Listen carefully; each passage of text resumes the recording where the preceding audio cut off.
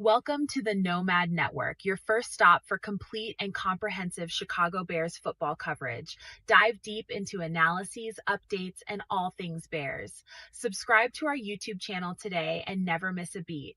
Thank you in advance for your support. We promise to bring you the best because together we're unstoppable.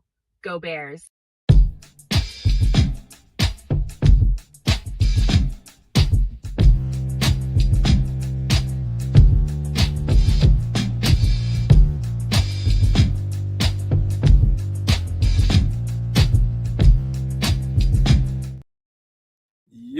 Yo, no maniacs. Welcome into this live edition of Feed the Bears, man. Listen here. I don't know where the boys are. Don't know what tripping kids are. They'll be here, I'm sure, at some point. But I'm here. And I don't know how I got any kind of sleep whatsoever, be honest with you, man. I got entirely too hyped up, worked up for this game, and all for a good reason, man. This is like a mini Super Bowl for us. And that's just the way I look at this game. It's a rivalry game, but I think the dominance that Green Bay has had over us for all these years, man, I think it all comes to a head today.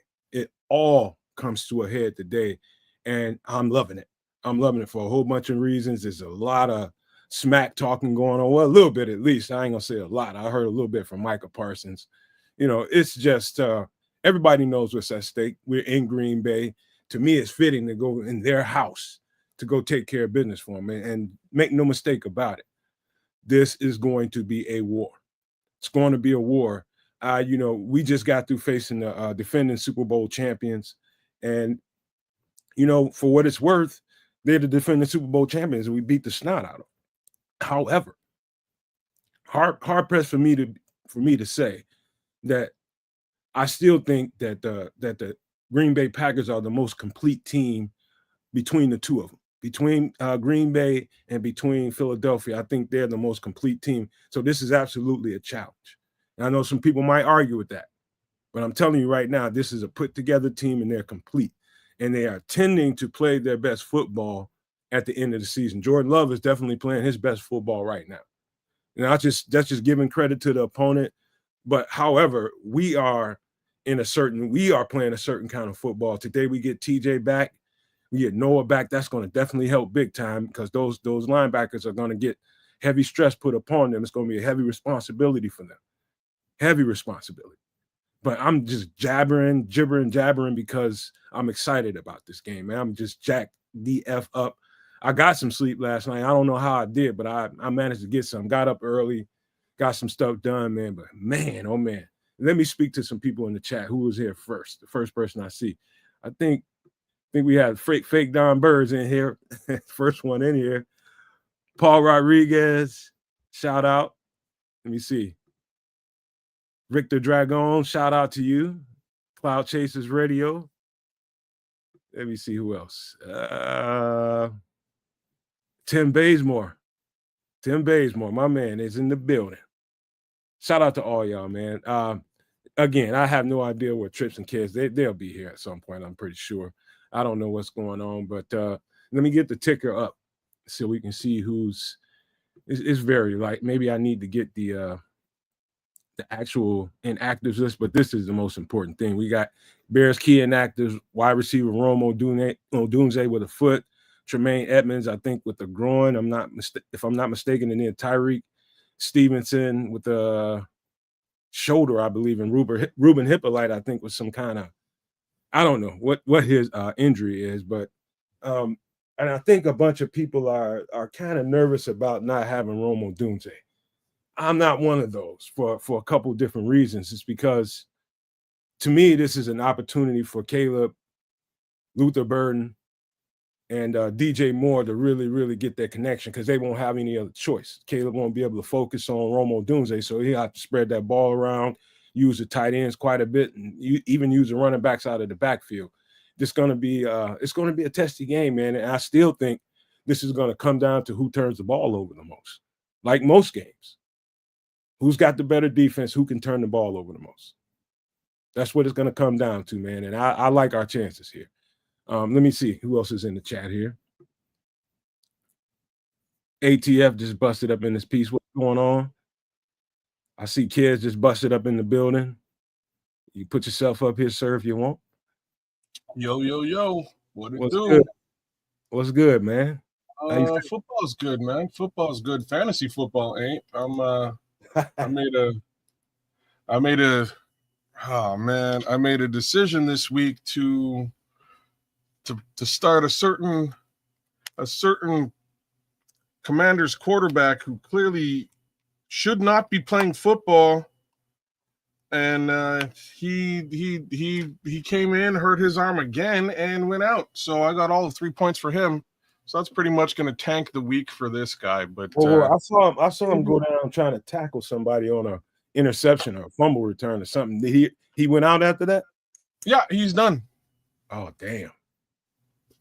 Marcus Mariota went right into the game right after exactly what you're talking about. He came up holding the same arm and trip. Yeah, because when he threw that pick, he was chasing down to make the tackle, and then he's legal now to be hit, and he was hit, and he landed on the aforementioned elbow, and as Glenn Morgan called him, his sinewy ass is out again. Yeah, RG4 strikes again, man. I probably should have known to just. And the worst part is, I had in my Superflex league, the Gangster League, where there's actually 2 quarterbacks running. I had Trevor Lawrence, and I turn around and I flick around, man, and they're up.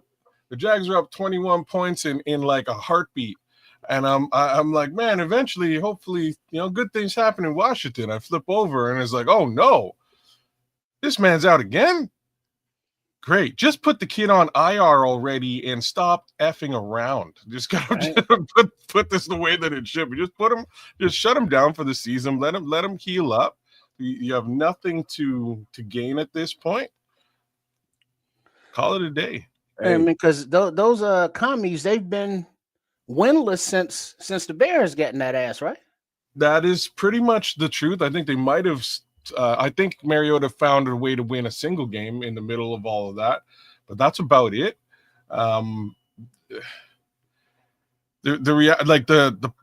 My beef from a fantasy football perspective, again, shout out to the Superflex Fantasy Football Show every Tuesday, 7 Eastern, 6 Central. My beef is that they did not put him on IR designation at all. They just listed him as out. He's been out for over 4 weeks now. Right? If he was actually designated as in being on IR, I could have put him in my IR spot, grabbed another player to fill that gap in the interim. But without losing Jaden Daniels, if he potentially is going to come back and play. At this point, they screwed around, rushed him back, got him hurt again, and he's probably not going to play for the rest of the season. Yeah, that was a risky start, man. Yeah. Very risky start. I don't know if I'd have did that. What was your backup option again? It was Trevor Lawrence. Like, Trevor Lawrence isn't the greatest quarterback in the league, but again, they're playing very good football in Jacksonville right now. They're, I think, the top 3 seed in the AFC. Believe that one. Hey, somehow with you, man. That was boneheaded as FUCK, man. Yeah, it was probably a boneheaded move, man. It was probably a boneheaded move. It wasn't very well, I'm going to suffer. Trevor Lawrence is playing good football. This guy's just coming off of an injury after 4 games or so. However many, I don't know. But yeah, that was boneheaded, man. I got to tell you. Yep, yeah. I'm gonna feel that one. Like, the worst part is I have him in both my leagues, man. I have him in the regular Superflex and in the Superflex Gangster League as my starting main quarterback. Thank goodness y'all regular Superflexers somehow left Drake May floating around, and I was able to pick him up. He's really been my saving grace for this entire season. But geez, the other way around, what do you do? Anyways, enough fantasy football stuff. Let's talk about beating up on these cheeseheads. FGB. I had a little epiphany last night, but I'm gonna save that. I'm gonna let you guys talk because y'all just got here. What you think about the game? Well, it's no matter how you slice it, this is gonna be a good knockdown, drag out football foray. There's no two ways about this one. I do feel that the Chicago Bears have all the ability to win this game. The other side of it is that they honestly don't have anything to lose tonight, which is kind of cool, right? Like, they're in a position where I don't think anybody thought they'd be in, including them. They also have the ability to still split the division, like split, the series with Green Bay. If this one doesn't work out and they pick up the one in Chicago, they have a second shot at this particular situation. They may just learn stuff from this particular game and take it into game 2. But all in all, even in a loss, it's kind of a win. I just want them to be competitive. I want them to run the ball, put down and run the ball. And if they're able to do that, that really negates a lot of what a potentially pretty good defense in Green Bay can do against this squad. So that's where my head is. What do you think, Strips? Trip, before you go, real quick, that little epiphany, I think Liberty's outlook. Only reason I'm saying it now is because he kind of spoke to it. I do think he's got some special stuff in the bag for Green Bay today to ensure this. Guaranteed, bro. He's been cooking this meal for about 12 months. Yeah. Ben Johnson? Oh, yeah. He's got a special menu today. He called it, Liberty's outlook called it right out. He's got something in his bag to ensure this victory today. But he's got a special. Well, remember him and I don't know how playful it is, but Ben Johnson, Coach Football Psycho, and Matt LaFleur, they got beef. And Ben has called out Matt a couple times when he was playing with Detroit, when he was coaching with Detroit. And LaFleur, gave him that little side eye and get the response like, yeah, but looking at him. And so they got that little below the surface thing going. But also remember, this is Ben Johnson's first, season at the helm of this franchise, of this, team. It's very telling that the Packers are all in. They're paying their quarterback $50 million a year. They've traded away number 1 picks to get Micah Parsons. So they're all in for the Super Bowl. Right now, the Bears are playing basically with house money. Yep. And this Bears team that is hungry. And so they want it. They like the when the national media is talking about you ad nauseum, the Bears are this, the Bears are that, yay, Bears. As long as this Bears team doesn't read their own press clippings, which I don't think they will, I think they're going to play a lot more loosey-goosey and got a little something for these Packers. I believe that, man. I also believe that no way you talk that kind of shit about your number 1 opponent. No way you say all that shit and, gloat about how many times you beat them up and then not have a serious ass plan for them, man. You gotta go cash that check today. Ben Johnson, you got to cash that check today. But the players got to make it right. If he does, in my opinion, I think he should automatically win Coach of the Year. If he just wins this game? I think like this game. I think if he wins this game, somebody somewhere should just throw a Coach of the Year trophy at this guy. That's my take on this. Again, this is a 5-win team, bro. Right? Like a year ago, 5 wins, 10 losses in a row. Not a good squad. This squad hasn't turned over that much talent to really put it on the talent. I am gonna say those three knuckleheads in the offensive line have made a lot of this possible. But outside of that, this man has coached his way to number 1 in the NFC, and that's pretty wild. I would agree with that, but then you got Duval down there in Jacksonville. He's doing like these guys are doing great, and same with Vrabel. The other two guys are the other two guys in the conversation, in my opinion.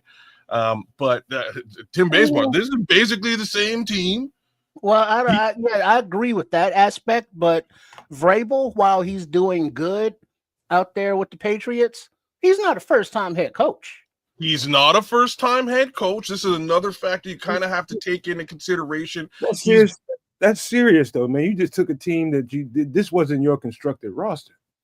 Same thing you can say about Ben Johnson. Same thing you can say about Duval.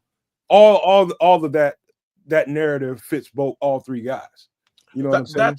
That's like for me, the Duval situation is a little bit more. You know, it's more similar than what Vrabel's put down, because again, Vrabel just basically brought the Patriot way back and is running it the Patriot way, and it's working, right? That system's already been there. They're familiar with what the expectations are. He's continuing it with his his own flavor. So again, it is what it is. I don't know, man. My major point in all of this is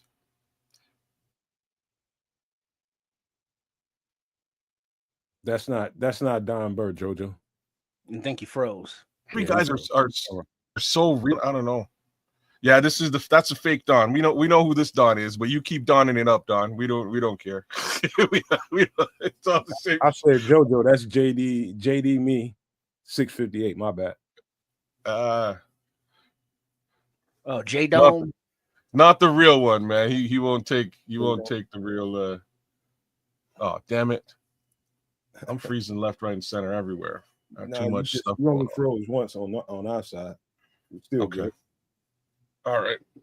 But carry on, man. What were you saying?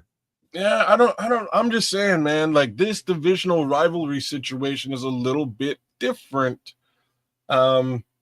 I'm wondering if New England must have beat the Bills this season. I really have to find out, because that's like, to me, that's the rivalry situation over there that gains interest. There really isn't a rivalry situation for Jacksonville, I don't believe. But it would be New England versus Buffalo. If they took out Buffalo earlier in the season, okay, I would have to maybe say that Vrabel might be the guy to beat.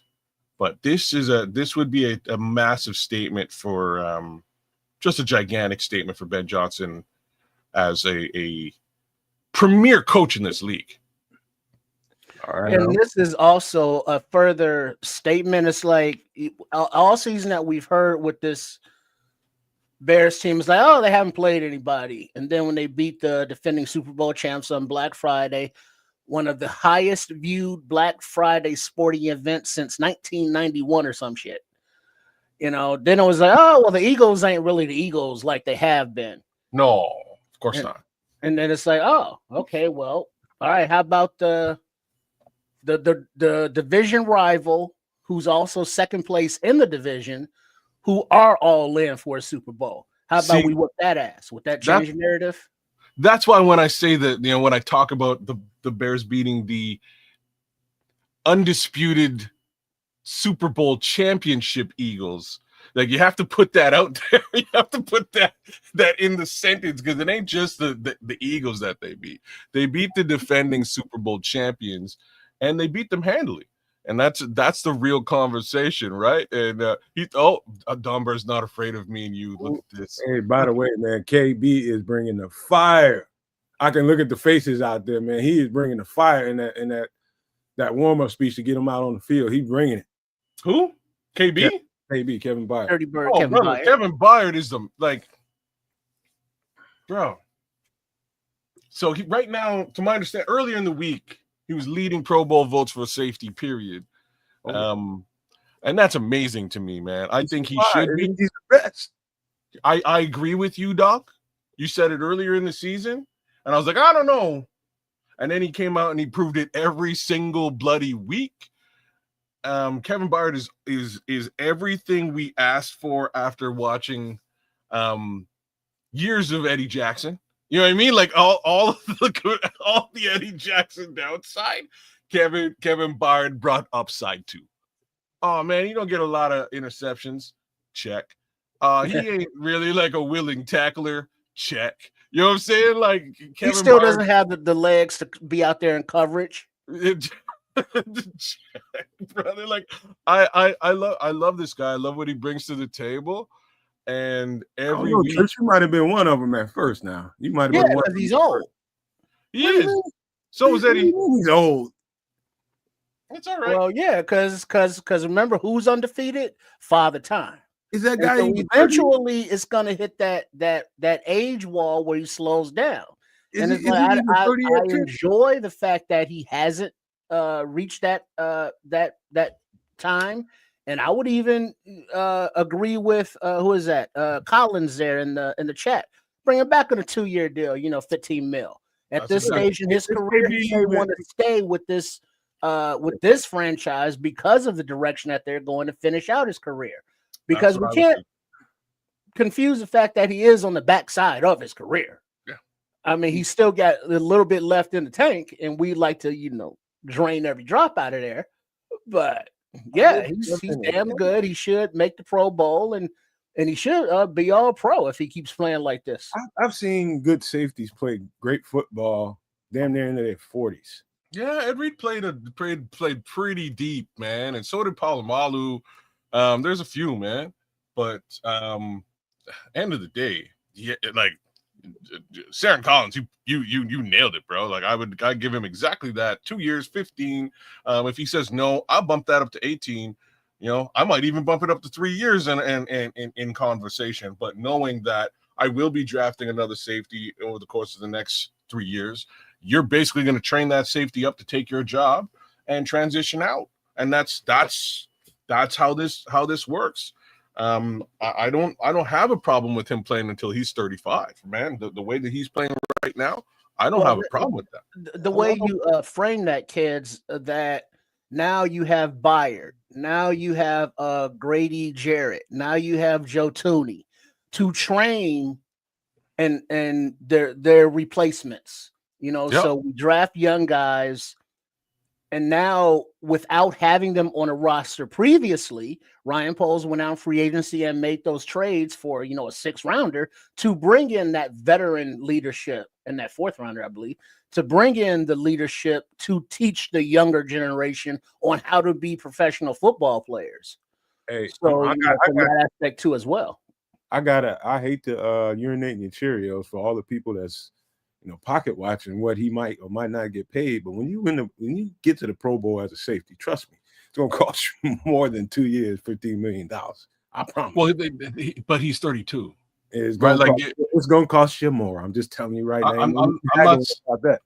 I'm not saying 15 is the ceiling for him. I'm saying you may want to come out of pocket a little bit more, and I agree with you there.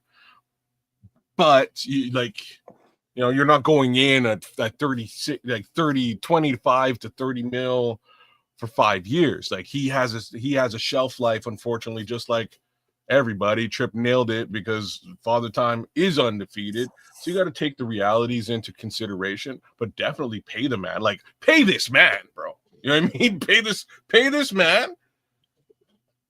Get to the negotiation table. And this is what I was saying. I thought this was done already. I thought they already did a 2-year at 15. I was so proud of it. I've been talking about it all season. These guys came back and like, kids, that wasn't legit. Like he didn't. That's not etched in stone. I'm like, oh no, Ryan Poles, you effed up, Doc. You messed up, man. You should have locked this after the first 2 interceptions in the first couple of weeks. You should have locked this guy down, paid his ass, and made sure he was sticking around, because now he's made it a thing. He's getting paid. Well, he might have tried, but he just bet on himself and said, I ain't signing nothing yet. I'm going to play and prove my worth. That could be going on. I'm sure, man, Ryan Poles ain't slow to the poke, man. He probably wanted to get it signed, but if it's Kevin Byard and his group not doing that, then that's smart on them. Well, that's different. Right, that's different. That means that he went to the table and they reneged, and you don't, like, real talk, you don't want that to go down. All you know what I'm saying? Well, you want to shuffle trip to the top. 17 degrees now as the Packers are kicking off. And the ball is away and caught at about the 5-yard line on the run by Double D Devin Duvernay. He makes a little cut, but is wrapped up and brought down at about the 29-yard line, where the Bears will kick off the game on offense, or start off the game, rather. Excuse me. That was the smartest thing Green Bay could have done. And that's just give the Bears the ball to start. You kind of don't want the Bears to have the ball in the second half. They did a good job on that freaking field. I know that. Mm-hmm. All right. Look clean. Williams is in the shotgun. Swift takes the handoff, runs behind center. He gets about 3 yards. Check that, call it 4 yards. 2nd down and 6. Theo is starting at left tackle today. Oh, Theo's back.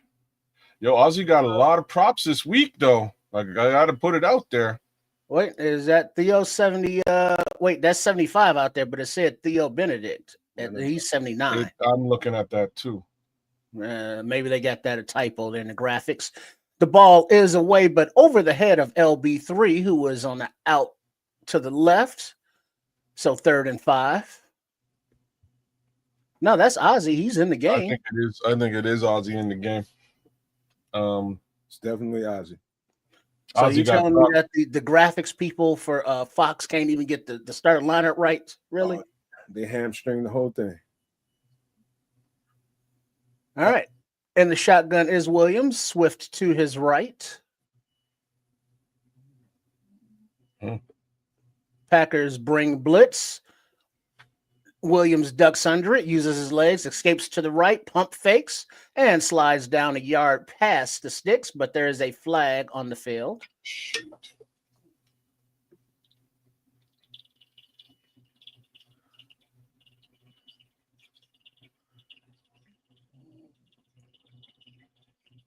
Darnell Wright with the holding. Really? Still 3rd down, back him up. That's surprising.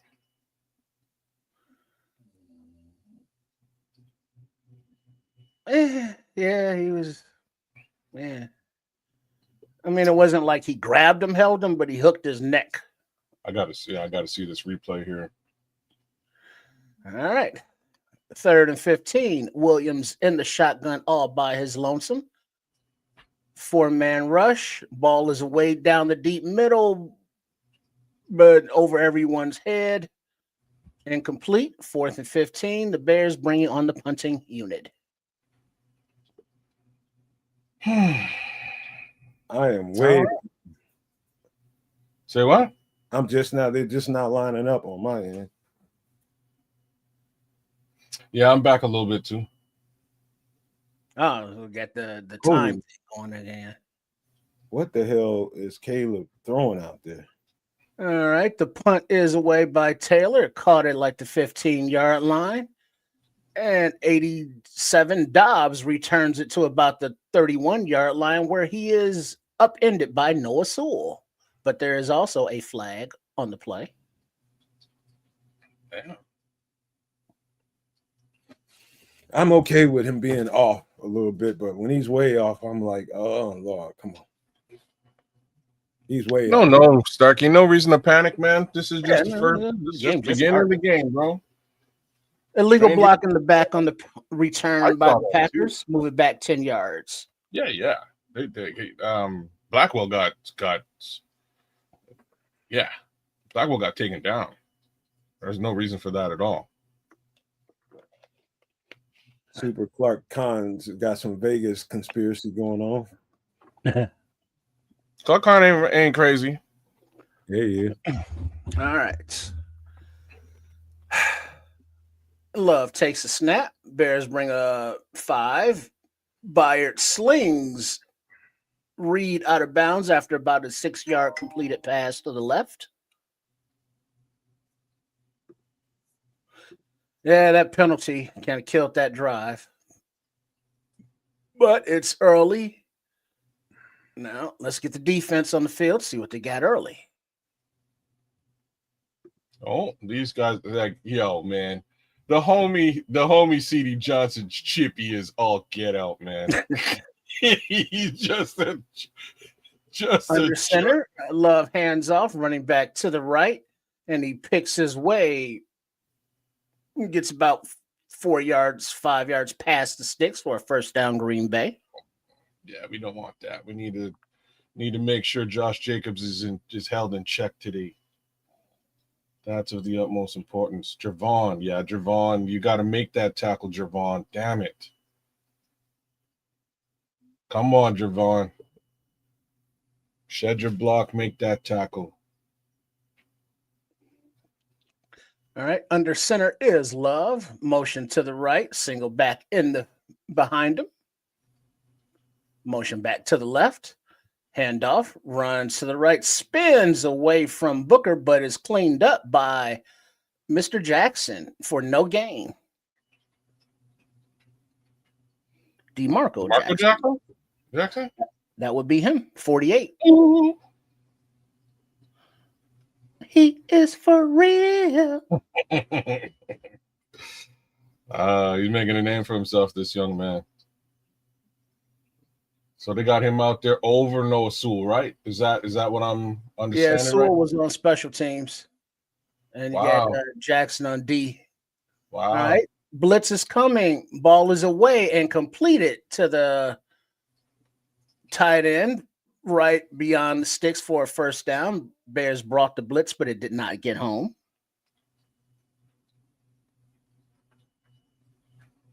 TJ was coming in untouched. Just couldn't get there.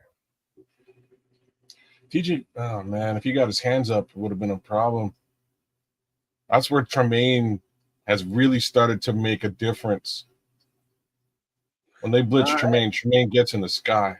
Under center, a little end around handoff, jet sweep something. And he's run out of bounds after about an 8-yard gain, second down and 2.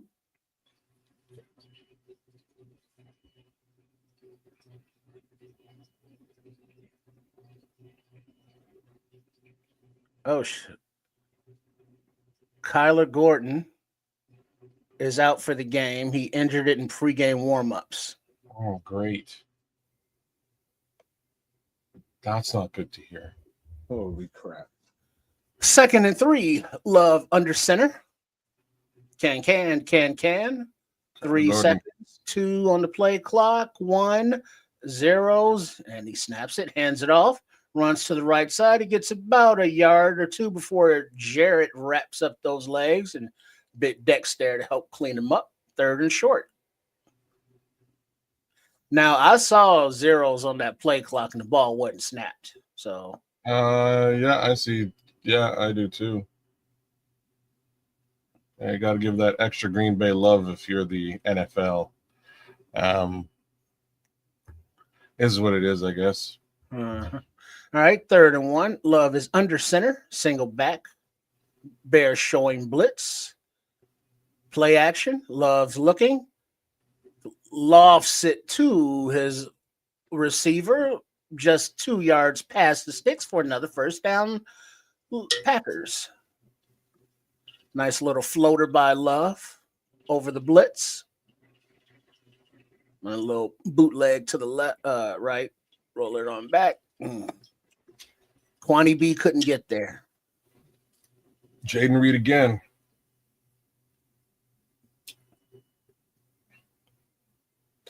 Well, CJ and Nashon got a little tangled up there.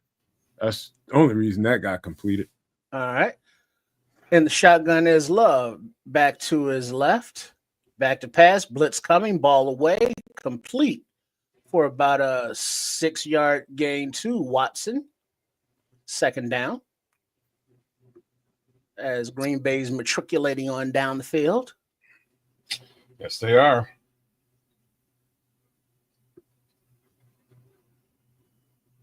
Well, yeah, Tim, they are pressuring them. They're bringing the blitz. It's just not getting there.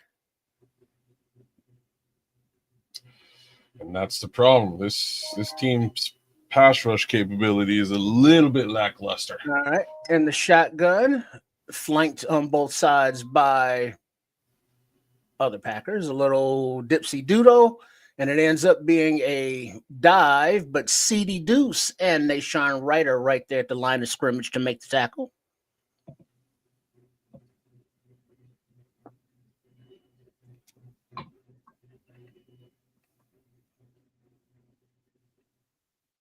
Damn.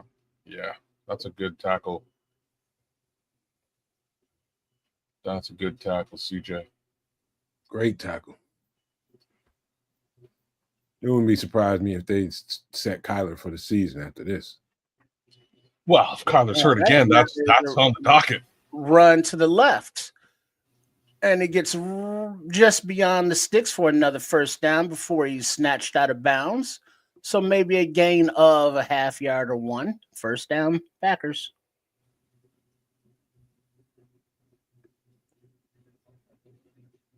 All right, come on, fellas. They're just nicking away at it. You know what I mean? It's all right. We good. All right. First and 10 from the 43-yard line, let's call it. Under center is Love, single back in the backfield. And the back takes it, runs off left guard, and is written down by Jackson after a gain of 5, 2nd and 5 Packers.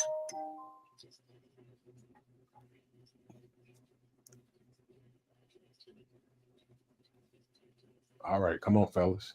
All right, under center. Back to pass is Love, 4-man rush that is pressuring. And number 98, Big Montez Sweat takes down Love from behind. No diddy. Third down. This is a sack? Yeah.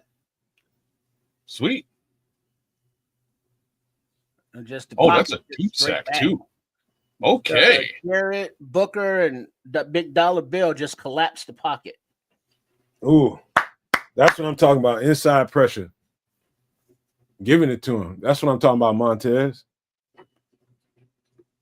Everybody's coming. All right. We got back to pass is Love. Ball is away, and it is intercepted by CD Deuce. And there it is. Left sidelines. He's run out of bounds at about the 35-yard line. Interception, Bears. Yeah. Yeah, boy. Yeah, boy. Matriculate that. One turnover. CD Deuce in the building, y'all. I cannot hate this guy. And another one. Make him say, Na na na na. Man. And another one. I cannot hate this guy. And another one. That's what the fuck I'm talking about. Let's go, D. All right. Can't hate him. All right, offense. Let's capitalize with a capital C. Capital. Man. 18th interception this season by the Bears defense, the most in the entire NFL. That looked like he. Look at that put. Look at that face on him.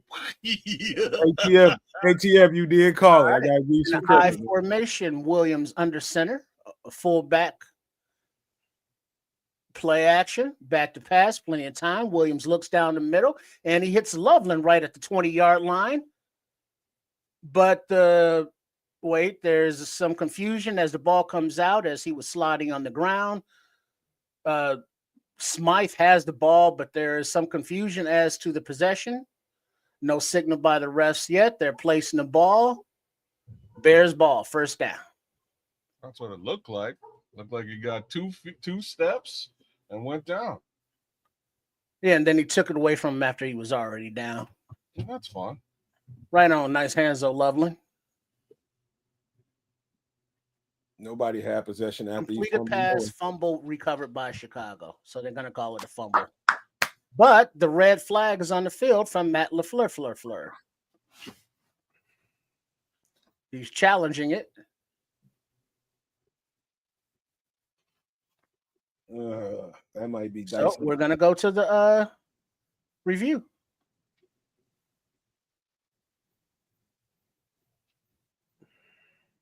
So as we go to commercial, they're showing one angle that you just can't see it at all. But it looks like he was on the ground. I don't know. As we go to commercial break. Challenge. You guys do me a favor. You do nothing else. Do us a favor. Stop. Hit the subscribe button if you're new to the channel. Hit the like button. We're streaming on 3 podcasts, 3 platforms right now. Right now on the Nomad Network and on Kids of Canuck and also on Sports Chicago Style. Do us a favor. It just takes a second. Totally free, man. We would appreciate your support. The triple stream dream. Give us a little bit of love, folks. We appreciate that. That would be awesome. And yeah, this team's ability to take the ball away, second to none in the NFL. I definitely put a little bit of money on a pick today, and there it was. So we'll see how the rest. You might not have been the only one. That he threw that so directly to CJ. That damn near looked like point shaving. Let's keep that up. Because damn, I'm just saying. Man, he looked so sad when he coughed that up. And the homie has, I think that's his second interception on the year. Right? Yeah. No, this is like his 4th. 4th? Okay. He had 3 coming in, I believe. Okay. I No know it worries, wasn't a Starkey. No worries, Starkey. This ain't Nagy. Packers ball? Oh, that's just Don. Is it Packers ball? No, it's still in commercial.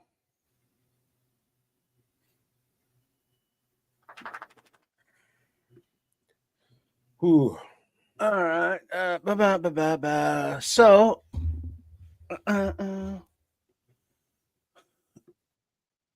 it did look like that the Packers blitzed on that last play, and it was nice to see that Caleb was able to get the ball out to Colston, who is taking over that safety blanket. Looks like safety blanket role, maybe. Well, we're not. I got to keep my eyes peeled here, but I'm not seeing a lot. Check it. Now it's been ruled an incomplete pass. The ball was knocked out before he took the second step and made a football move. No, it wasn't. So Green Bay wins the challenge, but it's still Bears ball. I'll take that because it could have went the other way around. Be happy it ain't fucking turn. Right, okay. 2nd and 10. Williams under center. Manungai in the backfield. Smythe shifts into a fullback, but there is false start on the offensive line, and they're going to ease on back, 5 yards. 2nd and 15. And that was Loveland on the false start. Come on, Colston. Come on, guys. Most in the NFL are the Bears with 35 pre-snap penalties this season. This I believe. All right. In the shotgun, he takes the snap. Looking. He dumps it off short to Manungai, but it's incomplete. It's 3rd and 15.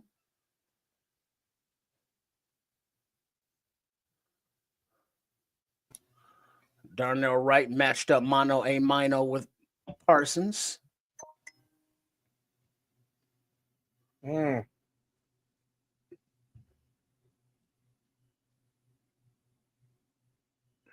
right.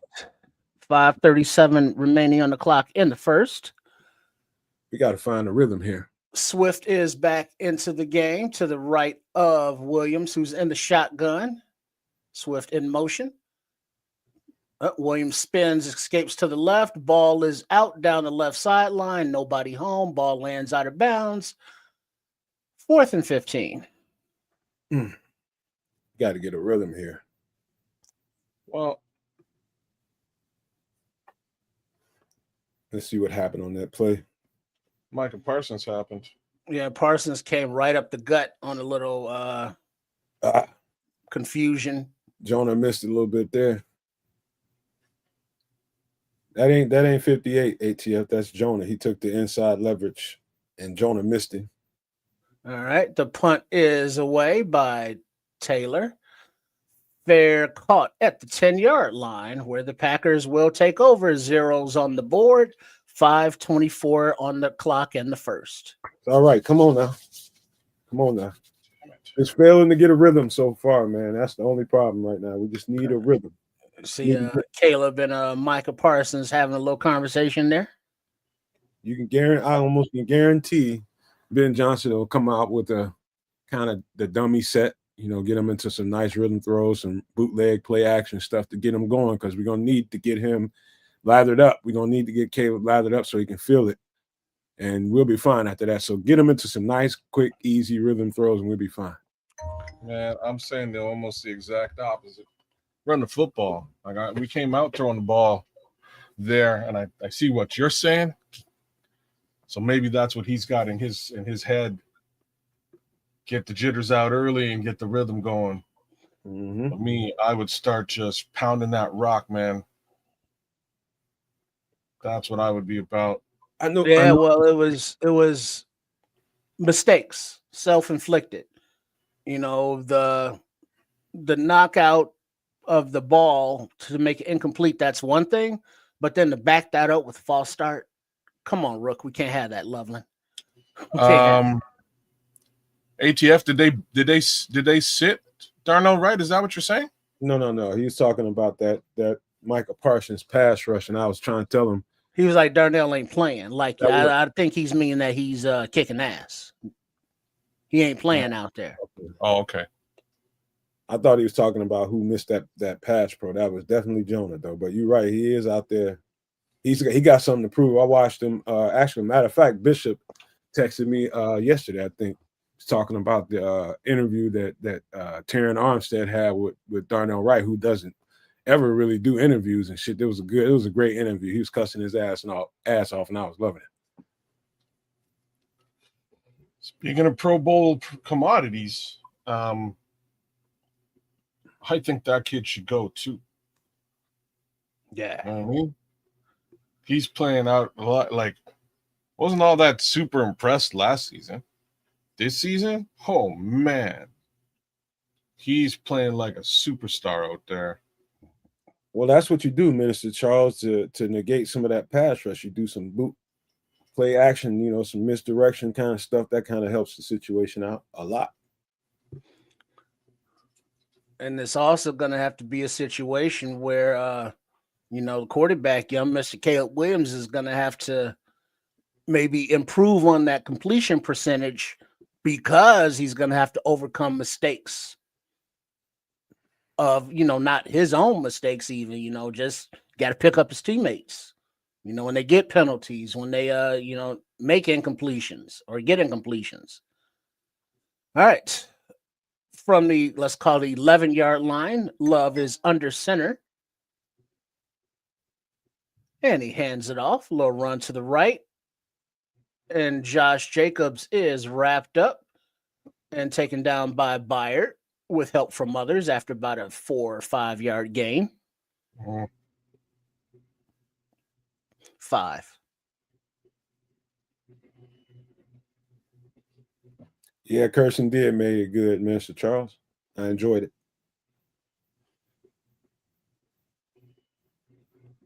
All right. You got Love is in the shotgun, flanked on both sides. 4-man rush, ball is away and completes in stride to Watson for a nice chunk play to the 35. 1st and 10 Packers.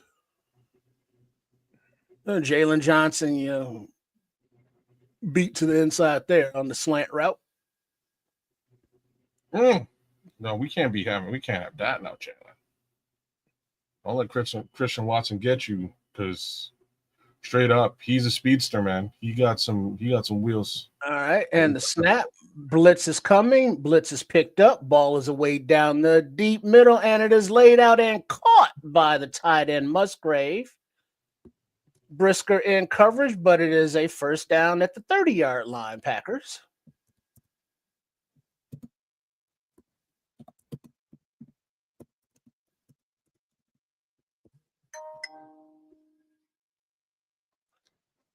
And there was a quick snap by the Packers, but there's a red flag on the field coming from Coach Johnson. So the Bears are challenging the completion of that previous pass. Incomplete to me. Oh no. I want to Don't see think that. it's complete. Nah. I didn't get to see it from another angle. It just looked like it was. It was bobbling, but I want to see what it looked like when he came to the ground. Yeah, we went to a commercial before they showed any replays. Somebody told him That upstairs. was their conclusive replays, that is. Somebody told him upstairs.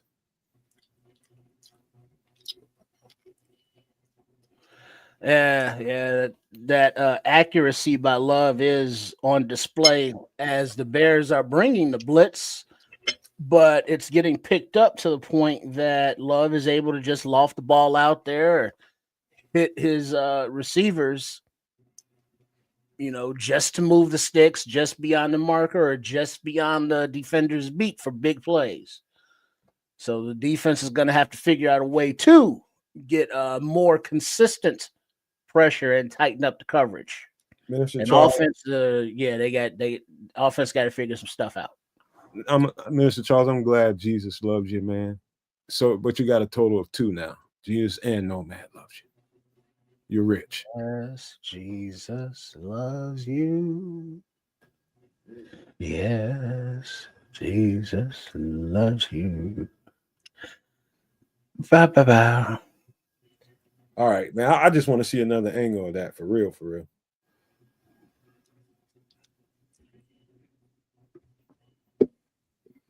I need to see another angle of that because on its face, it looked like he bobbled that thing. Let's see if he got control at the ground.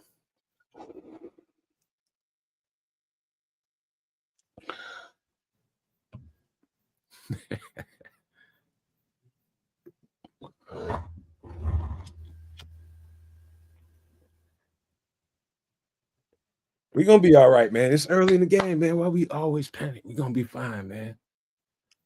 You ain't wrong, though. Everybody's finding their rhythm, man. Everybody needs to find their rhythm. We're going to be all right. You ain't wrong.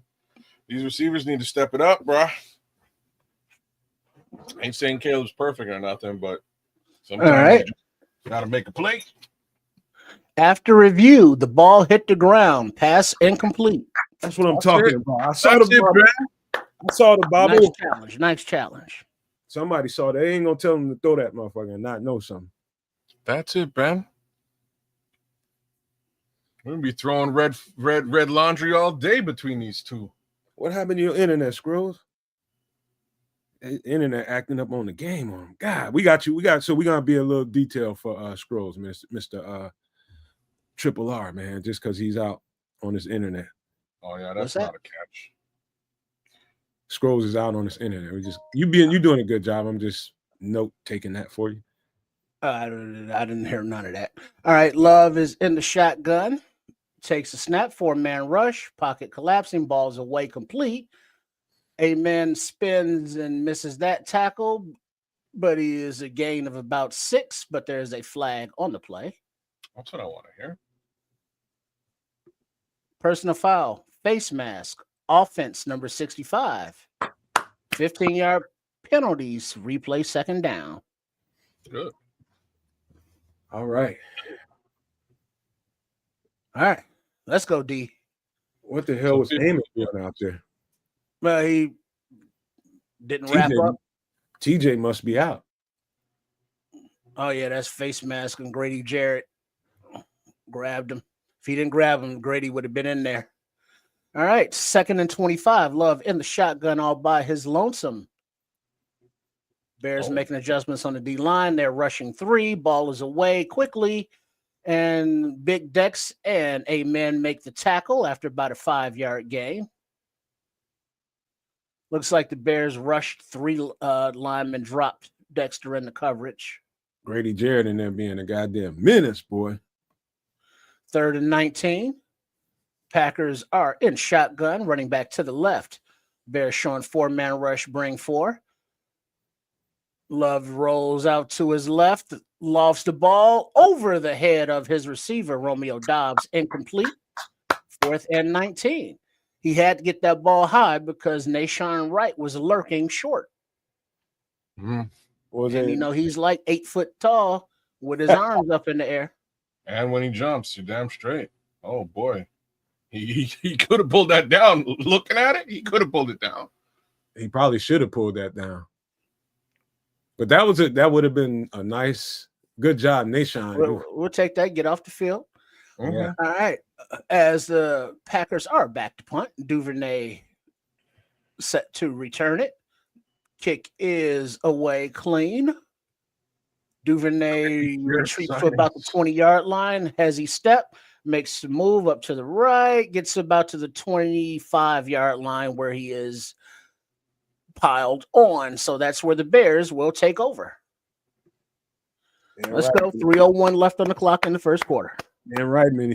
Grady Jarrett starting to look like Grady Jarrett, boy. Beasting up out there.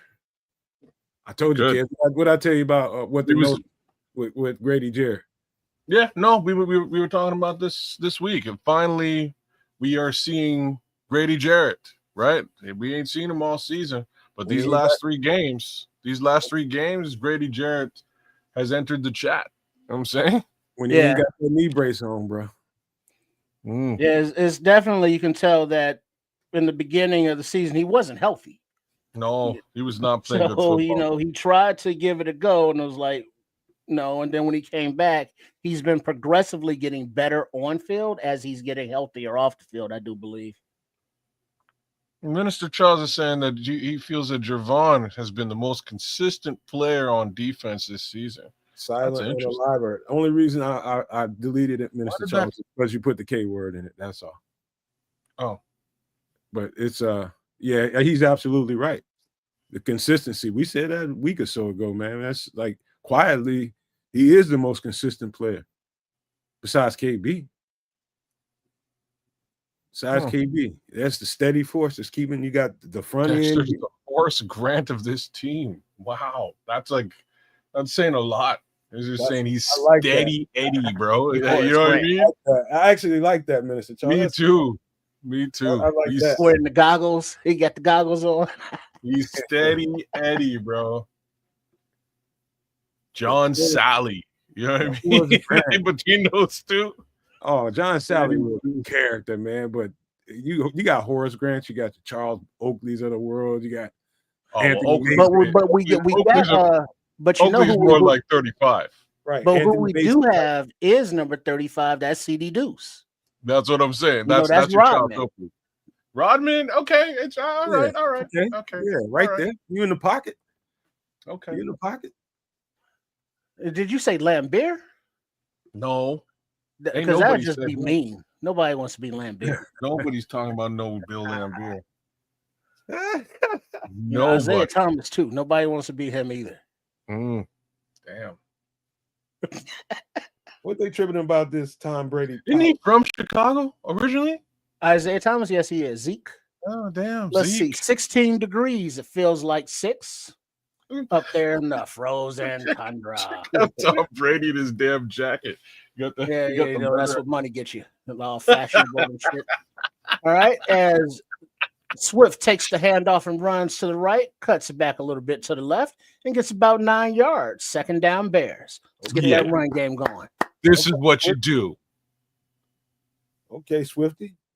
That's what you do. Let's get this thing going. Let's get her rolling. Oh, he's going the other way. Come on, Red Bear, settle down. We don't need that. It's family show. Williams under center I formation. Handoff to Swift, hands to the right side, keeps the legs churning, gets about 2 yards beyond the marker. 1st down Bears. I don't remember any of that, Scrolls. To be honest with you, that's news to me. But hey, I'm going straight to Google, looking for pictures. I might. Lord, I'll save it till after the game. Mr. Charles on his catfish again. Oh, ain't mad. You catfish eating so boy. I might have to cook me All right. some Under crispy center wings. is Williams. Single back of Swift in the backfield. Play action. Williams dumps it off to 81 Smythe, who gets about 3 yards. Rhythm Second throw. down and I guess 7. Rhythm throw. Just get positive yardage. That's all. I'm surprised Smythe is in there in catching capacity, but oh yeah, like what else are you gonna do there? That's what you do. He's in a rollout, got a wide open receiver. Take it for what it's worth. And he needed to see a completion. That's All all. right. Swift is the back, another I formation with Smythe as the fullback. And Swift takes the ball, hands to the left for about a half-yard gain. Third down and about 6.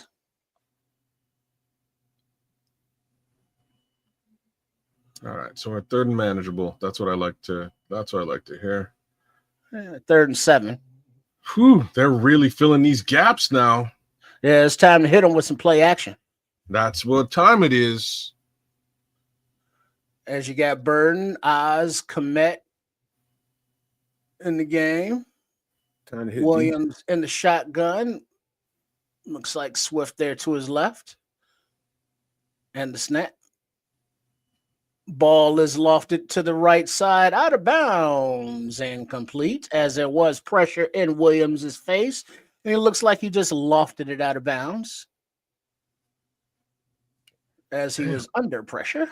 Boys, I'll be right back. Let me get my wings out. So we have the Holy. special teams unit coming on for the Bears. I need to see what went down here.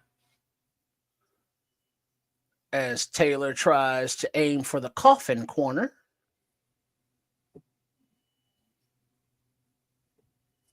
And the ball is clean, up and away, bounces, and rolls all the way nice into the end zone and through for a touchback. Damn. Where the Packers will take over with 9 seconds remaining on the clock in the first quarter. No score. Come on, Australia. Yeah, that had no turn on it.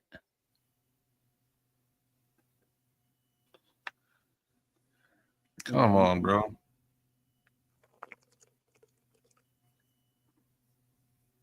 All righty then. Mm-hmm. We got ourselves a ball game. Yeah, it's football, y'all. No score, no nothing. Been an interception. Been some pass rush on the other side as well as on our side. I really wanted to see a replay of that last play because there's a lot of pressure on Caleb Williams there. Yeah, it was just pressure right up the gut. All right, you got Love under center, a single back in the field, and the back takes the handoff, shakes a tackle right at the line of scrimmage, and then wrapped up, and now there's a scrum pushing forward for a gain of about 7. Second and 3 as we go to the end of the first quarter. No score.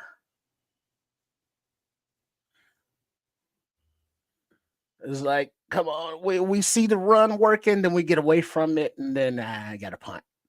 But the defense is, doing what they need to do. It's one of those games, kids. That's how it's gonna be, man. So we'll keep that. Let's go. Keep that thing going. Hopefully the defense can hold up here as well. I think they can. As long as the defense can hold up. Man, you know what would be delicious today, kids? What? Pick 6 or scoop and score. I'm hungry for one of those too, actually. I'm hungry for one of those too. I know you ain't got no prop bet on that or nothing. Nothing to that effect today. They haven't established that kind of foray so far this season. All right, I think there's only 1 pick 6 on the season. I might be wrong, but it's not a lot. Not a lot of defensive scores for the Bears. What up, FFG? There's FFG. What it up, do? FFG? Big up to all the no maniacs. Somewhere in the chat somewhere. wherever you are watching on one of the 3 streaming networks right now: the Nomad Network, at Keds the Canuck, and Sports the Chicago Style, aka at Triple R SCS. You see it in my little name thing right there, the little panel. Yeah. So I was tickling my name. Settle down, Red Baron. Settle down.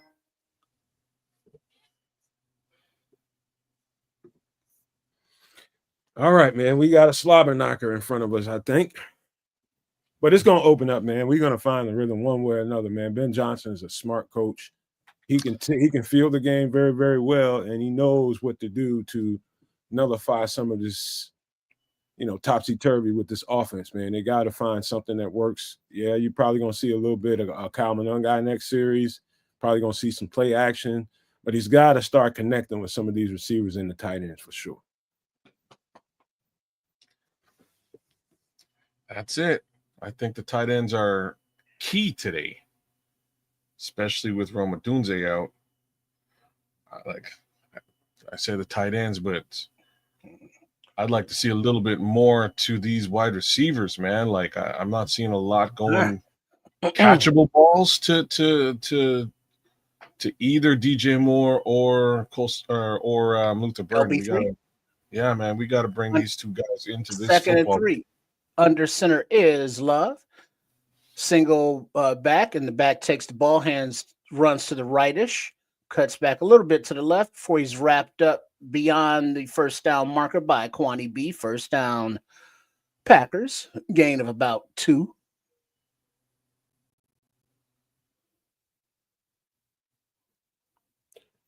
Let's go. Yeah.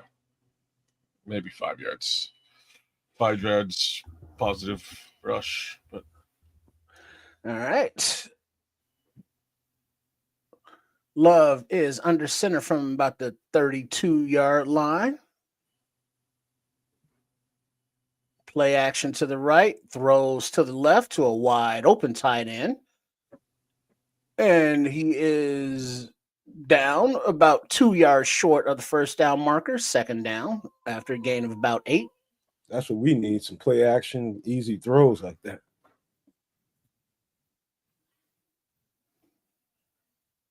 Let's keep the defense flowing.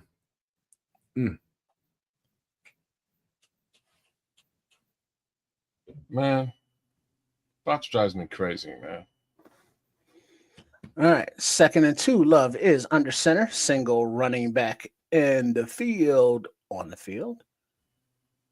Takes the handoff under center, behind center, and is wrapped up immediately at the line of scrimmage by Big Dex. I'm sorry, that's 98 Sweat. Excuse me. 3rd and 1.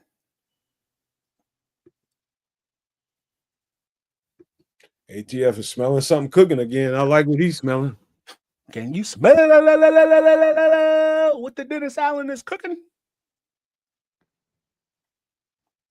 That was a rock reference. Under center is Love. And hands off the ball to Jacobs, who stutter steps and finds a little crease behind center for a first down run of about 6 yards. Yeah. They're getting too many yards a run.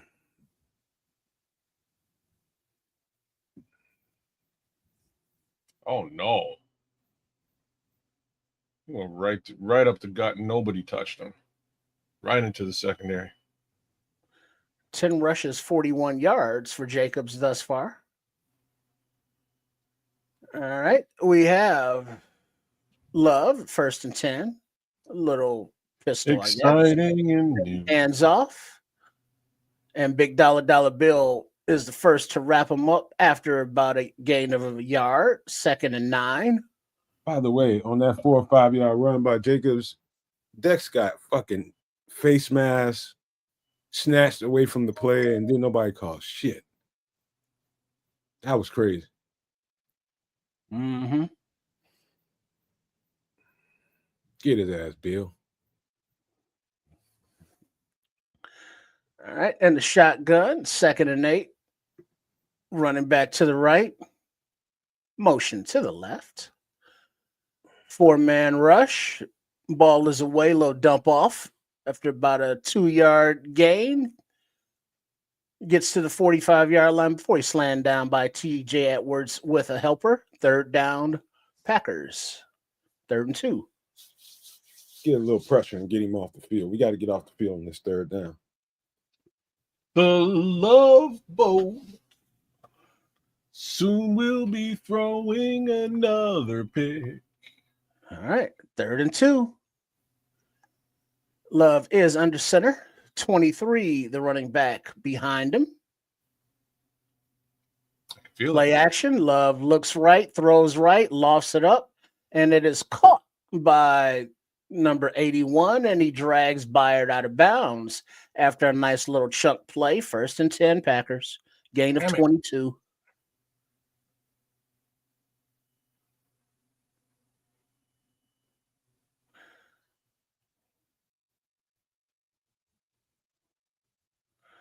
Damn it, McLeod. It's not Damn, Kevin. See? Sir Mr. Jackson would not have made that tackle. That probably would have been a touchdown. All right. Love under center. Hands off. But he's met by big number 99, Dexter, and CD Deuce right at the line of scrimmage. No gain. 2nd down, Packers. Come on now. What do we got? 2nd and 10? Oh, my. Total yards is not good. Rushing yards, not good. Dexter's on his ass, boy. All right. Love is under center. 2nd and 10. Single running back behind him. Play action. Setting up a screen, but it's not there. So Love throws the ball way out of bounds. But there's a flag on the play in the back of the end zone. The back of the end zone. Jalen Johnson came out for some reason. That's why McLeod's on the field. The initial signal is on Chicago.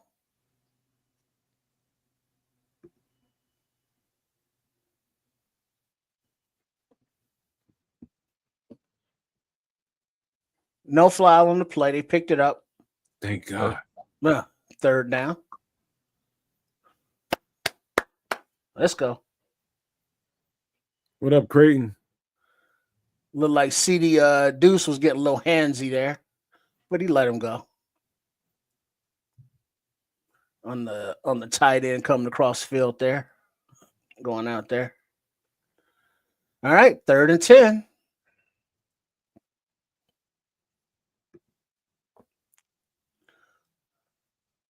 From the 23-yard line are the Packers.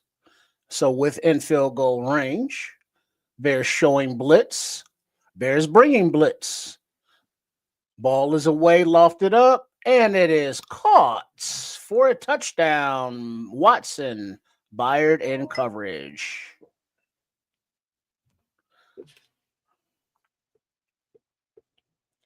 All right, let's see what happens here. Nobody got home, and he just lofted the ball up there, let it run on his receiver run under it.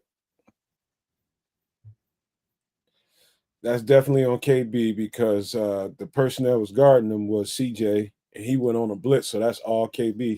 He's got to close on that. So on this, he owes him one. Yeah, Love just lofted it out there and let him run, go get it. And the point after attempt is up and right down the middle. So the Packers jump onto the board with a touchdown and lead the Bears 7-0 with 9:19 remaining in the KB first broke half. on that a little too late. Yeah, Watson on the safety. Watson's going to, get the advantage on that. If he breaks on that's not even a play. He just got caught looking a little too long. Yeah. Damn. That's all right. We're all right. We're going to be all right, y'all.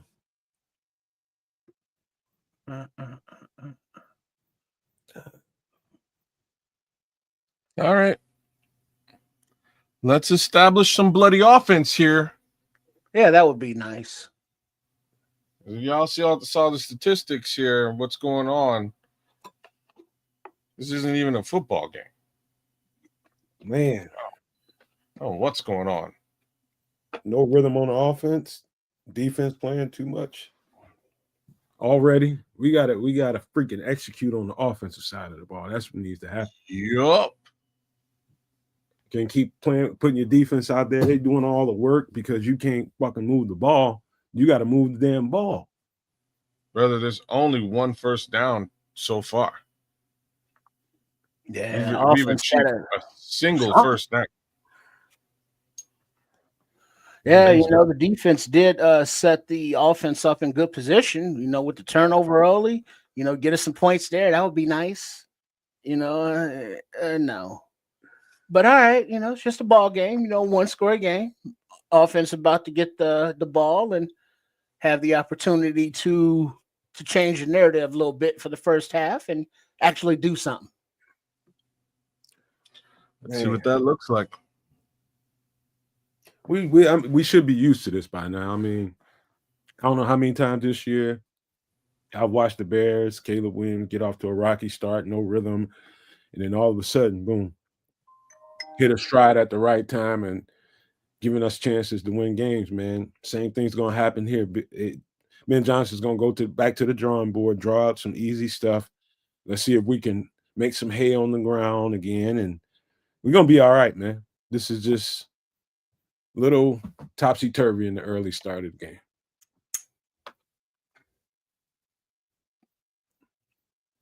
Hell, well, it's all good.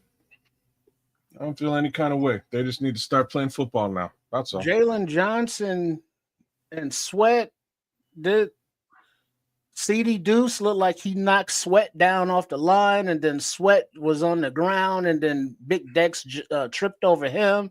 Jalen Johnson was just out there covering grass. What the hell is that defense? Yeah, Jalen was out of that entire play. All right, the return by Duvernay gets up to about the 26-yard line where he is tackled. 9:14 on the clock, where the Bears offense will take over. Let's go, boys. Somebody's getting long cleats in. Yeah, they're doing special work on those cleats. Well, you gotta, pretty assume that the turf is frozen. Yeah. Or just past frozen, they got something underneath the turf where it's unthawing and it's getting a little clingy to the cleats, gumming up. All right. Under center is Williams. Looks like Manungai behind him. Manungai takes the handoff, runs to the right side, and gets about 3 yards before he's wrapped up. And looks like the pack is daring him to throw. After 3 and out, and 5 and out, punt so far for the Bears offense.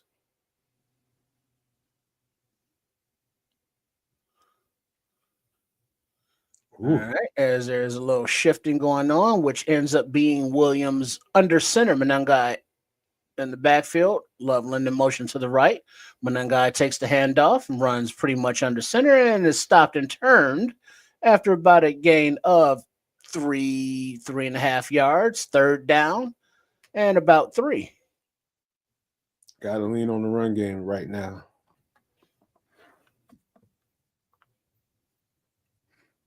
Let's go.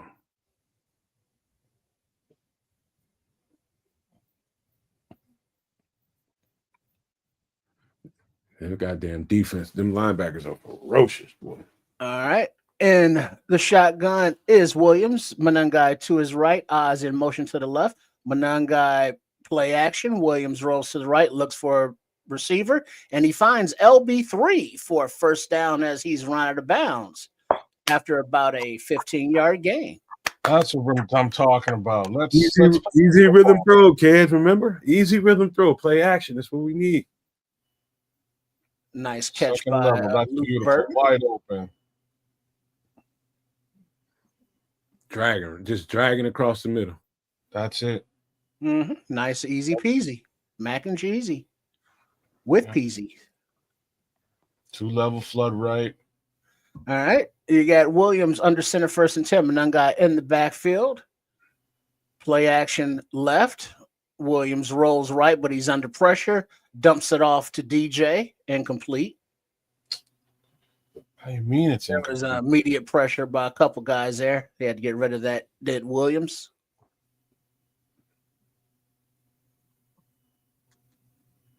Man, Packers defense is fast, boy. There was a defensive back and Micah Parsons coming untouched, on the bootleg side. They have Second and no 10. they have no fear of Caleb Williams so far. None. Daring him to throw. Stacking the box. Manungai takes a little pitch right up the center, but he bounces off the hit right at the center, and he goes to the right side and gets about 2-3 yards after a second effort. 3rd down.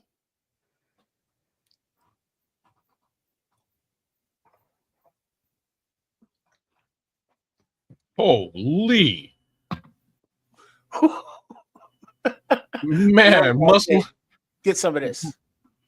Muscle Hamster just took that and said, all right, Boys out there hitting, though, boy. I tell you that. that's fine. Oh, wait. There's a penalty. Face mask on the Packers. Had DJ's face mask. So that was a defensive penalty. 1st down. Oh my God. Calvin Nunn just hit old boy in the mouth. He said, take that with you, motherfucker. Woo! You got my money. Man, he hit him in the mouth. That's what we need. That's what we need. Manungai still in the game behind Williams, who is under center. Packers showing blitz.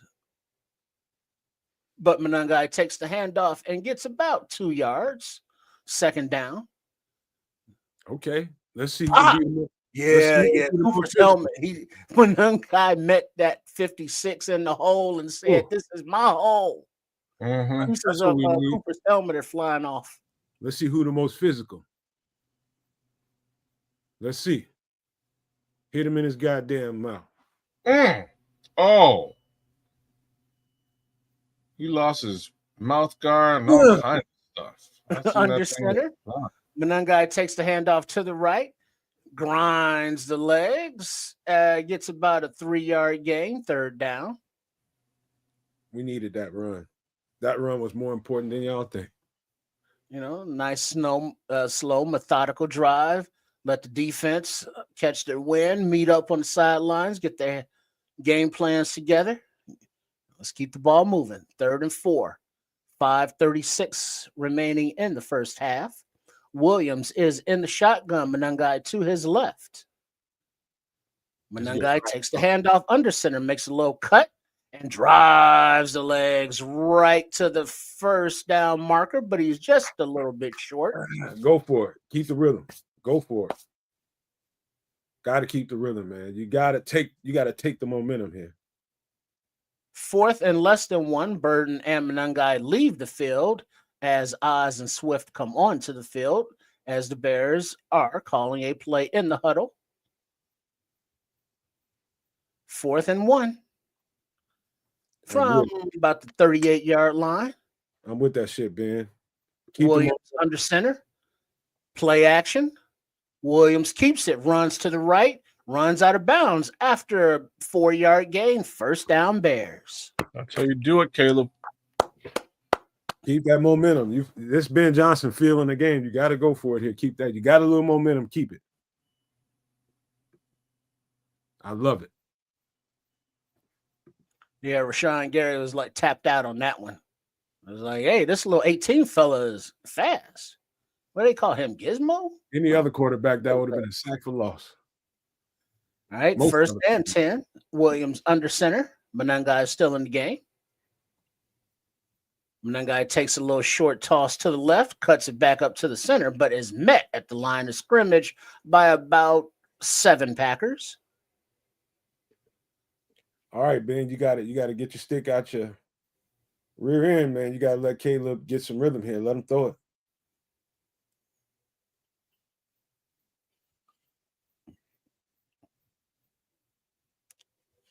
Oh, there's a fight on the field. Looks Sweet. like DJ Moore, Okay. Darnell Wright, LB3 on the Bears. And you got a whole bunch of Packers. Now they're flags. Looks like LB3 was kind of getting in there. And then DJ Moore went in to get LB3. Uh-oh. You ain't throw no punch, did you? Oh, it got worse after. Valentine LB3. and LB3 were going at it. They're both hand fighting. Oh, he put his hand in his face, though. But after the foul, unnecessary roughness, defense, number 25, automatic first down Bears. Yeah. Because he was on his ass in that block. He couldn't take it. No block, no rock. Yo, now he's pissed off. Let's see what a pissed off LB3 looks like. Yeah, Nixon and Valentine got up in LB3's face, and he wasn't having it. And then Oz was pushing LB3 back. Good job keeping your teammate under control there. That's Oz is a veteran. He knows, like, calm down. Let's They go. know to get his little spicy ass out of there. So from those at like the 18-yard line are the Bears in red zone. To get his ass out of Is Williams Manungai play action. Oh, a little inside toss to DJ on a little jet toss. It was all messed up, blown up in the backfield. Loss of about 1 or 2. Jet sweep. No, it was like a little end around pitch. DJ was cutting underneath. And Caleb was booting out to the right, and then he kind of just tossed it to him. Oh, he went for a little shovel pass. That was going to be a trick play. That was going to be a trick play. No trickery there. All right, 2nd and 16. Williams in shotgun, Manungai to his right. Takes a snap, hands off to Manungai, who cuts to the right, finds a hole, and gets to about the 15-yard line. Woo.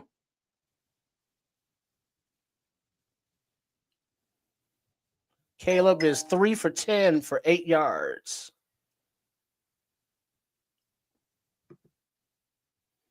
All right, 3rd and 8.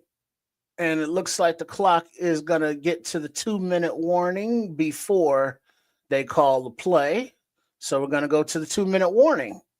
All right. 7-0, 3rd and 8 when we come back. Hey,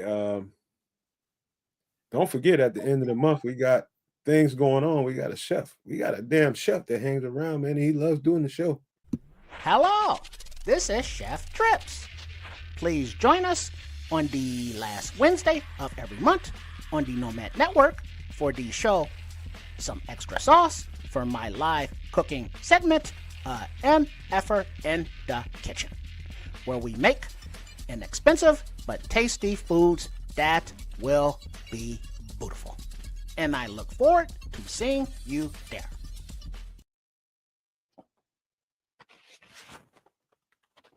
Nice. And check out Chef's channel. You can find Shay Trips Kitchen or at Chef Trips. That's where you can locate his little honorary self. Also, we got other things going on Some Extra Sauce on Wednesday night. We got Kids of Canuck on Tuesday night at 6 p.m. Central. Go ahead and give that a shout out, kids, if you like. Absolutely. Come check me out for your fantasy football foray. Will be me and my guy D Nice doing the darn thing at the Superflex show again, 6 Central, 7 Eastern. And we'd love to have you, man. Give us a like, share, subscribe, comment, ask your questions, whether you're watching on Twitch, whether you're watching on YouTube here. We'll be doing the darn thing once a week till the season's done. I think it's time for some drastic moves to happen in fantasy for a lot of people, man. You might have to make some – the people that's sitting there on the bubble of the playoff situation, in fantasy, you might have to do something drastic this week just to make sure that you give yourself a chance. You might have to throw some Hail Marys, man. Straight up. Well, I did. You in particular, I'm just talking about anybody that could be out there in the range of playoffs, but need something to get them over the top. I'm just saying, sometimes drastic can come back and kick you in the ding ding. To quote Eddie Murphy. The Neds. So yeah, that's my week in fantasy football. I'll be dead honest about that. Courtesy of Jaden Daniels. What can you do? What can you do? That's you to put yourself in that pickle. Yeah, it is. It is an unfortunate situation, and I kind of had to, because again, in one side of this, Drake May was.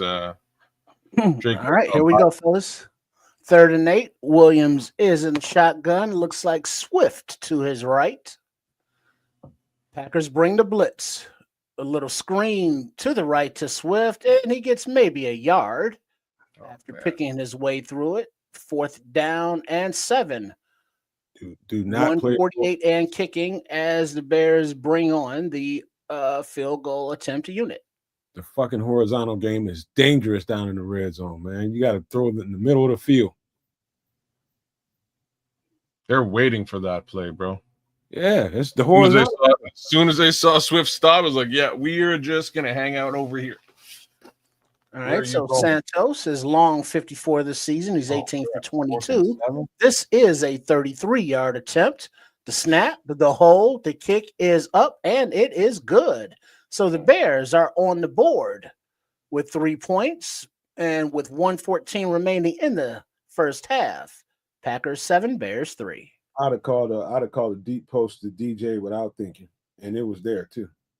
Yeah, I mean, this horizontal stuff. Yeah. 3rd down. Can we got to get some kind of verticality going? I get that the Packers look like they're daring the Bears to throw the ball. Oh, and they the are. offensive line is confused and leaking because they're under such duress. There has to be play calling or plays in the arsenal that are quick hitters, that are more, throw to an area on the field, a spot on the field, and let the receiver get there. We need to see some more of that because, Monunga is running hard, but it's just not enough. We need some kind of complement with the passing attack. Hey, Trip, I had to be honest with you, man. That play just told me a lot about where Ben Johnson's mind is overall right now with the quarterback. Right now, he's just like he's not feeling like Caleb Williams is where he needs to be. That was like the safest thing he could have done to try to see if he can break something loose and get in the end zone. Obviously, he didn't feel good about Caleb and his accuracy right now going down the field, or he'd have called something. And I like what Minister Charles said right behind that was he said that Caleb needs to know when to audible out of those plays and kind of throw the wild card out. And he's right. That's one of those situations where the play call comes in. What's your audible to it? What's your hot route to it? And get to something that's attacking the end zone. So he was right about that. But who knows what they got set up between Ben Johnson and Caleb Williams? It could be that Ben Johnson forbids him to do that. Who knows, man? I don't. But that was Ben Johnson saying, "Okay, Caleb, let's see if we can break something short out." What up? My beef is they're not attacking the right side of the field with the run. That's my beef right now. I haven't seen a toss crack all game. Maybe I'm missing something. Yeah, you are. They're lining up strong side right on the defense. I don't care. Run right at it. Nah, you don't want to do that. I think so. They're like Jonah and Wright, man. Those two guys are dangerous over there. Show them how dangerous they are. Challenge them that way. No, you don't want to run at strong side right. That's my 2 cents, man. You trying to if you don't get a numbers advantage in that situation, that's almost futile to do that. When they're not even trying to. They're just getting the defense is just totally getting downfield on the Bears. They're not even respecting Caleb's throwing ability. When in that situation, to try to run against that, it's hard. Okay, the kick is away, but it lands short of the green zone, and it's a flag. What? I mean, it looked like a squib kick. So the Packers will get the ball at the 40-yard line. What the fuck? And they have all 3 timeouts with 1:14 on the clock.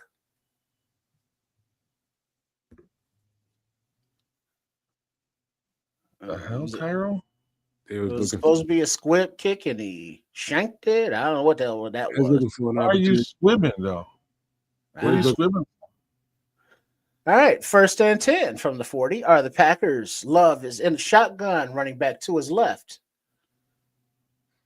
Running back takes the ball, runs behind center for the most part, and he's met by Booker and a host of linebackers for about a 2-yard gain.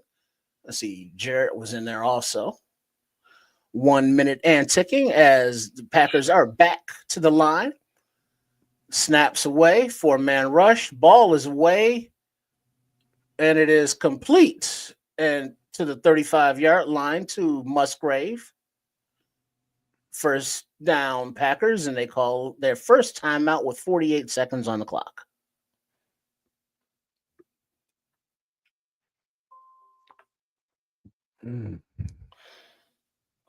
You sure that's complete? Well, I guess we'll find out on the other side because they're going to look at it. It was a catch. From what I could see.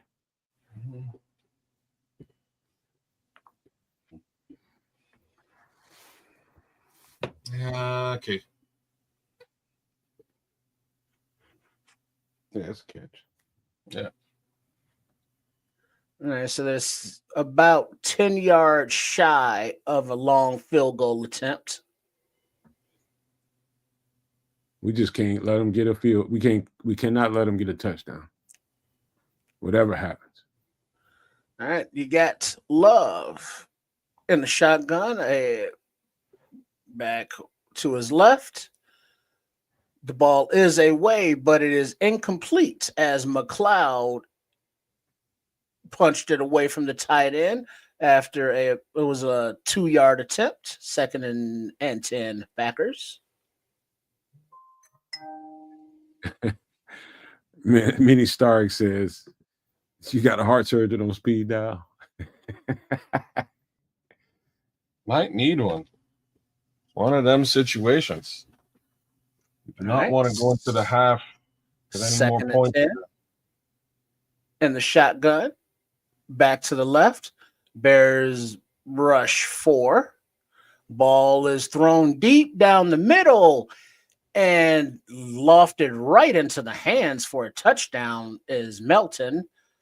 There's touchdown. So I was just saying.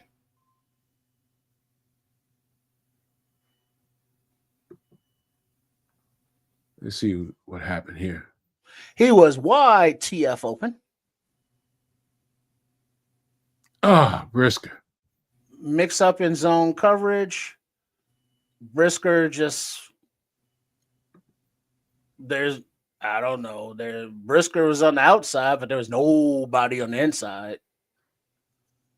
And there was plenty of time in the pocket for a nice lofty pass and let his receiver just run under it.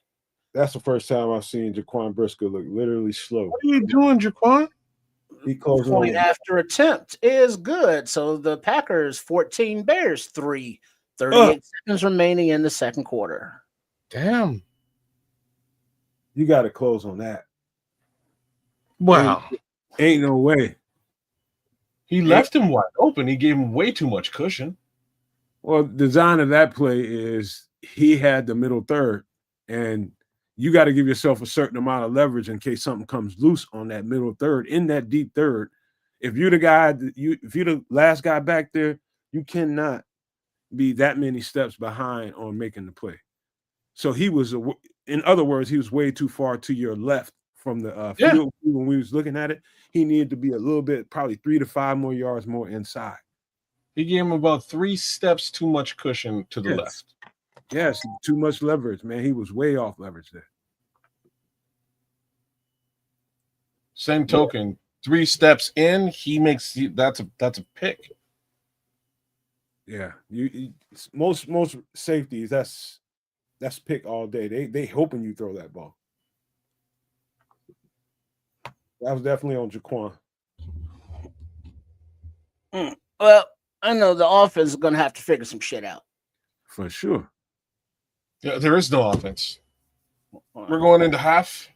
Oh boy, ain't nothing going on. Damn. You're right about that, Scrolls. You do have to put the game in the quarterback hands. You cannot protect him here. You got to let him make or break this. You got to basically let him F up so he can get to where he needs to get to. He'll feel the game at some point if you give him enough opportunities. He's just jittery right now.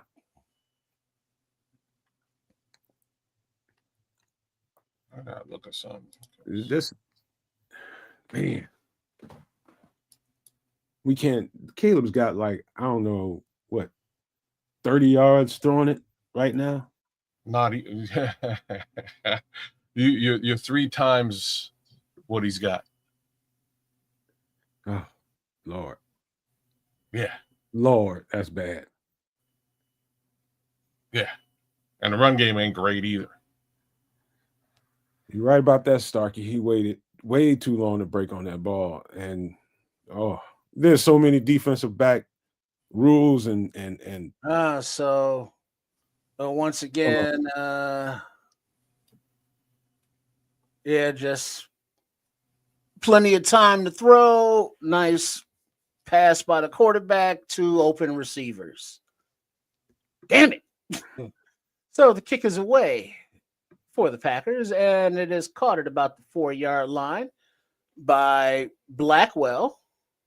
And he gets to about the 25, but the ball comes out, and there's a scrum going on the field as the refs are umpiring everyone. And Bears ball. He was down when the ball came out. 33 seconds on the clock. I don't know what everybody's fussing about.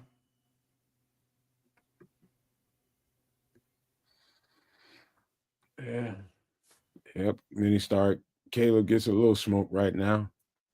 But we're gonna give him the second half, man. We got to get it. He notoriously starts real bad and then gets it together.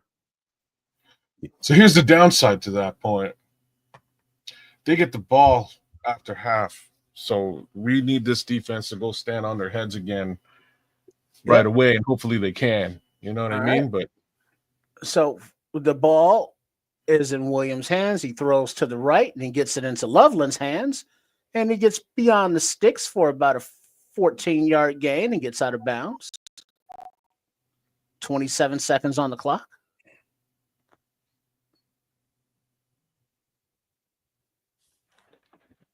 All right, man. Nice job, Colson. All right. 1st and 10. Bears are in the shotgun. Williams all by his lonesome back there.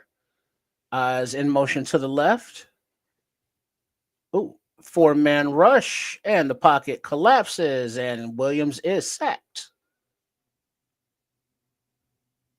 That's not good.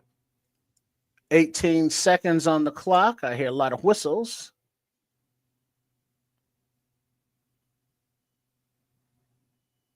Oh, snap. Yeah, Jackson got beat. There's a little mix up on the line. They didn't know who was blocking who, and then they slanted and then Wright and Jackson got it was a sack. Oh man. Darnell Wright got spun around. You know what was going on.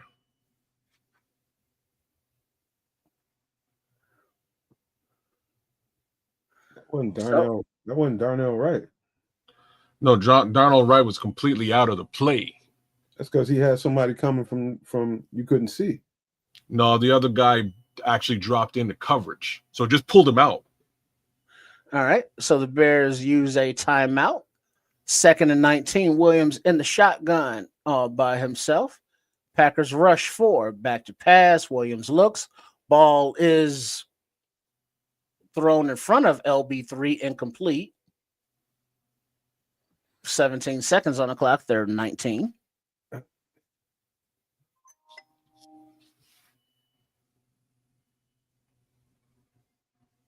How you missed that? Oh, God. My boy sitting, he was at probably about as open as you could possibly be in the center of the field. I don't know what the fuck is going on. All right, so 3rd and 19. And the shotgun, 4-man rush. The ball is away, complete to the right sideline to Swift, and he's taken down. What did we? Was that a screen? No, I don't know what the hell it was. It need to be some cussing at halftime. In the room, solo with number 18 in there. Why the fuck are you throwing it for like an 8-yard gain when you're 3rd and 19? What kind of a gamer play is that?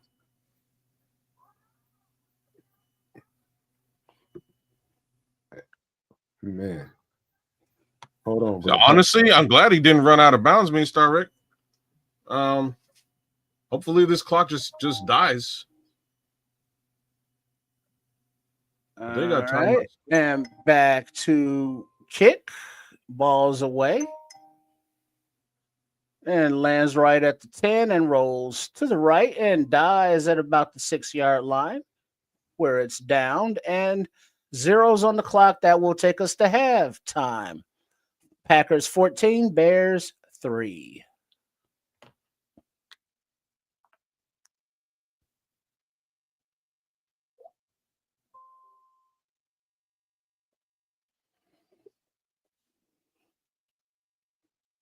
Sheesh.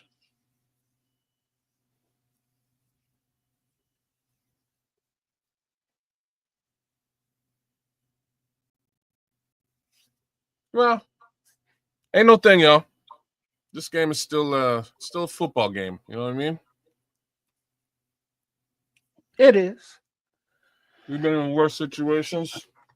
Hey, give me a few seconds, guys. I got some shit going on. Hold on. All right, okay, I guess I'll hang out with you, Kaz. You know, time for our ninjas breaking off. No problem. Are we actually at halftime now or what? Yeah, with a whole 32 yards of passing for the first half. All right. Well, we're gonna do the tail of the tape. Nobody wants to hear this tape, Tail. Well, I'm gonna give it to y'all anyways. I'm gonna give it to you with no trivia. Chicago Bears total yards and a half of football, 71 yards. Passing yards, versus 207 for Green Bay total.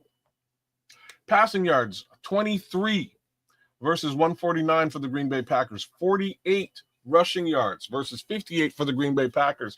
Rushing games, for the most part, is on par. This passing game is looking abysmal right now. Yards per play, 2.5 versus 6.3 for the Packers. First downs. This number was super low a minute ago. There was actually only 1 first down for the Chicago Bears to 9 first downs for the Green Bay Packers. Green Bay is at 11 right now. Chicago Bears are at 6. Third down efficiency, 1 out of 7, 5 for 7 for the Green Bay Packers. We need to get these MFs off the field. That's what needs to happen. Fourth down efficiency, Bears 1 for 1. Green Bay, hey, they're not even getting the fourth down. 28 total plays for the Bears. I'm surprised it's actually that high. 33 for the Packers. A sack allowed on each side. 4 punts for the Bears, 1 punt for the Packers. 15 penalty yards for the Bears, 45 for the Packers. So we are winning the penalty situation. Interceptions thrown, 1 single interception thrown by Jordan Love himself. Let's look a little bit deeper at the box score. Caleb Williams, 6 for 14, 32 yards total passing. Abysmal. Kyle Monangai, 25 yards, 3.1 yard average. He's carried the ball 8 times to DeAndre Swift's 4 times, 18 yards and 4.5 average for DeAndre Swift. Caleb Williams has held the ball 1 time. He's rushed the ball 1 time for 5 yards and a first down. Receiving, not great either. DeAndre Swift has 2 receptions for 11 yards total, 5.5 yards apiece. DJ Moore has 1 for -4 yards. Dylan Smythe, 2 yards. Luther Burden, 12 yards on a single catch. Colston Loveland, 11 yards on a single catch. This needs to be fixed. Defense is doing what the defense does. Single sack by Montez Sweat. Kevin Byard is tackling everybody. C.D. Johnson is tackling everybody. Time out, kids. Trip, go ahead and take your break, man. My bad. I apologize to you for that, but I had shit going on around here. There you go. Yeah, that's kind of how the tail of the tape looks. Jaquan Brisker and Grady Jarrett have gotten in there for a couple of tackles as well. There's a few more tackles, but I won't go through the entire list. Man, that Cairo Santos kick was really bad. That more or less cost us, another touchdown. It's kind of brutal. Brutal situation. Let me cut right to the bullshit. The defense, number one, they had their problems just like any other defense, but they've been out there too long. Number one. Number two, they need to get 18 in a room, Ben Johnson, the offensive coordinator, quarterback coach, and just do a whole lot of cussing. That's what needs to happen. They need to cuss him out and get him going, get him pissed off, whatever it takes to get him riled up and ready to play some football this half, because they are not respecting his ability to throw the ball at freaking all. None whatsoever. And there shouldn't be. Green Bay is playing this game defensively exactly the way you play it. Everybody's in the box. And like I call this down the line. They were going to force him to play quarterback, right? Just like they did Mitch Trubisky, just like they did Justin Fields. And unfortunately, right now, the results are the same. We need Caleb Williams to come to play football. We need him to play quarterback. It's time. You gotta be. We're luckily, given the circumstances, we're only down 14-3. We are fortunate to be down only 14-3. With as bad as that offense looked, and some of the, just the duration of how long the defense was out there, we lucky to be only down 11 points. Yeah. Period, man. We should be happy right now. Literally, it should be people clapping their hands and like, hell yeah, we right there, we fine. The Bears will find a way to get this shit together second half. I promise you that. I think the view would be a little bit more positive if that last little situation didn't go down. If that kick didn't basically cost us 7 and a Jaquan Brisker mistake, I think we'd be fine. You know what I'm saying? Like, they might not have gotten in the end zone if they're back another 20 to 30 yards. Might have taken them a couple more a couple more first downs to get to the promised land. That situation was a little bit crippling and not really what you want to go into half with, but it is what it is. Man, I'm going to read a couple of comments. Minnie Stark says, Green Bay is daring Caleb to beat him. He cannot continue to squander turnovers. And then Ralph Love says, that's what I said, same game plan they use against Mitch and Justin. Agreeing with you. It cannot be that in the second half. Cannot. If it comes out and if it looks anything like it did in the first half, this is not a real team. This is not a serious contender for anything. If we can't get over this hump and get into some kind of rhythm and get to some kind of efficiency on offense, this is not a real. We got to do better than that. I don't think the offense can be that bad. There's no chance in hell they can be that bad for 4 quarters. Hell no. That's about as bad as it can look.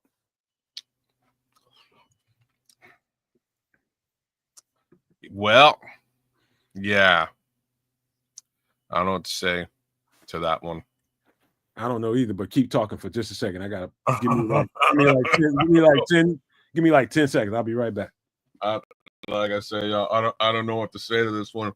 Either establish the run or figure a way to get that pass going. And man, this pass is just not working today.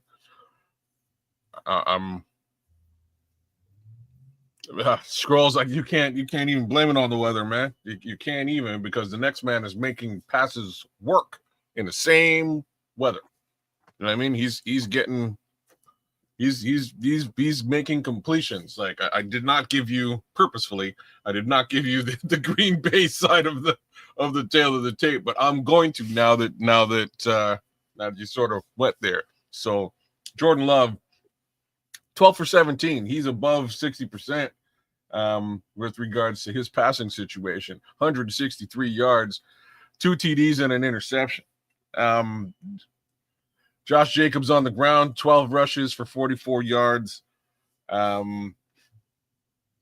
Christian Watson, 3 receptions, 48 yards, 3 receptions to Jaden Reed, 13 yards, 2 to Luke Musgrave for 22 yards, 2 to Fitzpatrick for 14. I'm here, kids. Go and enjoy your snack, man. Well, I can talk and snack at the same time. But yeah, it's a bit of the tail of the tape is a bit of a Don Burr. Really, you hate the Bears? You hate Chicago? Such a poor take with respect to the Lions, man. The Lions and the Bears have something in common, and it's the fact that the Green Bay Packers suck. But if you want to take your hatred out on the Bears, that's all fine. You can do that. I don't know what Chicago ever did to you, except for take your damn head coach or offensive coordinator and make him into the best head coach in the league. Meanwhile, you guys crying and Dan Campbell's wearing glasses and trying to figure out how you're going to call games now. So maybe that's the problem. You might be a little bit salty that you have a shitty OC now, but such is life. In the meantime, given the fact we got your OC, we got to find a way to get around these cheese-eating MFs. And at this present moment, things aren't looking great. So back to the drawing board. One thing I will say is Ben has been pretty good at adjustments this far, man. He's been pretty good. You know what? Oh, man? you can hate Phil and Shane. That's got nothing to do with us. I don't know what they said to you, but right now I'm with them. You know what I'm saying? Right now I'm with Phil and Shane. Hey, you're talking a lot of trash in the chat. You're betting on Green Bay, which is crazy. Hey, Senator Collins. DJ not getting the ball. Again, man, I'm telling y'all, the good news is we're only down 11 points. We haven't moved the ball on offense. DJ hasn't gotten really any consistent touches whatsoever. Luther Burden is here and there. Nobody's got anything. And that's about as bad as an offense can play in a half of football. We hit rock bottom in the first half. There's nowhere but up. That's the good news. And they'll tighten the screws on the defense. As bad as that shit looked for Jaquan Brisker, I wouldn't be surprised if they fucking put Elijah Hicks in there for that shit. That was terrible. You know, that's from DB to DB. That shit was terrible. He needed his ass kicked for that. But, you know, they may or may not do anything about that. But, hey, we already hit rock bottom. We've seen the worst of what the Bears can do in the first half. I can promise you that. Ain't nowhere to go but up. That's the good news. And we're only down 11. I don't know how we can get, like, I think Sharon Collins is kind of right here. Like, I don't know how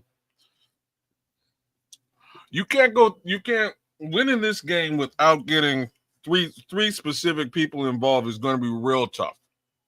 Real tough. DJ Moore, Luther Burden III, and Colston Loveland. I'll even factor in Cole Kmet into that conversation as well. And that might be really it. Maybe you run a 13 personnel situation and really start to focus on getting the ball to the 2 tight ends and see what that does for you. Because, bruh, I don't know. He is more comfortable. Like Leo, you're right. Like he always has been more comfortable throwing the ball to the middle of the field. That's part of the reason why DJ doesn't get hit. It's part of the reason why Keenan Allen was targeted so frequently last season. At this point, I don't know if he just doesn't feel comfortable with the guys in the center of the field or what, but Luther Burden was wide open there for a minute, and he just airballed him in the center of the field, standing there all by himself. We can't have that, and in that respect, I'm pretty sure somebody's cussing him out in the locker room right now, trying to figure out how could he possibly not have hit Luther on that pass. Well, all the cursing is done because as we're getting back at it, ready for the second half kickoff, Ben Johnson went over to Caleb on the bench, bent over and said something to him, gave him a little tap on the leg. So it's time to. It's like, hey, Caleb, yeah. Probably was a little As cussing. Santos kicks off the ball to start the second half, Bears down 11 points, 14-3, as it is returned to about the 35-yard line, where the Packers offense will take over. Wow. Miguel's coming in with the knives out, boy. He's coming in hot. Can't argue with you, Miguel. If these are the numbers, these are the numbers. But I don't care. Okay. Love is under center. Single back in the backfield. 15 degrees feels like 7 degrees. Right, up there in Lambeau. Play action. Love has time in the pocket. Ooh. And he escapes to the right and throws it away, as there was a bear that went down there chasing him. No flags.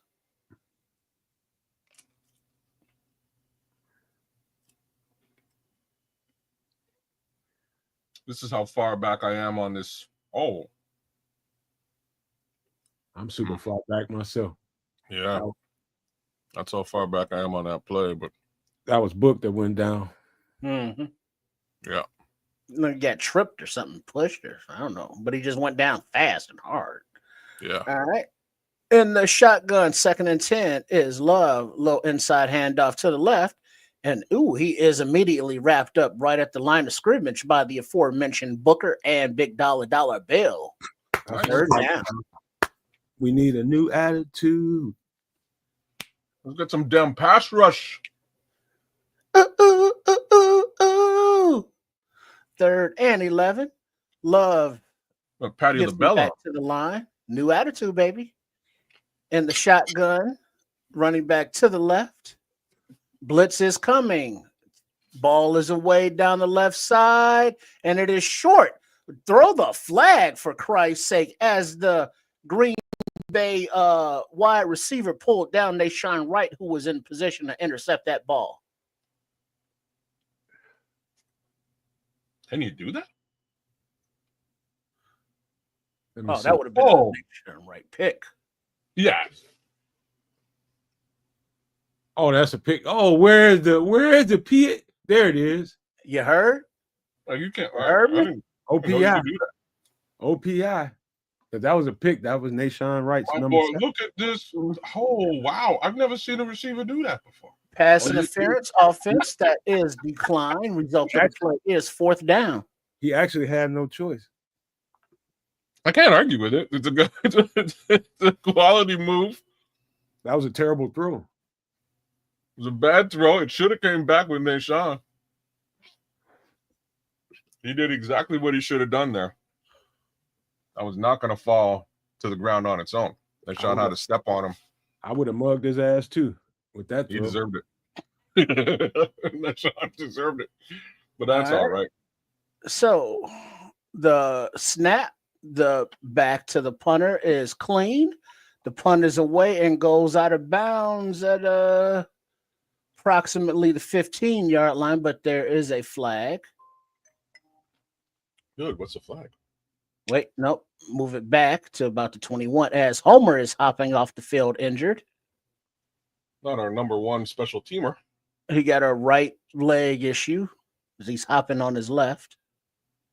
Prior to the kicking team, number 42, 10-yard penalty, still fourth down. Okay. Re-kick. After you Re-kick? back him up. Give 12 another opportunity. Damn, Homer. Daniel Hardy's coming in hard, almost blocked that punt. And that's where looks like Homer was in there too as well. He went down awkwardly. It's coming, Minnie Stark. We're going to get something going on the offense. All right, let's go, teams. I can look at Oh, yeah, he got rolled up on. He's probably not coming back. Let's see if he comes back. Oh, yeah, he got rolled up hard. All right, the punt is away for the second time, and this time it bounces out of bounds at approximately the 35-ish yard line. So they pick up a few yards on that. Yeah. All right, so Bears ball down 14-3. Let's go. Let's go. We got to get this, man. We got to get it going. I can look at Caleb Williams, his body language, and Ben Johnson having to give him some reassurance when they came out there. Oh, he got read the riot act at halftime. He got read it, and he deserved it. He deserved every bit of whatever he got to deliver right now. We need to get 7 early. Now. Yep. Now. Especially after your defense goes out there and they stop the Packers. After the half, this is where you need to score. You score right here with this field position, and we're back in this football game. It's a couple of points different. Come on, boys. Look at Quatu. We going to Mars Wednesday night, brother. We going to Mars big time Wednesday night. Quatu, we going big time. And we going to Mars with gasoline draws. We're trying to go to the Super Bowl, Doc. That's where we're at today. We got to beat the Packers. Damn playoffs. Yeah, that's fine. Right now, if the Bears lose to the Packers, they would drop from number 1 seed in the NFC playoffs to the 7th seed. Just like really that. Like that? Yeah. Damn. So this is a crucial, this is a crucial playoff, type game. Damn. Man. Oh God, we got to get something cracking. But make sure you guys hit that. Do everything you see on the screen. Like, subscribe to Chef Trips, Sports Chicago Style, and all the other channels he's got over there. Make sure you hit the like and subscribe on Kids of Canuck. And of course, over here on the Nomad Network, man. You have no idea how far that goes for a channel, small channels that are trying to get out there, man. Just hit those things that are totally free, and you've done a great justice for all 3 channels, man. You should know that.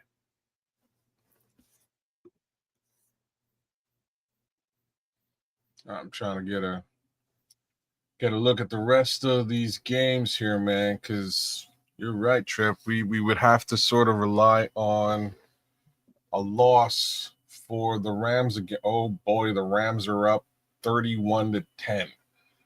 Really? Yeah.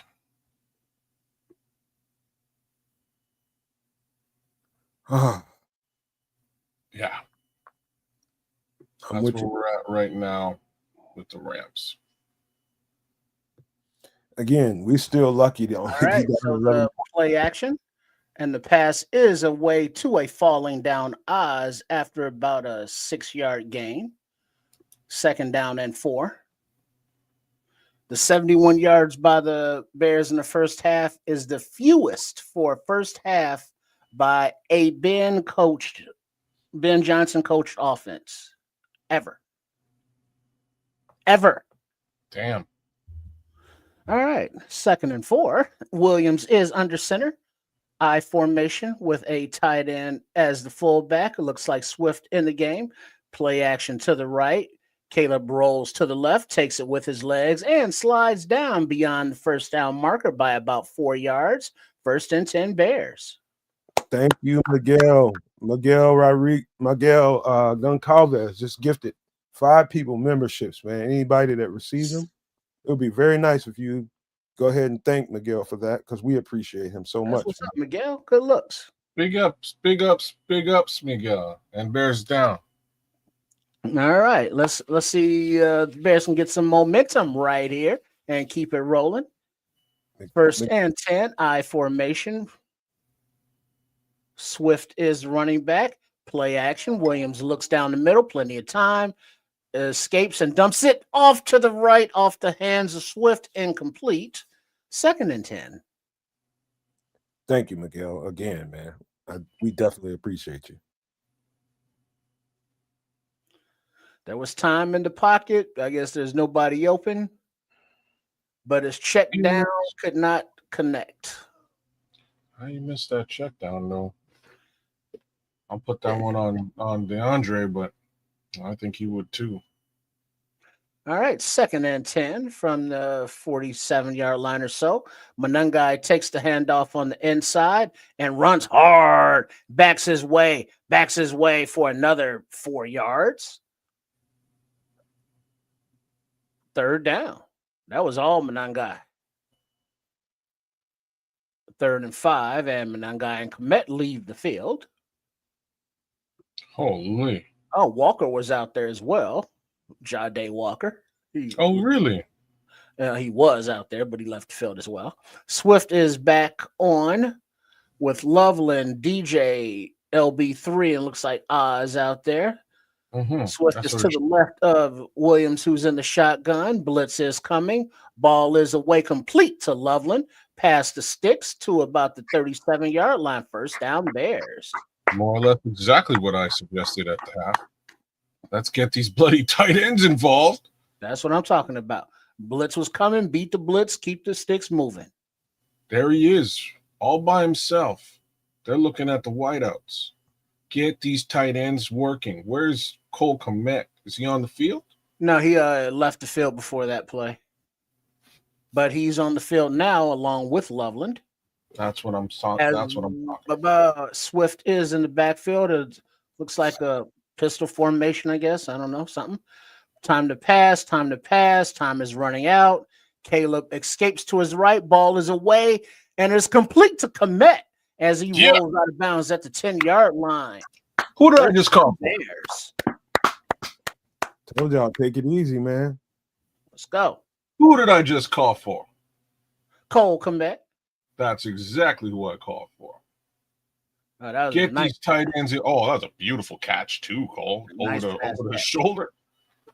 Oh, nice. Very nice. Yeah. Both quarterback and tight end. Let's keep these guys involved in this football game. All right, that was a 26-yard gain. And the Bears are at the 11-yard line in the red zone. Now you go play action. Swift takes the ball to the right and burrows for about 4 yards. Second down. That's the way to make them pay, Caleb. For all that good. This kid can be a gamer, man. Let's go. He can be a player, bro.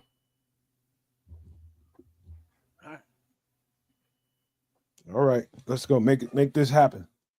Put 7 up here, and we good. Well, who's the jerk cameraman who got behind Ben Johnson's behind the menu? He's trying to block all the cuss words. That jerk cameraman is always there. To Swift, and he burrows down to about the 3-yard line. Now there's a scrum with the offensive line pushing him forward. The whistle finally blows.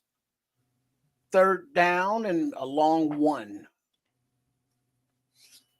That jerk's always there, kids. It's up to Fox to decide whether they want to show it.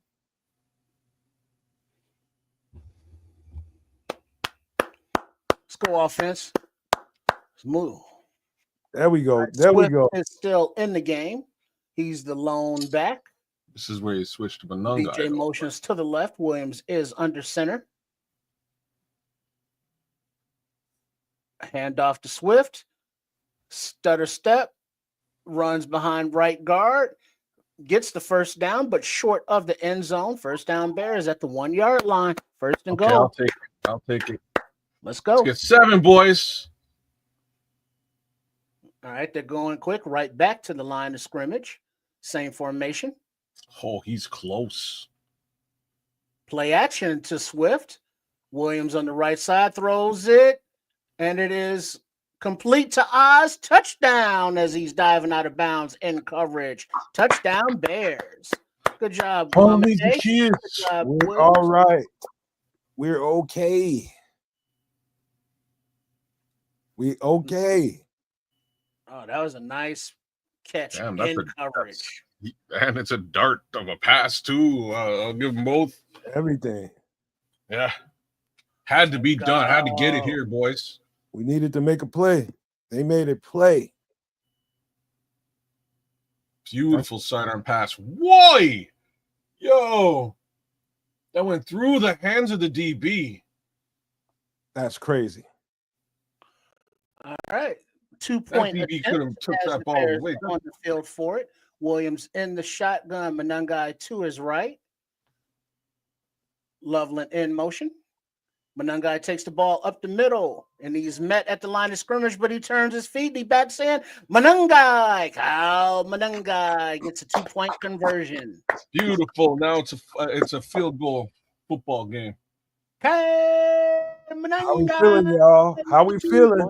Conversion. How we feeling? Let's go. 3-point game.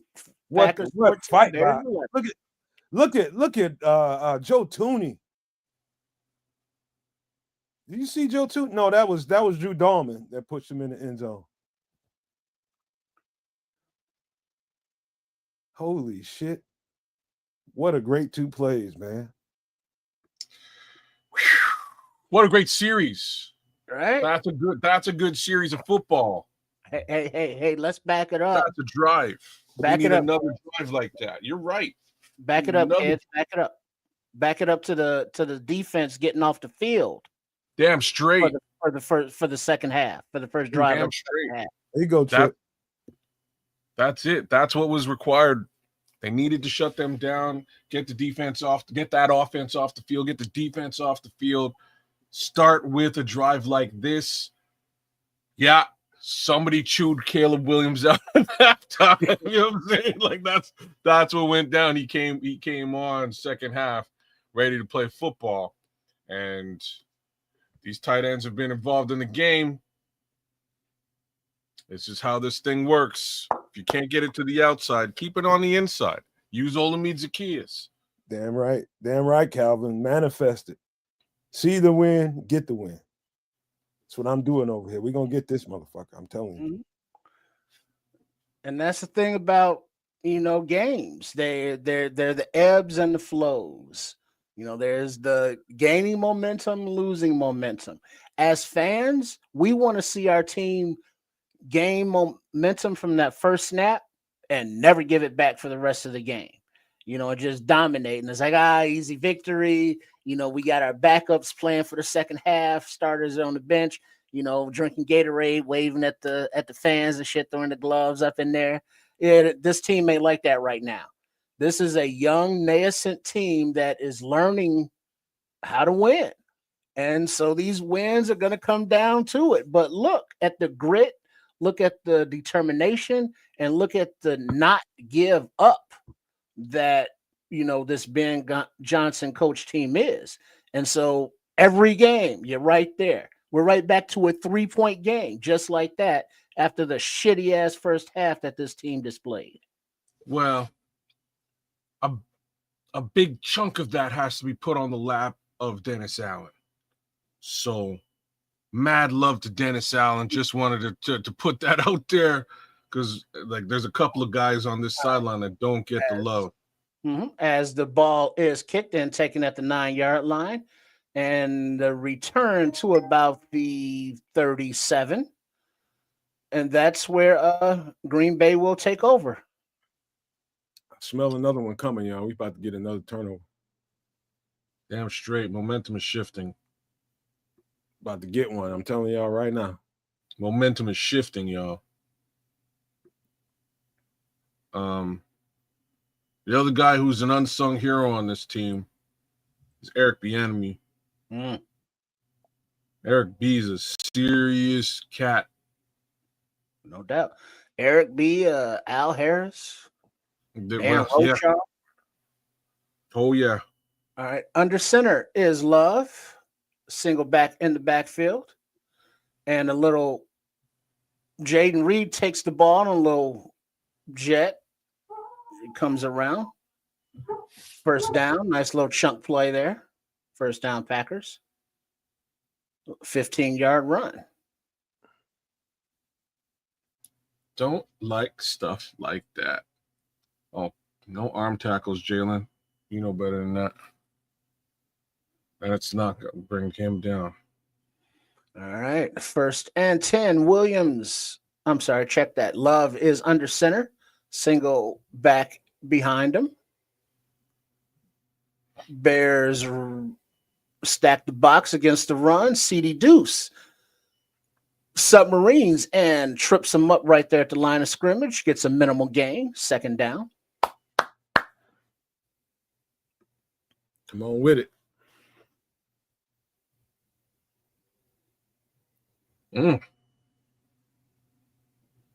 Man, he's playing great football, man.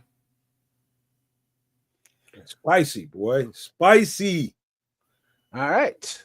Under center is Love. Handoff, run to the left. And a nice, powerful run to the 40-yard line to bring up 3rd and short. Let's go, Bears. Come on now. Come on. And they are commenting here that the safeties are so deep that the Packers are just running it right there under them. 3rd and 3. And the shotgun is Love. Back to his left. Bears show blitz. Bears bring blitz. The ball is away to a wide open Christian Watson, who runs untouched to the end zone for a Green Bay touchdown. What are we doing here? There was another blitz by the Bears. The Packers ran a slant. CD Deuce in coverage. Could not keep up with Watson. Touchdown. Oh, yeah. He got beat to sleep. He got beat to sleep. Wow. Okay. You know, that's technique stuff, man. You cannot, if you one-on-one, you cannot give him the inside. You cannot let him cross your face freely without putting your hands on him. That's something I believe strongly in. You cannot let that happen. Not in one-on-one. Not in one-on-one. You got to take that inside away from him. Snap is clean. Hold is clean. Kick is good. It's just that's too easy. You can't play that. You can't sit right on top of him like that. You got to take away the inside leverage. You got to take the slant away when there's nobody behind you. That's soft shit to me. Untouched. Why'd they sell out on the blitz, though? They try to get home. You just got to trust your DBs. They ain't been getting home. Man. Jeez. All right. Well, guess what? Offense, pick us up. And they need to. Because, that was a blitz call that didn't get home. And guess what happens? Well, no, don't even guess. Cats, what happens when a team blitzes and don't get home? That's what I'm saying. Like Many Stars says, they'll carve you up. But there's got to be better coverage, man. That was. I don't know if coaches are teaching them to play it like that, but that's a weak ass way to. That was basically cover zero. That means everybody's one-on-one. We're gonna max blitz as many as we can, and you got to make sure your guy don't get the ball. If I'm in that position guarding the slot, the slant is getting taken away. I'm taking away the inside leverage. You're gonna have to beat me on the outside, Jalen. Love is going to have to throw that ball over my head because I'm not giving you the slant across my face. I'm not giving it to you. You're going to have to beat me some other way, but no, not that way. And that's just the way I've learned how to play the position, man. I do not like these corners sitting on top of these guys eye to eye like that. Take something away from him. He's got seconds to throw the ball when you got pressure. And Christian Washington is likely faster than you. Like, he's not a slow, you know what I mean? He's a speedster, man. You can't allow that to happen. These are situations where you want Kyler Gordon in the football game. And how he's not, I don't know. That's an unfortunate reality today. That's all right. Shout out to Miguel again. STL Bear Boy is thanking you for the membership gift. Thank you so much again, Miguel. See, it looks like before the play, Jordan Love recognized it was cover one, and he gave a little hand signal, to Watson to, adjust the play, and he got him right the ball touchdown. As the kick is away, but the ensuing kick goes out of bounds. Well, so the Bears will get the ball at the 40.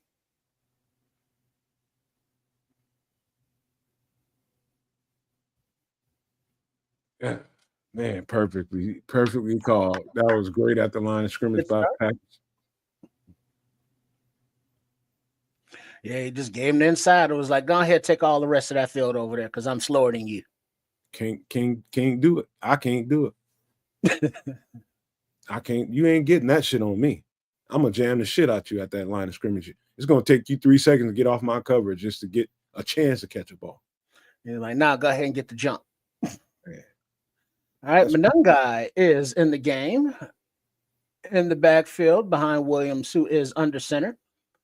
Tight end shifts to the fullback position to make it an I formation. Monangai play action to the left. Williams keeps it, rolls to the right, and finds Komet. And he's complete for a first down Bears for about 15-yard gain. That's what I'm talking about.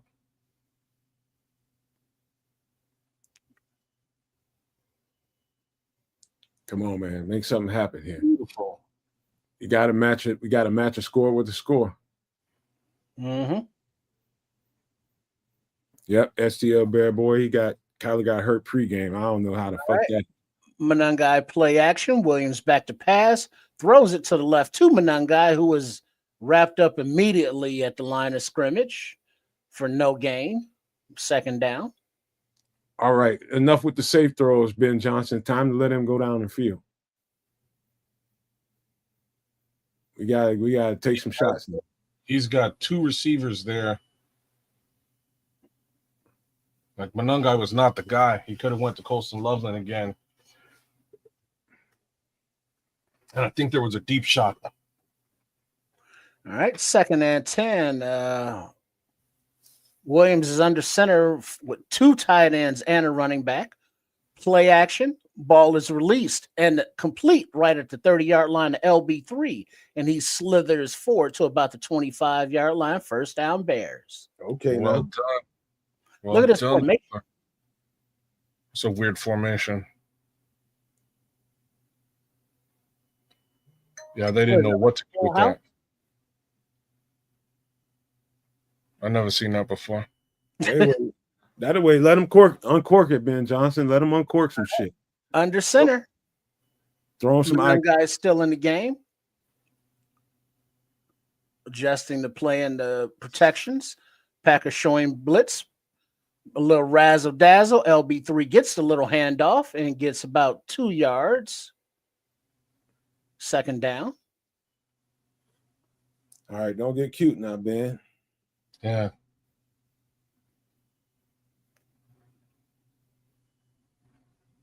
They're gonna open up the deep pass, man. If that's the cute, if you want to get cute, uncork some shit. That ain't it. All right. So with 3 minutes and 35 seconds and ticking in the third quarter, Williams is in the shotgun. Monangai to his left, trips receivers to the right. Quick bubble pass to the right to DJ, and he was hit as the ball arrived, and the ball bounds out of bounds. 3rd and 8. All this horizontal shit again. Stop that shit, man. You gotta keep attacking the middle of the field. Holy fuck. Yeah, Oz missed that block. He couldn't get over the top of Loveland. Man, Damn, DJ's taking a pound and not even getting the ball. that's some bullshit altogether. Just that. All right. What you In the just shotgun is Williams. Monungai to his left. Packers show blitz. Packers bring blitz. Caleb escapes to his right, looking downfield, throws the ball into the almost the stands and completes. 4th and 8.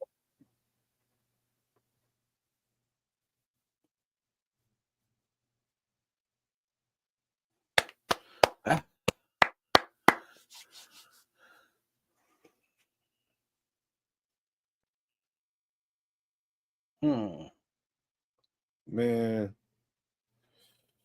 Yeah. All right, so on to the field comes Cairo Santos to attempt a 41-yard field goal. Clean snap, hold, ball is up and through the uprights. It is good. Bears 14, Packers 21, 3:15 on the clock in the third quarter. We got a ball game, y'all, because let me clear my throat. This is NFL football. So that's what we need. This is what we signed up for, y'all. This is it. We need another defensive stop here. Let's get a pick six right now. Let's pick six right now. This is exactly what we signed up for. These types of games they turn boys to men, man. It's time to become a man here. You got to become a man. You gotta stop this streak of the Packers dominating you. You got to do something to make a difference. We need a turnover. We need a big play. We need the momentum back. Momentum. That's it. We got to have it. Somebody's got to do something here to give us back the ball and give us another chance. Yeah, that's what we need. We need a pick six right now. Force fumble recovery, bring that baby into the end zone. That's what we need right now. That'll change the whole tenor of this football game, man. Tie this mother. Ain't nobody giving us shit. I'm just telling you right now. Ain't nobody giving us a goddamn thing. We got to fucking take it right now. Yeah, let's take it away. Take it right to the house. Now, this looks like as soon as Monungai is getting lathered up, they get all razzly-dazzly. But that's kind of what Ben Johnson does. Yeah, he does. And unfortunately, what he does is he then what he's doing is he's taking the ball out of the hot hand, and then he goes he goes horizontal with it. Like, here's the thing. One of the things, if you're watching closely enough, you know that the Green Bay Packers are playing extremely downhill right now. And Tripp said it early in the broadcast. They're absolutely daring Caleb Williams to beat him with his arm. They're attacking the line of scrimmage. They're overloading Ozzie at times. They're overloading the right over with Darnell and mostly over Ozzie. So Caleb's getting chased out to the right a lot. Have you noticed that? Yeah, it's been kind of both, but yeah. So they're basically saying, Caleb Williams, you can't beat us with your arm. You can't go to your hot read and make us pay for leaving these areas open on the field. There are guys running free. You just got to be able to identify it at the line of scrimmage. You see 2 or 3 guys coming at the line of scrimmage. You got to know where to go with the ball. And the ball is caught at the 4-yard line on the kickoff. And he's dragged down from behind by Daniel Hardy at about the 27-yard line.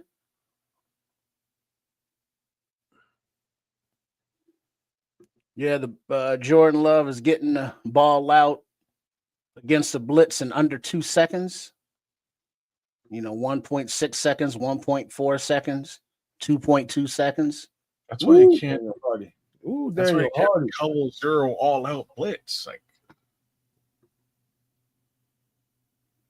you got to figure out something. Well, the something that you got to figure out is Yeah. ball in the air. 1st and 10. Packers back to pass.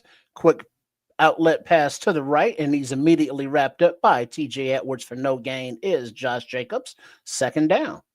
Yeah. See, Edwards is out there. Yeah. See, 31, 93. Was that 91, 99? So Williams, Dexter. Who's 33? Is that Mabin Johnson? Who's 33? Jalen Jones. Jalen Jones. There we go. Jalen Jones out there. All right. 2nd and 10. Love in the shotgun. Bears bring the blitz. Ball is deep down the right side. And it is incomplete. Nick McLeod in coverage. Nice job, Nick. 3rd and 10. I'm saying, yeah, they had another guy going across the middle of the field wide open. Way to get your head around, Nick. Yep, turned around, looked for the ball, got the arm up. Nice. Good play. Great play. Great. That's exactly how you do it. Nice job, McLeod. Nice job. All right, Bears showing blitz on 3rd and 10 as Love is in the shotgun with a back to his left. Bears rush 4. Love is looking. He dumps it off to the left side to that back who makes a man miss, but is still tackled short of the 1st down marker. 4th down and 4. Another opportunity offense. Team is on the way out for the Packers. Another opportunity offense. Do Ready to get off the field. Put the ball in the goddamn end zone, man. It looks like LaFleur uses the Surface, Microsoft Surface tablet for his play calling versus the menu. Comfortability. All right, the punt is away. He's probably getting and live. It bounces at about the 22 and takes a left and is down at about the 18-yard line, 17-yard line, where the Bears will take over with 1 minute, 32 seconds remaining on the clock in the 3rd quarter, down 14-21. I can see how a Microsoft Surface can help you right there on the sidelines, but I'm sure somebody up in the booth has got probably several Microsoft Surfaces getting screenshots of the coverages, helping Ben Johnson out call offense. Same thing with LaFleur. He's getting screenshots and it's downloading right to his, Surface, and he's getting a screenshot of what the defenses look like, and he's getting an idea on how to call the next set of plays.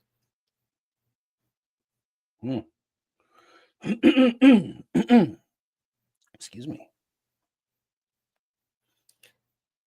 The defense gave us another opportunity, man. We need to cash in on it. That's it. You can't falter here. Have to get into the in the end zone. And it's not a sense of urgency type thing, even though it is, but run the ball. It's not like you got to just throw it. You're only down 7. Yep. Run the ball. Right. You're right, Chip. Tire their defense out, establish that run. Trust me, they trying. It's just if Caleb doesn't burn them and make them pay for playing downhill and playing aggressive at the line of scrimmage, it's all for naught. I'm with you. And that's why these tight ends got to be in this game, man. Just throw it right over top of them, right in the center of the field if everybody's coming in downhill. Like Calvin says, manifest, man. I see good things. Somebody's going to get cooked. There's been no real DJ Moore sighting so far, and they're probably starting to kind of linger away from DJ just because they don't see that he's getting the ball. He's not a part of his game plan. Perfect time to call some plays for DJ and burn the shit out of him. Or even at this point, just bring in John Walker, have him run a post. They ain't paying no attention to him. You know what I'm saying? Just something. Just change up the rhythm a little bit so we can keep the rhythm going. I do like that. What is that? That leather that Brady's wearing? That is nice. That's what I'm saying. It's kind of a sick jacket. Man, he look like a bitch ass. Well, no, he It is ain't got nothing one. to do with the jacket. He is one, but if the jacket's I'm gone, bullshit, man. I was bullshit. He'll let the help take his wife. Just because Trip said something, I had to say something. it's a dope ass jacket. I don't know about that. I want to see the full what it looks like on him. You know, It's probably like an actual leather jacket underneath the parka he's Underneath rocking. Parker, yeah. All right, hand off to Swift to the right, and he cuts back to the center, and he gets about 7 yards on that first down run, second down. Okay, That's it. That's it. going to the right side, huh? And it ended up being more center, but right side, yeah. Yeah, he cut back to the center. Oh, Jonah made that happen. Great seal block.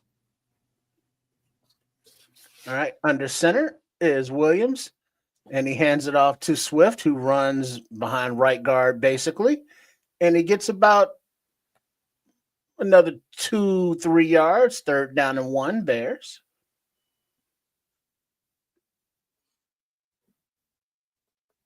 Okay, we got to make him pay sooner or later, Starkey. I'd rather him make him pay now.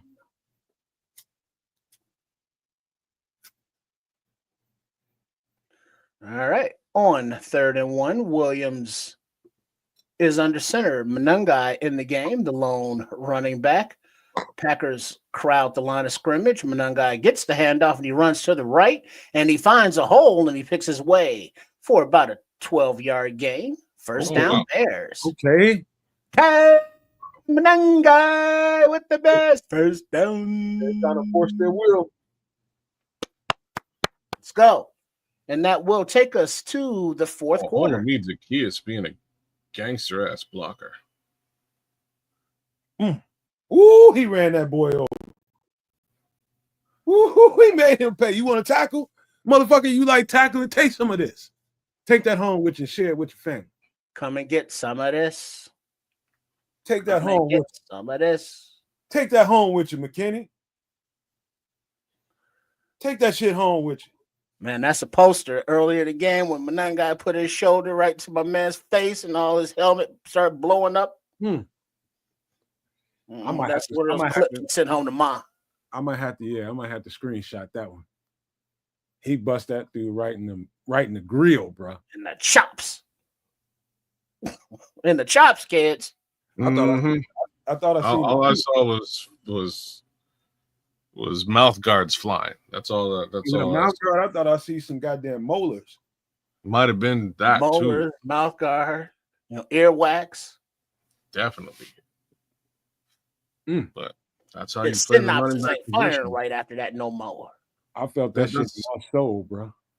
There's a couple of things I really like about Kyle Manungai as a back, man. He's Mini Star Rick is saying he's become my favorite. There's things I really enjoy about him. First of all, his ability to like his low center of gravity, real low, man. He's bounced off some tackles here today and he stays up. Kids, ain't nothing worse in the world than being a defender trying to tackle a dude made like that. There's nothing worse in the world, man. They are solid as little fire hydrants and hard. I mean, when you're gonna run like that, man, you really disrespecting me, and it hurts. I mean, physically, it hurts. Oh man, the other thing I like about him, not just his low center of gravity, but he has that wherewithal to turn backwards while he's pushing. Mm-hmm. He will turn backwards and get that extra yardage because the way things work, once your knees hit the ground, that's where they call you. So if you go backwards, it's where your butt hits the ground. And that's an extra, yard at the very least. So he has that smarts enough to do that, and he pushes and gets those extra yards here and there. And then there's that I'm gonna run the football right into your face shit. And you can't go wrong with that. Get a big face. 14 degrees feels like 10 up there in Lambeau Field as we start the fourth quarter. Bears down 7, first and 10 from the 35-yard line. Manangai takes the ball and runs hard and gets 9 yards. Second down, Bears. Uh-huh. Yeah. Hand it to them. Time to feed Manangai Hand it to them hookers. as he comes off the field. Is he hurt? There wasn't even no lane there. My boy just went. Okay. So Swift is back on the field for 2nd and 1. He's in the backfield. Williams is under center. Commit in motion to the right. Play action to the right to Swift. Williams rolls to the left, lofts the ball out of bounds, incomplete as he was chased. 3rd and 1. Okay. Quarterback sneak incoming.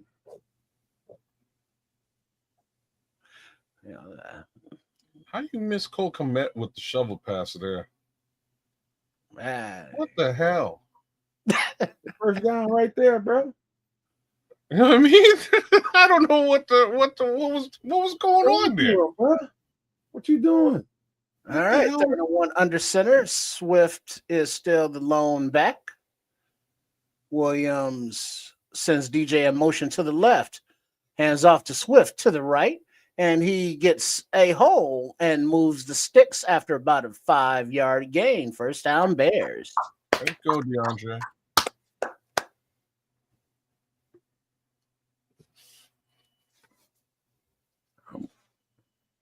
Man. What the hell? Okay. All right. Okay. But yeah, I don't.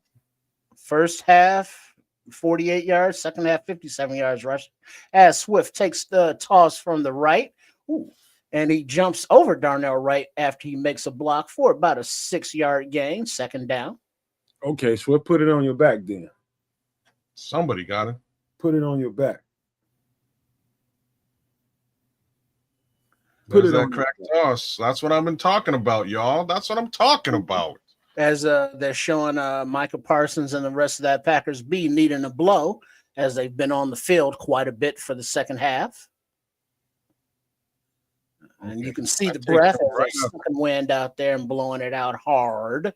You would be too, right? He's on the 2nd and 3. Should I be in a booth? This is my hot chocolate. Little razzle-dazzle shovel pass screen to Swift for a first down after a gain of about 6. That's what I'm talking about. Take Parsons out the game. He's on the other Razzle dazzle. Oh yeah, they feeling it on that defense. They hurting. That's what we got to do. Extend some drives. My boy. Okay. That's what you should have done that same kind of thing to Cole Kmet about. You know what I mean? Like, that's what I'm saying. But all right, I'll take it now. First down under center and is Williams. Play action. It looks like they set up a screen to the left. Wasn't there. So Caleb throws complete to Loveland for about an 8-yard gain in the middle of the field. Second down. We are moving the chains. This is beautiful. Matriculate right up the field. Tire out this defense. Smythe comes back into the game as DJ checks out. There you go with your check down. 2nd and 3. Williams in the shotgun. Swift to his left. Smythe in motion to the right. Packers showing blitz. Packers rush 4. There's a pocket that collapses. Williams escapes up the center of the pocket and slides down just past the sticks for first down, Bears. All right. Way to get the first This down. is exactly what the defense needed. This is what the team needed, an extended drive. They was waiting to run this Caleb Williams graphic. With the hurdle, Caleb Williams. Ooh. The graphics, is waiting to run this joint. Yeah, 52 is hurting, boy. Oh, okay, Fox. About time you ran a Bears positive graphic, you punk mutt. Oh, wait. Matt LaFleur is challenging the spot and the call of a first down. He might be a little short. He killed him. Unalived himself a little early on the slide. It might be a yard short. because he saw that hit coming from 52, who hurt him. So his butt didn't get to the ground until after the sticks. He started. down. Oh, that might be still a first down. I think it's a first down. All right. After review, the runner was down short of the line to gain. Damn it.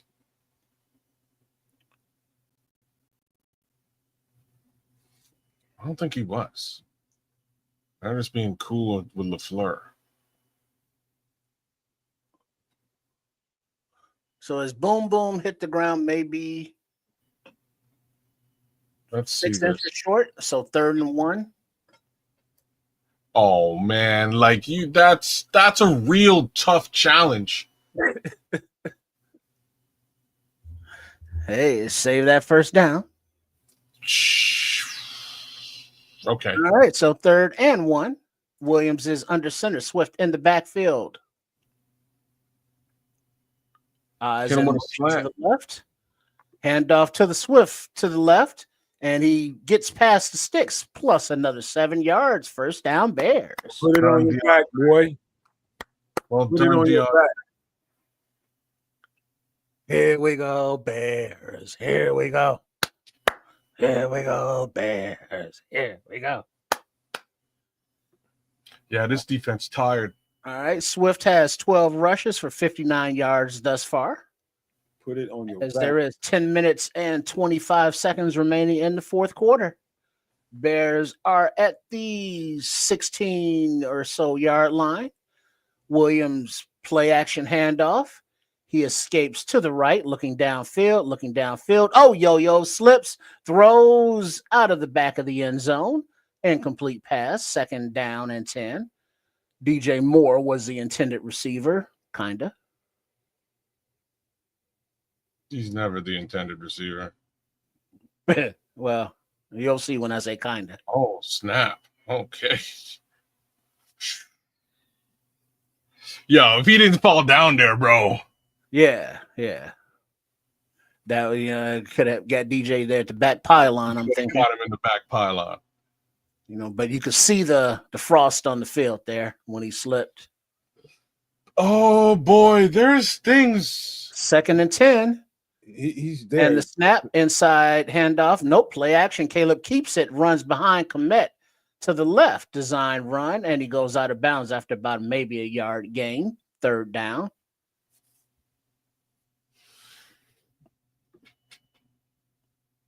All right. Come on now. Put this motherfucker in the end zone. It was, one guy was running hard, but he ain't been back in the game. But he run all this cute stuff. That's nice. But damn, let's get it. All right. Komet is in the game out to the wide right with DJ Moore as the running back to the left of Williams, who's in the shotgun. Quick pass to the right to LB3. A little bubble screen, and he gets the first down, but plus 4 yards. This is them horizontal plays. Eye candy Canuck. That's what that was. Say what? Eye candy? Thank God. Eye candy. Uh-huh. Oh, they were all over it too. You know what I'm saying? Like they took that bait. They took that bait, man. Perfectly called. You got to give Ben Johnson some credit for that one. I gotta give him some love for that one because even me, I'm like, damn, why? Why are you doing this? But they took that bait. All right. Michael Parsons was so Williams far out of this is play. under center, and it play action to Swift. He goes to the right. He throws to the right, and he throws it out of bounds as Loveland was in the end zone, but Williams was under pressure. Stops the clock with 8:45. 2nd and goal. That defense is frustrated. My boy, you could make that pass. Come on now, Caleb. All you gotta do is set your feet and take the hit. Just take a hit. Just put your feet down, take that hit. You're gonna get close. 15 play drive, That's 78 yards 72. thus far, 7:47 off of the clock on this drive. Williams under center, hands off to Swift, who runs behind center and gets to about the 1 yard line. 3rd and goal, Bears. To be expected. And here comes Kyle Monungai. Williams is 16 for 30, 134 yards with 1 tutty. And Monangai is not on the field as Swift is still out there. Okay. Swift running that motherfucker. That's why. That's fine. I don't have sometimes I don't have a problem with it. Run that motherfucker. Smith All right. Under center is Williams. 79 in motion to the left. Play action. A floating pass to Loveland for the touchdown. Bears. I was gonna say that's when you pass the football. Yeah. I got 3 words. Yeah. I got 3 words. Yeah. Think. What? See. Manifest. Well, we've got an effing football game here tonight. That's what I signed up for. All right. Nice job, We Rook. got a football game. That's what I signed up for. Because you saw a Canadian Eagle in motion to the left. Loveland backdoors it, touchdown to the right. As Santos is on for the PAT. Snap, hold, kick is good. So it is a tie ball game, 21 all, with 8 minutes exactly on the clock in the fourth quarter. And Green Bay feels fear. Let's fucking go. Fear strikes into the hearts of the freaking cheese pack. Woo! We coming out this Momentum shifts in Lambeau. We coming out with a dub. LFG. We just took all the spice rum, all the hot sauce. We took all that. We took the starch right out of them some SOBs right just then and there. Took all of it out of them. That's how you do it. You just go extend the drive and just punch them right in their freaking face. That's how you take the momentum, bro. And who's that's been sitting on the sidelines for like the last 8 minutes? The defense. They chilling over there. They're drinking your hot chocolate just like you're talking about. They're drinking hot chocolate over there. They needed it, bro. They needed it. Damn straight they do. They deserve that. Indeed. Because it's 21 all. Out of all the ups and downs and the mistakes and it's all new game. And their defense is tired. Just put that out there. Let's shut this shit down right now. Shut down this offense right quick. Put their defense back on the field, still tired, and see what happens. Man. Get that ball. Run that ball after that. That's what the Packers are about to try to do. What? They're gonna run the ball? Yep. They're gonna try to take a whole lot of time off the clock and try to get at least minimum field goal range and get a field goal and leave us with minimum time on the clock. They're gonna try to get a couple, 2, 3 first downs here, and we just got to keep them from getting them. We got to get them off the field. What kind of time we got left? We're looking 8 at minutes. Yeah. That's a long time. How much? 8 minutes. They coming to run the ball. I'm just telling you that right now. That's the thing, though. If you're Dennis Allen, you've seen what happens when you bring the blitz. So do you trust that front four? And just play defense behind them? You know what they're saying on the sidelines? Wow. They're about to run the ball, and we cannot let them get first downs. There's no reason for them to throw the ball right now, really, other than the Bears have scored on all 3 of their second half possessions.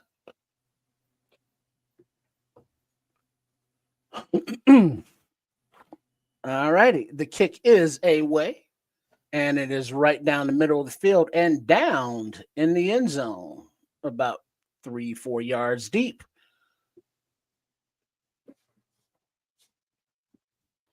Oh, man, this is what it's all about. Oh, yeah. Congrats, DJ. And I guess Jordan Love as well for the Walter Payton Man of the Year, recognized for excellence on and off the field. Got to give a shout as it is named after Sweetness himself. So much love to everybody who earns that for each team around the league. Except for Jordan Love. Fuck him. So they're saying that Canadian Eagle was supposed to get that tutty, but he got cut blocked. He got shot blocked in the worst way, and they just let it go. All right, But hand off to the right side, and Jacobs carries Booker, and he gets a quick 10-yard gain, first down, Packers. come on, Austin.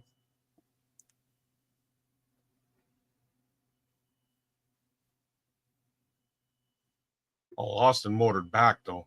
I told y'all they come to run the ball. Yeah, Austin wasn't even on that side. Came back around for that tackle. Yes, talking about Jordan Love is canning once he sees the safeties back, checking into that run. As he is under center now, and play action, back to pass, ball is away to the right side and complete to number 11 with number 35 in coverage, first down after about a gain of 15. All right, we got to slow this shit up. Yeah, Gardner Johnson got beat again across his face. Damn, CJ. That's Jaden Reed. These damn crossers and slants. Oh, they're just beating him on the line. Jordan Love is mad accurate, bro. Straight up drag crosser. Right. Love is under center. They love to do that. Hand off to the left side, and 53 TJ Edwards and Big Dex is there to stop it for a gain of maybe 1 yard. Second down, 6:20 on the clock and ticking. Let's go, y'all. Yeah. I keep him at least to a field goal here. Yeah, that's what we need. That's what we need. Keep him to a field goal and we'll be fine. All right. Best 3. So from the 39-yard line are the Packers, loving a little pistol formation. And he goes back to pass. He dumps it out to the left. And somebody missed a hell of a tackle right there. And Jacobs gets just shy of the first down out of bounds. I guess that was CD Deuce. Gardner Johnson missed that tackle.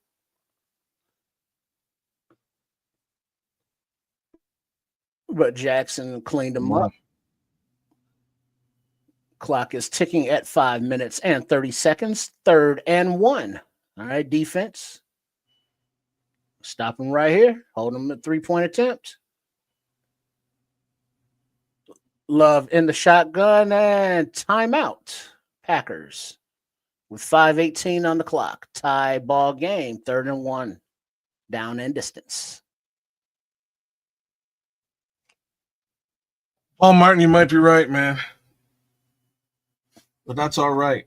It's, in my opinion, it's got a lot more to do with the fact that Kyler Gordon isn't there too. Both of those guys are on. Like, if both of them were on the field, I don't think a lot of what's happening would be happening. I like having them both out there. I like Kyler in the slot and him sort of layered over top. It's a dangerous combination. Might be better than what we have with respect to linebackers right now. But it is what it is. We're going to be all right, y'all. All right. 3rd and 1. Packers come out. Love under center. Single running back. Bears showing blitz. Little toss to the left. A little. Oh, my fucking God. They had him behind the line of scrimmage. He made a cut and got a huge gain for a first down. First down and goal, Packers. 21-yard run. No. Montez Sweat. Bro, you make way too much money to miss a tackle like that.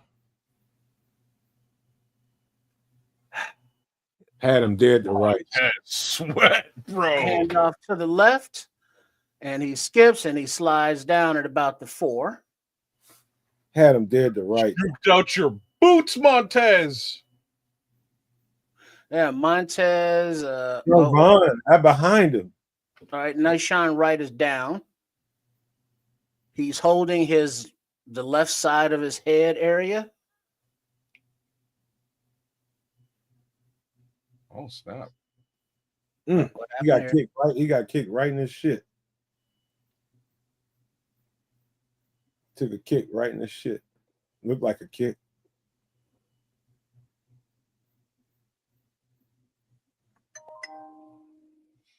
Like, we can't really have you leave the field right now, Sean.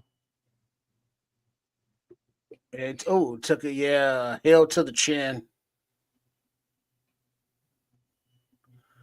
That hurt. So he's gonna have to come out for at least one play. Ooh! Oh no! It's like right where the right in the chin, man. It's right where the helmet doesn't help. Right in the chin. Caught him right under the chin. Yeah, he's walking off, holding his head a little bit. Probably cut. All right, so Nick McLeod is coming in for him.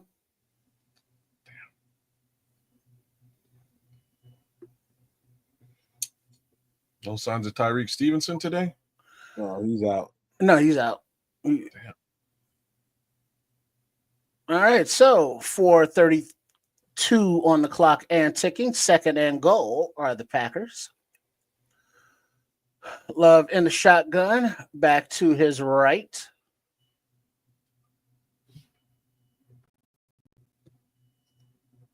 Wait, and then there's movement, there's whistles, there's flags.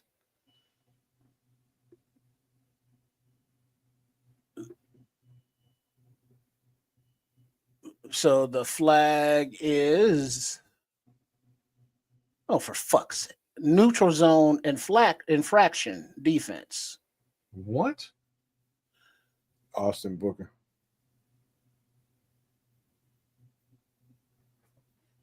So 2nd and goal.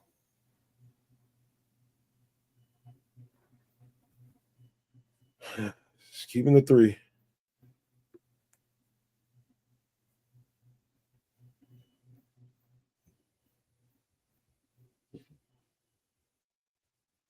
All right, 2nd and goal. Love is under center, but there are whistles. Hold on. There's a stoppage. They're resetting the game clock to 4 minutes and 18 seconds. We need them seconds. We need all them seconds. All right. As the Packers are now 2nd and goal. Love under center. Hands off. And Jacobs is met right at the line of scrimmage by a host of Bears. 4:10 and ticking. 3rd and goal. That was a candy play just to set up the play action. That's a candy play.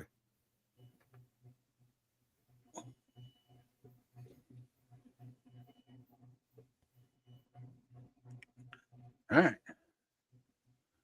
3:48 and ticking is the clock. Love is in shotgun. Jacobs to his left. Can goes Love.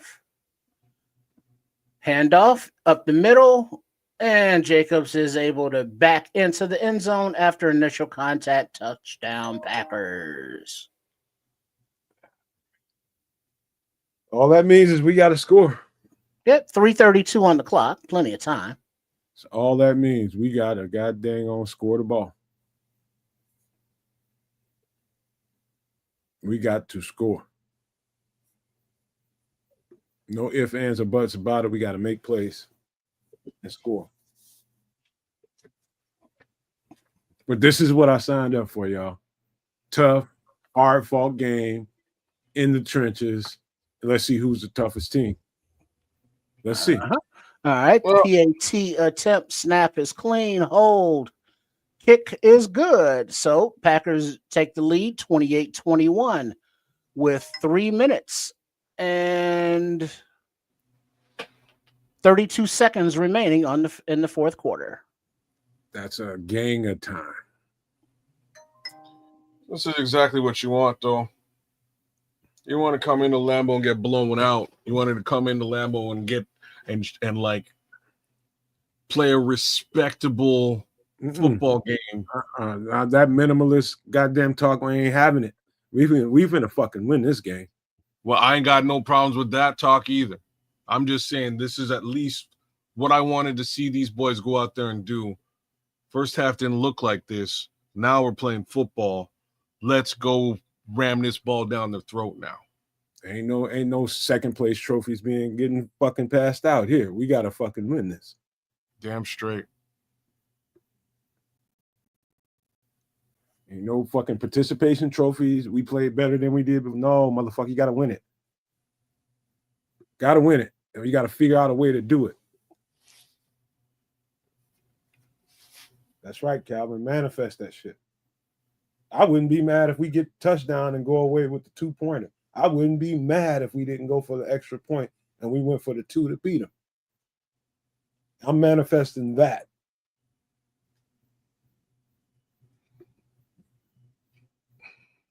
Can't play scared.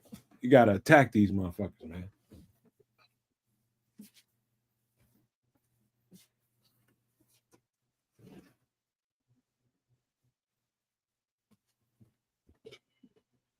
This is why we play the game, man. This is why people get paid all that money to go make plays and figure out a way to win a game.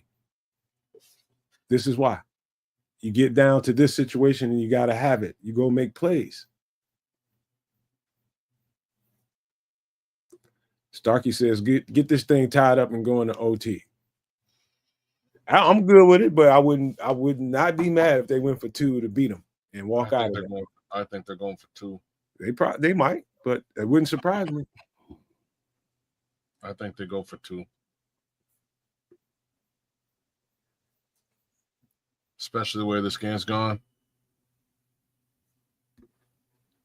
Cloud Chaser said, yeah, go for 2 and beat him. Let's get out of here.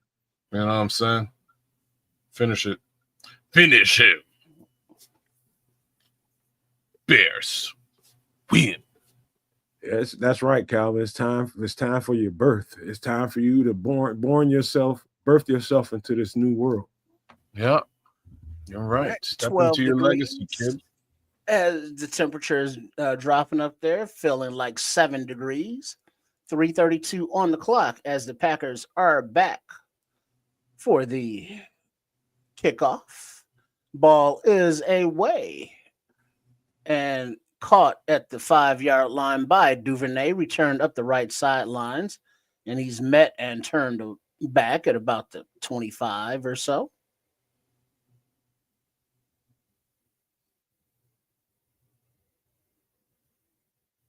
All right, let's do this, y'all. This is what we born to do, man. Play this game all your life to make plays in situations like this. This is what we born to do. Make plays. All right, we got Manungai on the field, in the backfield, as we got that little full house kind of formation going on again. This time it's play action. Caleb back to pass. Ball is away down the left side. And he finds LB3 at about the 45-yard line, who spins, makes a man miss, and gets across the 50. First down, Bears.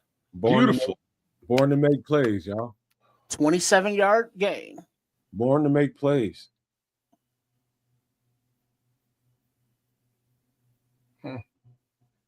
Born to make plays. There you go. All right, let's go, boys.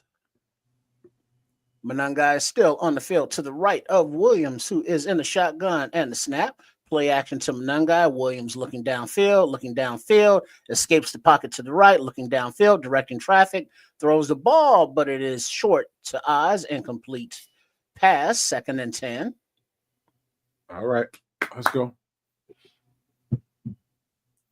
Got a couple more plays to make something happen. Oh, come on, Caleb. Should have dropped it off the cow. No, he should have dropped it off to Cole Kmet. He was wide open in the center of the field. Quick. He extended the play, and by that time, Cole's covered and everybody else is covered. Play action to Manungai. Time in the pocket. Williams looks. Time escapes to the right. Looking.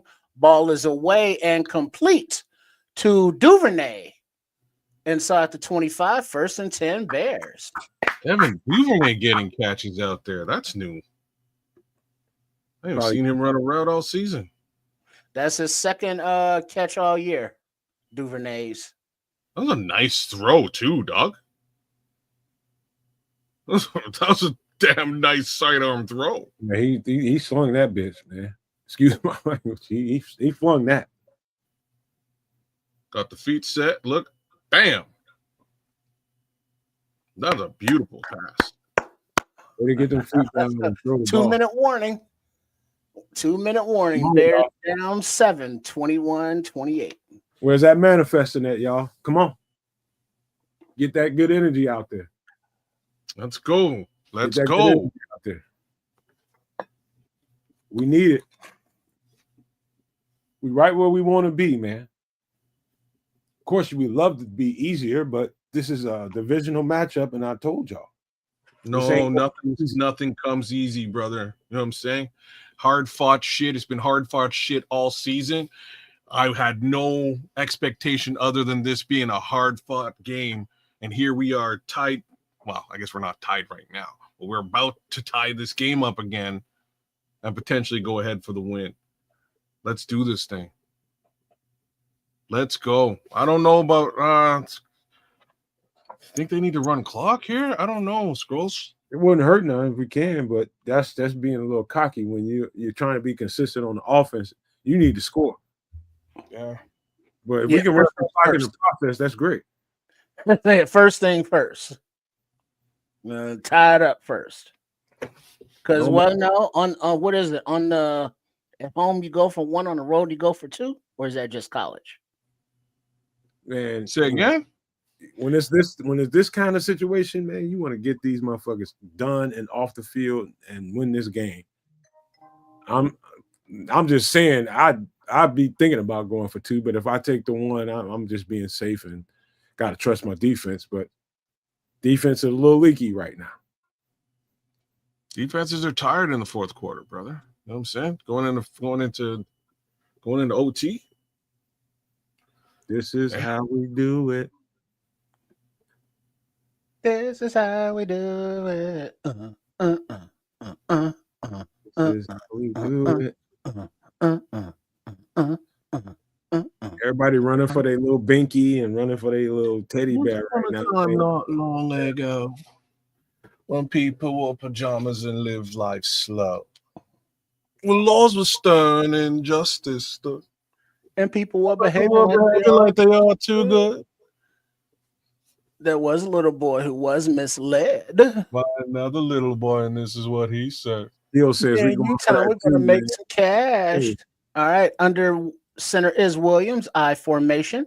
Hand off to Manungai, who's in the game, and he gets about 4 yards before he spun and tackled.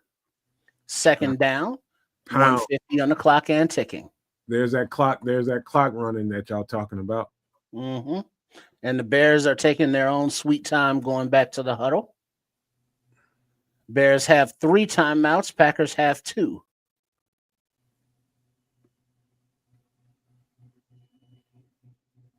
Get off me, Manungai says. Let's go. And now was just asked in the announcer's booth if they're thinking about going for 2, and Tom Brady definitely thinks they're thinking about going for 2 as Manungai takes the handoff, runs to the left, and comes up about a half yard shy of the first down marker. Go for 3rd and 1:02 and ticking on the clock. Run it right back out. 5 comeback wins in the final 2 minutes this season is tied for the most in the NFL. The Bears are. Kyle Manungai has 13 rushes and 57 yards. Caleb Williams has 19 completed passes out of 34 attempts for 186 yards and 2 tutties. Go right back to ISO. Put another. And he's under center. Canning at the line. Manungai in the backfield. And they run against everybody in the box for the Packers. And he's just shy of the first down marker. 4th down. 4th and 1. Do it 26 again. seconds on the clock. ISO. Do it again. Do it again. Do not fucking relent. Do it again. Sure. Yeah, you fucking do it again. Oh, that's just a bad spot. A Green Bay Lambeau Field spot, that one. Hey, we'll Whatever. take it how it comes. Run it again. Whatever. Run it right back at him. And live with it.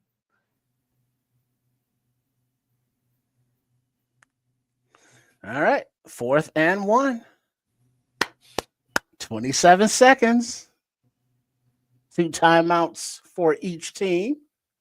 Ball is at the 14-yard line. Timeout, Packers. Run that shit again. Right there in the same spot, right back out. And let's see if they can do that twice. Now everybody sustains their blocks and we get the first down. Or run a quarterback sneak, doesn't matter. But just run this motherfucker right back at him. Or you slant DJ Moore over the top just like they did to you. Run it right back at him. Y'all ain't getting off the hook that easy. We finna run this bitch right down your goddamn throat. We ain't finna throw nothing. We running this motherfucker right down your throat. You gonna tell me we ain't gonna be able to get an inch or two? All right, here we go. Williams is under center. Swift is in the game.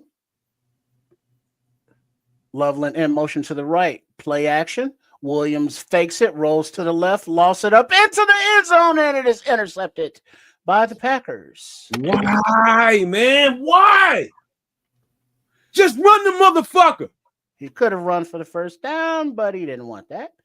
So he lofted it into the end zone into a covered person. Just run it. Run. Oh, God. Oh, my God.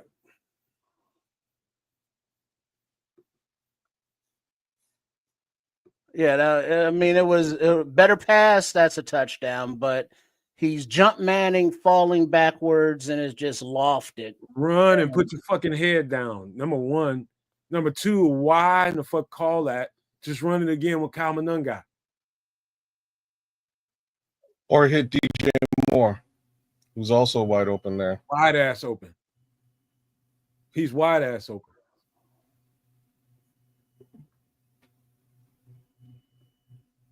Oh, man.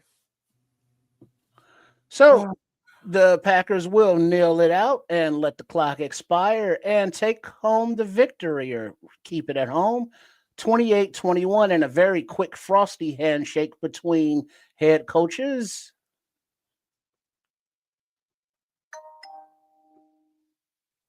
Shit, Caleb. You lost this football game, bro. Not sure if I could put this game on anybody else. You cannot. Y'all ready to do post game? Let's go.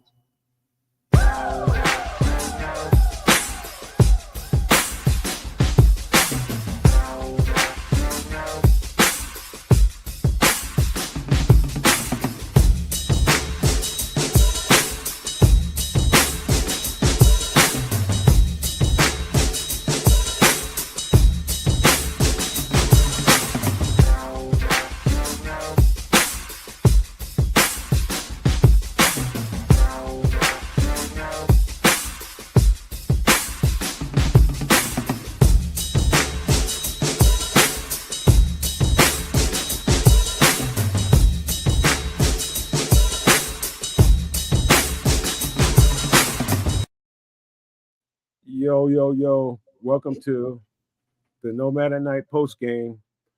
And unfortunately, we are in a bad place right now. And I'm boxing with my emotion. Just listen, man. It's going to be a lot said in this post game. And, it's just going to be truth because that's what we do on the Nomad Network. We speak the truth. And, F your feelings is kind of how we go about it. We're going to say it, we're going to call it how it is, man. And We let one get away from us here. We let one get away from us, and it was unnecessary. You know, let's just start there, Trips. You up at the top left, so we're gonna go clockwise and go like that. Well, first of all, I understand that. Hold on. What's going on? He's got some volume stuff. All right, there we go. Yeah, I get that Ben Johnson is very creative with his play calling and all that, but sometimes it's just too fucking fancy. Just line up, Swift and or Monangai and pound the ball. All the window dressing, okay, I guess that's cool and all, but it just seems as though he's making it harder than it is. And I disagree. I know what you're saying, and I know that running a football right there was the easy, smart man's money. But here's the thing: Caleb could have ran for that 6 inches and got the first and called it a day. He had that choice. He had the option. This is putting the ball in and this is the thing. This is putting the ball in your quarterback's hands to be the hero and win the football game. And he had an opportunity to do that. And when I'm saying that, I'm saying DJ Moore's in the exact same area, wide open, uncovered. Instead, he throws the ball to the one guy who is covered in the end zone and floats it over there for an interception. Huge mistake. This one is. Well, yeah, but I wasn't talking about specifically that play. I was just talking about the game in general. Fair. Okay. All right. To where it's like, all right, let's keep moving the sticks, and it's like, oh, well, we're doing this fancy thing, we're going the horizontal thing. The horizontal play worked like what, one time today, maybe twice, and they ran different variations of it like 5 times, 6 times. So it's just the play calling is just very odd because he goes away from his strengths to where it's like he thinks that his strengths are the razzle dazzle plays, and they're cool, but run the damn ball. Yeah. And so there's that aspect of it. And then the defense is, just been like a sieve. A lot of miscommunication, and JJ didn't out of place, and then very sparse, and everybody back there, is hung out to dry when there's no damn pass rush consistently getting pressure. And when you have to manufacture a pass rush with a blitz, you're going to get toasted by, a quarterback who, has a $50 million contract. So he has to, be good at something, whether it be, hitting wide open guys or lofting the ball up and letting them run under it. He's getting the ball out in 2 seconds. It's hard to defend that, but there is a defense for it. But this team today just didn't do enough of it, and special teams as well. Way too many mistakes, giving up short fields. Go ahead. Yeah, no. You're bang on with the special fields take as well. That Cairo Santos situation was abysmal, but these guys are getting positioned at the 35-40 on every kick, which is crazy. I don't know. I don't know if that's Torrey Taylor. I don't know if that is just a special teams team in itself, but it's a little bit of a situation. You're right in a lot of aspects. There was a lot of, I guess, and this is some of what we're saying here is the reason why personally I don't think this is the Bears Super Bowl go. I think it's next year. And I think there's learnings to be had and things to understand and growth to occur in this offseason. One of the learnings is more or less what Triple R was just sort of saying. And I don't mind it on that last play. But if you look at the entire game as a whole, you're right. There's a lot of unnecessary trickeration that's being levied out there. That when folks are saying, you're being too cute.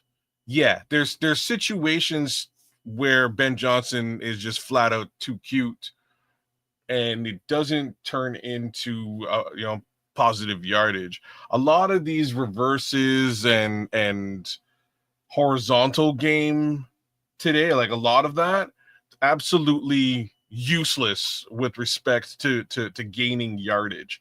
The screens ineffective today for the most part. Those reverses ineffective today for the most part. In those situations, you're taking the ball out of the hot hand of a two-headed monster running back room that you have. Just give him the ball. So let him run the ball. Fuck it. You know what I mean? And then get at your go horizontal, get your tight ends into the game, and at some point, somehow, some way, find a means to incorporate number 2 into weekly football games. I don't understand it at this point. Odunze is gone. He's hurt.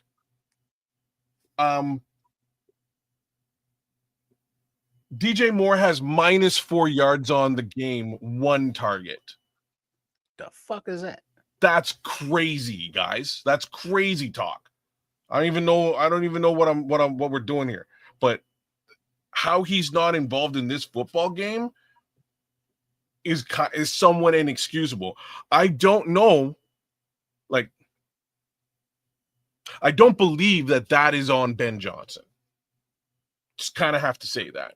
And why I say that is because of the trickeration. Yes, we got to layer in DJ Moore on those reverses and bubble screens and put him in the backfield to attempt to get him involved in the football game.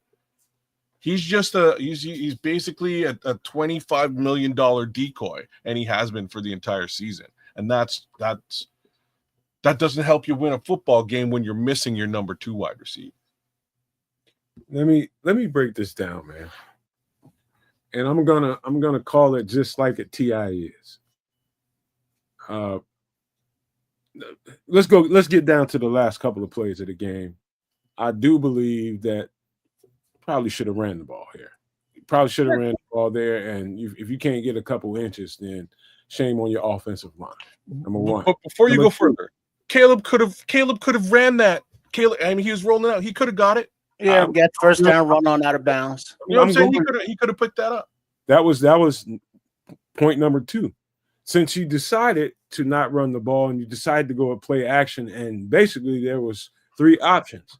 One, you can look at that end zone shot, which is probably your most poor option. 2, you saw DJ Moore sliding across the middle, and all you had to do is sidearm that, and it's a first down. And he might run into the end zone untouched, possibly. 3, you run the ball and take a hit at the yard mark, and you get your first down, and you finish this game off with either a field goal or a 2-point conversion. Bottom line is, because they put the ball in Caleb Williams' hand, he had to make a choice, and he made the wrong one, big time. Let's not make excuses for our quarterback, man. Let's not do that. I'm not saying that it's his reason, it's his fault alone that we lost the game, but that particular play, he had options to keep that ball moving. He had options. You either, nothing else fails, you run the ball and take the hit at the yard marker, at the first down marker. You run that ball, and I don't really think he's going to get hit too hard. You're going to run the ball and put it in your hands. That's why the coach calls those kinds of plays, to give you that 3-layer option. You got yourself, you got the middle layer, and then you got the end zone. That's what that's designed to do, to give you 3 options. And he took the money ball, and the money ball was covered. Right or wrong, y'all? Let's start there.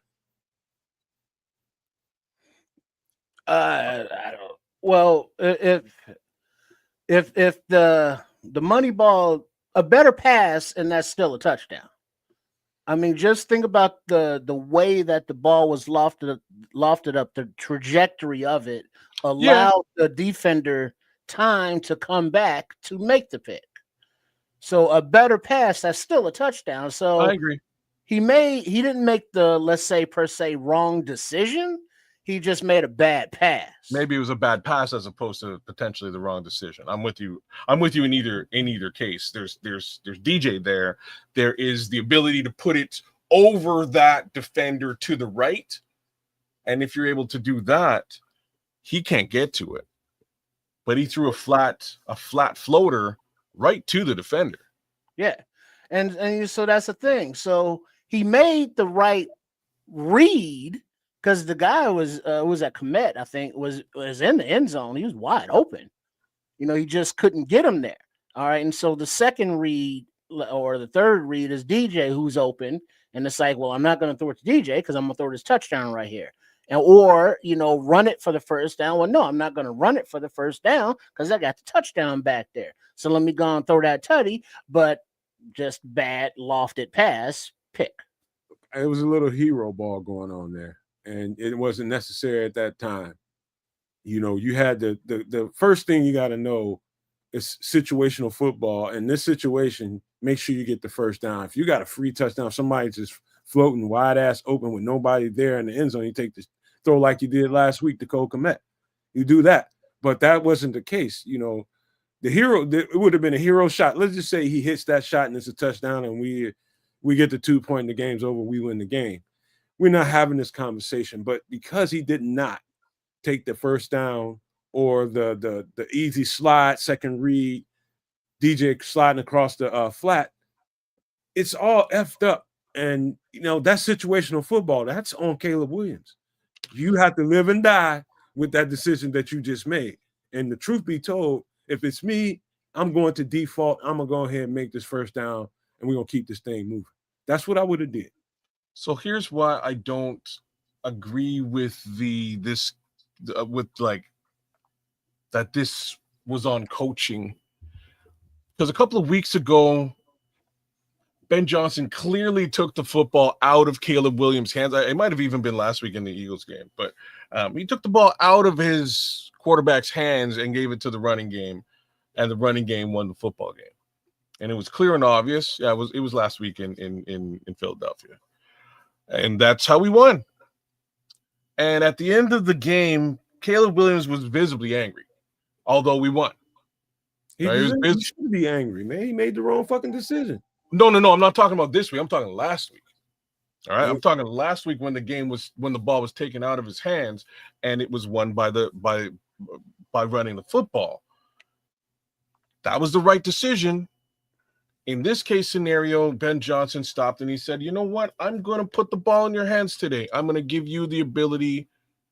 I'm going to bless you with the ability to win this football game. And the fact of the matter is he made the wrong decision. You got to put the weight on the shoulders of the quarterback, man. He gave Caleb Williams an opportunity to seal this game. We had an opportunity to win this game. We had an opportunity, at least at the minimum, tie this game up at the very minimum. But at the most, we had a chance to win this game, and he put the ball in the quarterback's hands. And I'm not mad at him for doing it. I got my mind on what I think the next play should have been, but that's my mind. I'm not Ben Johnson. It's his prerogative, like Bobby Brown. It's his prerogative to call the plays that he wants. And he took that opportunity to put the ball in the quarterback's hands and give him a easy 3-level read. Actually, it was 2-level because if you want to say third level, he's the third level. He's the third level. Right. But that's just how those plays are designed. You cut the field in half, layer the route combination, and he had 3 opportunities. The easiest opportunity was to lob that ball in the end zone with the man in coverage. That's the easiest thing to do. The hard thing to do is to take that shot to DJ in the middle and let him run, give it to your playmaker. I'm upset because DJ hasn't been involved in anything they're doing, number one. But number two, the default thing to do is to run that ball and make sure you get the first down. You just got to be willing to absorb some punishment because there's going to be some punishment right there at the damn yard marker. Oh, yeah. And so they're coming in. Yeah, they coming to blow your ass up. But you got to be willing to take them L's. That's an L. You got to take it. That's like that's like the other area of criticism that I have for Caleb Williams, man, is like sometimes you just got to stand in the pocket and take the hit, deliver the ball, take the hit, man. He's very sure to get the hell out of Dodge when pressure's coming. And it's a beautiful thing what he does. Unfortunately, extending the play like that throws off any potential timing that play has. So I saw a few instances today where there's, again, a Cole Kmet or DJ Moore or somebody relatively open within the field of play with a second or two to go, and the defense is screaming that they're coming at you. Just nail the guy. Take the hit. You might also draw a roughing the passer call. But like that's where he's lacking a little bit. His ability to escape is unmatched. He's friggin' Harry Houdini back there. But you don't want to get hit. And well, that's what I'm saying. Like that's the overarching theme, as opposed to get the ball to the receiver. That should be the overarching theme. Listen, right? Kez, what's more important? You got to give Ben Johnson some credit, because at this point and where we are with the development of this quarterback, the development of this team, at some point you have to show some confidence in your quarterback, who's shown ability time in and time out to make plays in crucial situations. This gave Caleb the opportunity. He's like, that call was basically, Caleb, I'm going to trust you because we need to trust you to make the right play here and give us this dub. What happened was, we had every opportunity to win that thing, man. And he just made the wrong call. I made the wrong decision. It's absolutely the wrong decision. Yeah. And somebody just said this. It's James Hammett right here. He says you never underthrow a 50-50 ball in the end zone. That means that ball, like Minister Charles said a little bit earlier, you aim that ball towards the far corner of the end zone. You get that thing up and away, and there's only one person that can come down with that ball, right? 1,000,000%. Put it in play for the defense. In this scenario, I think he could have gone in the opposite direction too, because that defender was coming from the left back, like towards Kmet. He could have thrown it to the right. There was nobody else there either. More towards the center, like towards the uprights. Same general result. Unfortunately, he lofted it and floated it right where, and for a guy who just generally doesn't have much of a touch pass, that was like a perfect touch pass to this to the Green Bay secondary. It's a little bit unfortunate, but end of the day, I don't know. I don't know, man. I don't. Well, you know what, Kens? The best thing about I gotta tell you, the best thing about a good decision, then he shouldn't have thrown the short ball. He should have thrown a high ball, right? The best thing about this, we see these SOBs in 2 weeks. Well, that's why, even though I'm shitting on the fact that we lost the football game, there's really no losing this game, given the outcome. I'm just gonna put it the realest way that I can. What we saw today was a Bears football team that actually played football against the Green Bay Packers. There's been times where we 50-burgered out and had no shot against the Green Bay Packers. This didn't look like that. Maybe for the first half, things were a little bit shaky and weird. Defense held us down. Second half, things became what they were. We closed the gap. Again, made this a football game. This is all just learning for in my opinion, for A, Ben Johnson, B, Dennis Allen, C, Caleb Williams. This is learning. They're learning how to beat the Packers and control this division right now. And that's why I'm not mad or pissed off that they lost this game. They still have a great record. They still have full capability to make it into the playoffs. I ain't mad. It's disappointing, but it was a good game. We saw the mistakes happen, but it's a professional game. There's ebbs, there flows, both sides. We saw the neutralization basically of Micah Parsons. Yeah, he was not a major factor in this game today. Right. So, there's good, there's bad, and I just got a text from Chef Trips, and he was like, spoiler alert, even though the team lost this game, he doesn't have any donkeys of the week because it was a team loss. There's things where we as outsiders will be like, well, why the hell didn't they run the ball more? But we can't blame, that because we don't know the game plan. Well, why the hell does DJ Moore have negative yards? Well, first of all, there's no excuse for that.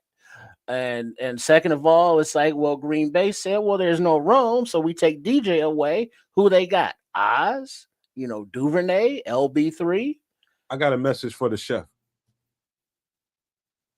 And I'll take everybody's opinion. And I'm gonna make some statements. Y'all can tell me if I'm good with that or no. Number one, Caleb leaves too much money on the field. Too many missed opportunities. Okay. Yeah. Two, the defense is probably out there a little too much. Even though they leaked and had some opportunities. Jaquan Brisker, I got question marks now. Any thoughts on that real quick? But I got a couple more statements. Well, I mean, if we want to talk about that, I mean, I've been pretty adamant since the beginning of the season. It's like, yeah, I'm not mad that he hasn't gotten a contract extension. I'm happy that he has been healthy. But just his on-field play, it's like, all right, you make a play here or there, but nothing momentous, nothing really game-changing. It's like, all right, no. So, I mean, and the propensity for him to be lost in coverage multiple times over the course of his career, not just this season. So it's like, yeah, he's upgradable. Okay. Here's the next thing. The fact that DJ Moore isn't a factor in what we do, and we should be beating the dog snot out of people. With the addition of DJ Moore into the game plan, and the fact that Caleb Williams is not even seemingly there doesn't seem to be a lot of intent to throw the ball to DJ Moore. Any agreements or disagreement? Not there, no. I want to know why the fuck that is. Me too, Doc. Me and you sometimes disagree on shit. This is not one of them times. Now, I haven't seen the all 22, so I don't know, is DJ open and Caleb is just not throwing him the ball, or are teams just taking away DJ? Or there's a little bit is there a legit reason? It's like, oh, well, he didn't throw to him there because, well, Caleb was under pressure. He didn't see him. Or is he seeing DJ open and not getting him the ball? Or is DJ not open? What the hell is going on? Do we got to go with the backstage conversation? Do we need to, or do you want to just leave that backstage? You know exactly what I'm talking about. Yeah, but I don't think we can have this conversation. I don't think it's not relevant. I don't think it exists. I think this at this point is not a. Well, you can't refute it if I didn't say it. Okay, well, no, go ahead. So what I think is going on, and you guys can tell me what you think or not. This is why we do what we do over here on the channel. We speak our minds and we give it to you unfiltered. And you guys can have your thoughts about whether I'm right, wrong, in the middle, anything. Somehow I believe, and I've told kids this, maybe Trips too, multiple times, that I feel like there's some residue going on from last year with DJ and Caleb, and maybe some stuff left over from when Justin was here and how DJ rode for Justin so hard. And I think Caleb Williams takes notes of that kind of shit. And for me, it feels like to me, now I might be laying it on a little bit thick right now. Y'all can tell me if I am. But it feels like to me, my instincts tell me that Caleb took notes of that and he's making DJ pay for that shit. Because it's too many times when I watch the all 22 and DJ's just sitting there and he's basically running routes with his hands in his pocket, per se. And it's just like he knows he's not getting the ball because Caleb doesn't care for the fact that he went in and rolled for Justin Fields in the event that we might be getting Caleb Williams in the draft. And I think DJ's paying the price for that. And wow. You guys tell me if I'm right or wrong. Trip, do you want to touch that?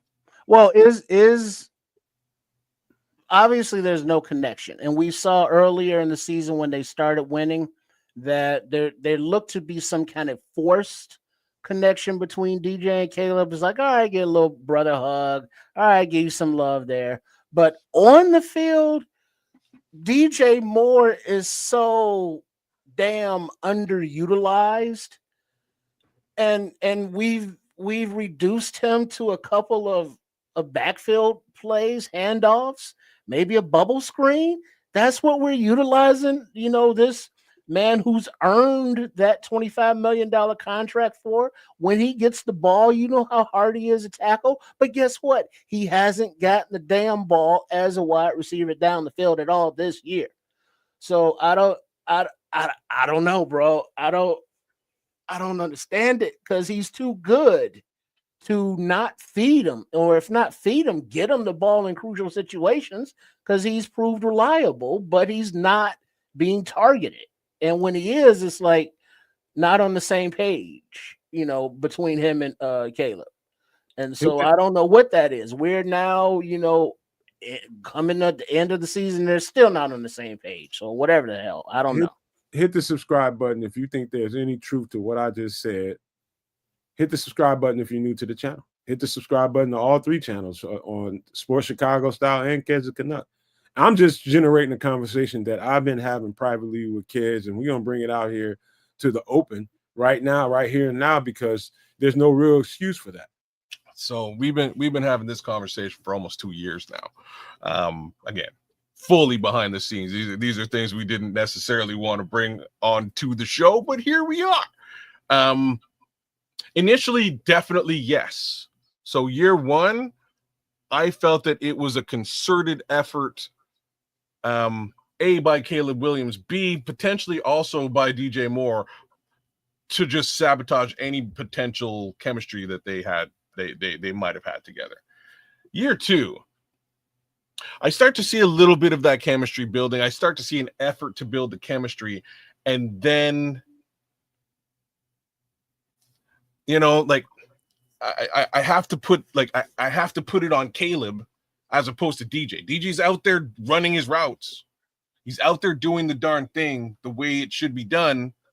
He's a decoy for the most part. If that's what he needs to be, he's out there being that decoy. But he never sees targets. Caleb, like, what shocked me today, and this is, and I have to put this out. What I was surprised by today was that they lined up Luther Burden on the left-hand side of the field. Caleb Williams found him and nailed him today.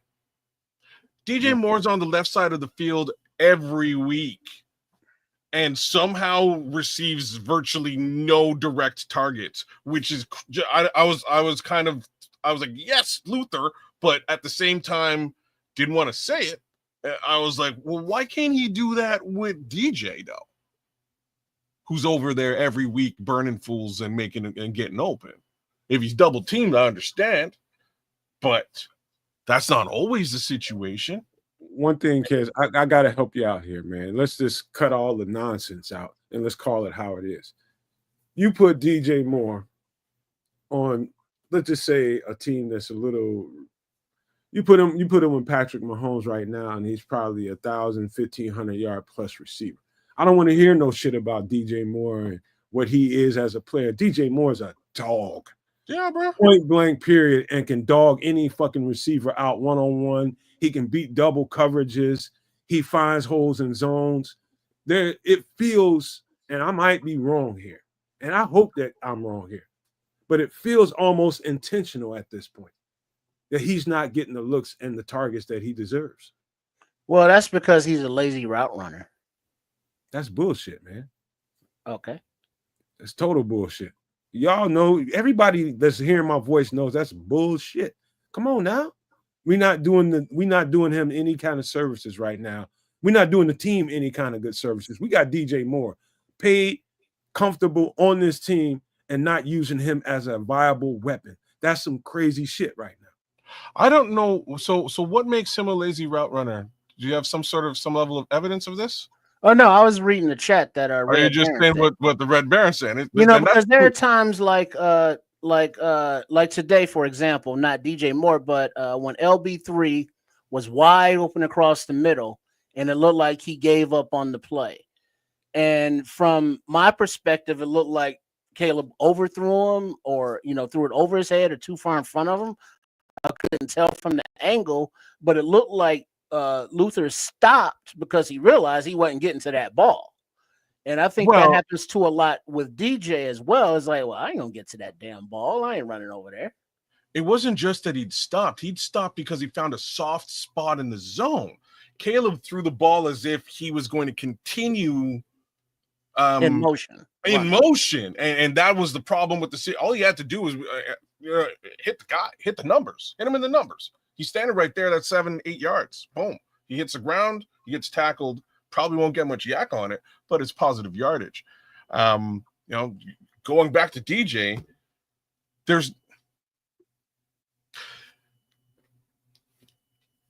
I can't sit here and say he's a lazy route runner because he wasn't. Did I say anything wrong, kids? Did I say anything wrong? That's what I want to know. Did I say? And here's the real answers that I can give you. I don't know. I can't sit here and say that they have chemistry between the two of them. I can't. I don't know why there's no chemistry between the two of them at this point. The closest thing to what we're witnessing between these two, a number one wide receiver on a team and a quarterback, the closest thing that I've ever witnessed to this was when the offense phased out Allen Robinson a couple of years back. And that was purposeful, and we could all feel it because Allen Robinson was in a contract year and they wanted to move off of him. Test out the rest of the team and see what's going on. We don't want to pay this guy. We want him off the team, so we'll freeze him out. So maybe that's what's going on. Maybe he's being frozen out of the offense purposefully. You don't do it to the detriment of your team, though.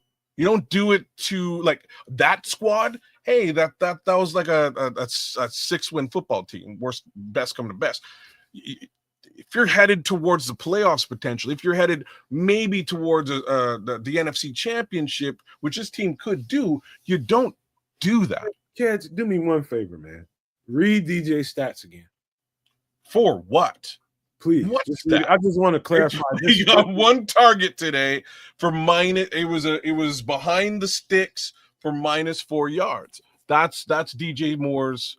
Tell me in what world that makes any fucking sense whatsoever. I'm gonna do you even. And then like Red Baron's like, well, that's why Carolina let him go. And it's like, no, it isn't.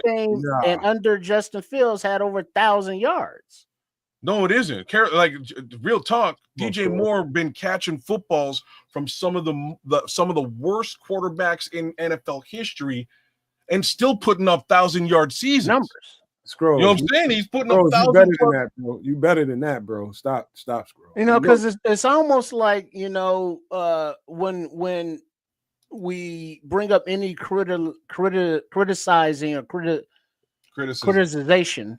I'm trying to say that word of our quarterback, no matter who it is, there's going to be those people that are just automatically going to find every defense for that quarterback and blame everybody else from the coaching to the blocking to the receivers. And we're not going to fall back into that pattern again. If there's criticism to be had, it's okay to say it. It doesn't mean that player should be automatically benched and or traded or anything like that. So go ahead. So just those to layer those things on. I don't know if they can actually trade him. And the reason I'm saying is that doesn't matter, kids. We're not even. I'm about to move off of that point, but I just want to make the point. They've restructured him twice. His money's in a very weird way, and he's fine with it, with the expectation that he stays in Chicago and plays football here. So I don't think they're going to move off of him. That's just me. I think he's in a precarious situation in that regard. Here's what I want to ask, though. If you're a number one wide receiver on a football team like DJ Moore is, how many games with more than 7 targets do you think he's had this season? Probably 3. 2. 2? with more than 7? Three is tops. Like I need to poll the chat for this. I want you guys to throw a number in. How many games with more than 7 targets has DJ Moore had in the 2025 season? Put your number in the chat. All right, so no matter whether you're looking on the Nomad Network at Cads the Canuck or at Triple R SCS, aka Sports Chicago Style, throw those responses there in the chat, but also make sure you are subscribed to all 3 networks. But I'm trying to remember a game, and I would say not a lot, because it's always been, hey, when are we going to get the ball to DJ? Hey, keep them when are we coming. going to get the ball to DJ? And then it was like, oh, hey, we got the ball to DJ as a running back. And then it was once again, hey, what happened to DJ? Keep them coming. I see a 2, no more than 3. 0. I see a 0 in the chat. I see 4 in the chat. 5 games with more than 7 targets. Okay. Whatever it is, it's bullshit. I know that. It don't make no sense. Like when I give you the answer, you're like, it is. Somebody's already nailed the answer. Well, there's a couple numbers out there from 0 to 5. Give it the answer, man. The answer is 0, Doc. There it is. Somebody was cheating. Minister Charles nailed it. There isn't. He's had 7 targets. He's had 7 targets twice this season, which makes things even worse. He's had 7 targets twice. Under normal pretenses, he's targeted between 5 and 3 times a game maximum. It's super low wallet share, y'all. I don't understand why. Doesn't make any sense to me. Either they're trying to freeze him out in order to trade him next season, but you can't do that in a game like this. Like that type of politics doesn't fly when Rome Odunze's on a bench. All I know, kids, trips. What I know is this, and I don't know that you can really argue with what I'm about to say. That kind of number, those kind of numbers you just read out, that's not right when you got a team with three losses and 9 wins. That's not right. You can say, okay, we did that in spite targeting DJ, and you got that argument to make. But you also can say, okay, we just lost Caleb's favorite weapon, and we didn't even target DJ to make him a viable piece. That could have loosened up Luther. That could have loosened up the tight end. That could have loosened up what's his name? There's so many advantages to making. To me, he's the best fucking player on the offense. He's your best fucking player, and he's getting fucking wrote out of the script. And I don't understand that. Well, but that's the question that I have about the all 22s. Is it that DJ is open, he's out there and he's just not getting the ball? He's just not getting the ball. Because remember, there's open to Caleb Williams or to a quarterback that has to see it. Then there's NFL open. DJ Moore be NFL open a lot. All the time, dude. There's been times where Caleb Williams has sailed balls just over top of DJ Moore clean.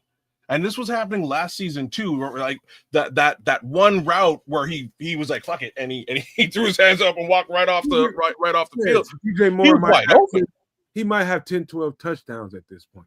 Brother, there's the other one earlier this season where again he's wide open on a left post to the back of the end zone, and Caleb sailed him. And everybody was like, why didn't he hit him? Oh, he ran the wrong route. Well, shit, he's wide open. He gives a shit about what the route is. Hit the receiver. We can talk about the route, and maybe Caleb's right in an argument, but wrong in not hitting the receiver for the touchdown. You know, because this offense, I'm not even going to go there. But Caleb Williams has not been the kind of quarterback that is like, I'm going to drive back and pass, and then in exactly 2.2 seconds, I'm going to throw the ball to a spot, and there's going to be a receiver there to catch the ball. This isn't that kind of offense. You know, this is kind of like, okay, I know the guy's going to be in there. Okay, there he is. He's open. I'll throw it now. You know, there's not a lot of anticipation, but there's also not a lot of. There's a reason for that. What's the reason? The reason is the quarterback's always on the move. Well, there's that. You know what I'm saying? If the quarterback is always off of his spot, that anticipation throw goes out the window and it becomes backyard. But when does it get to the point where it's like, I understand that, but it's like, I'm a quarterback, you're a receiver, the timing is off on the play, but I see where you are on the field. I'm going to throw you the ball, and we're professionals. So we ought to know, well, am I leading you? Am I throwing back shoulder? Am I throwing where you are? There has to be that communication to a point where we saw Jordan Love and Watson, just make a little hand signal. All right, you're going to run this route, and I'm going to throw you the ball on that route. Or if I see you open because of a scramble play, I'm going to throw the ball, and you're going to go get it. Hey, Trips, let me put a little color into what you're talking about right now. And both of y'all are kind of speaking to what I'm about to say. And it's called pocket presence. And Caleb is absolutely incredible. And I don't want to come off like I'm sitting here trying to shit on the quarterback. But when we're here doing real hard time, serious analysis of what we just saw, you got to say it, call it for what it is. And the truth is, every time I look at the all-22 and I look at watching Caleb Williams in the pocket, sometimes he does an excellent job of avoiding some pressures that are, they didn't expect, and he'll wheel out of something and make a play down the field. Absolutely incredible. But there are other times where all he needs to do is just step up in the pocket, which you don't see a whole lot of Caleb Williams doing. You don't see Caleb Williams stepping into the pocket and, taking for a better way of saying it, I'm going to say it like this, taking a shot on the chin just to deliver the ball in that anticipated throw that Kez was talking about. You got to be willing to take some shots on the chin to get your playmakers the ball, give them a chance to catch it and run.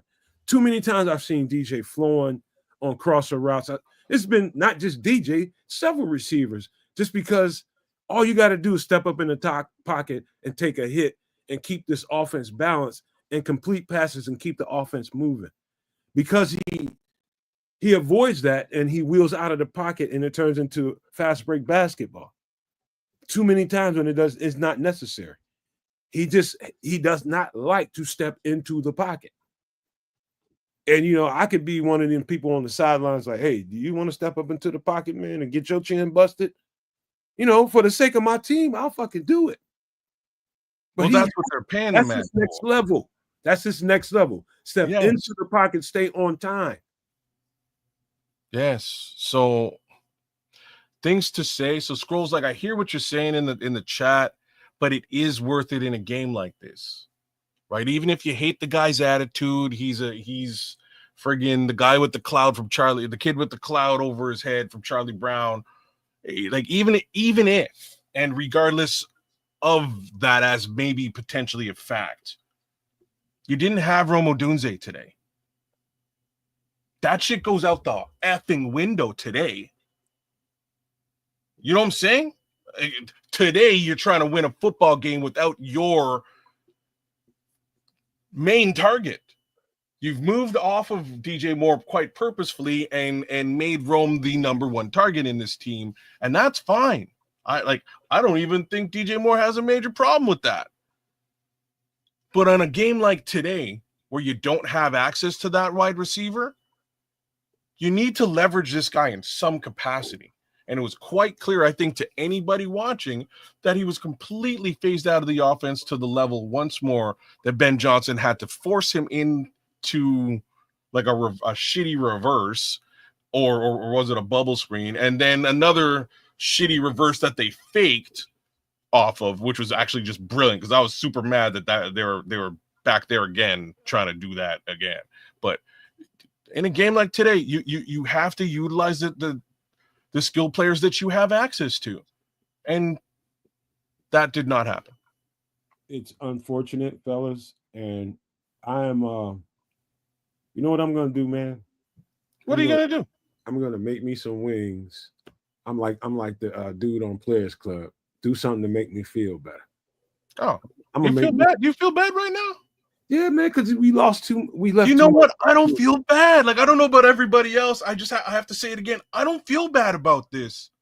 This is the friggin' Bears-Packers rivalry.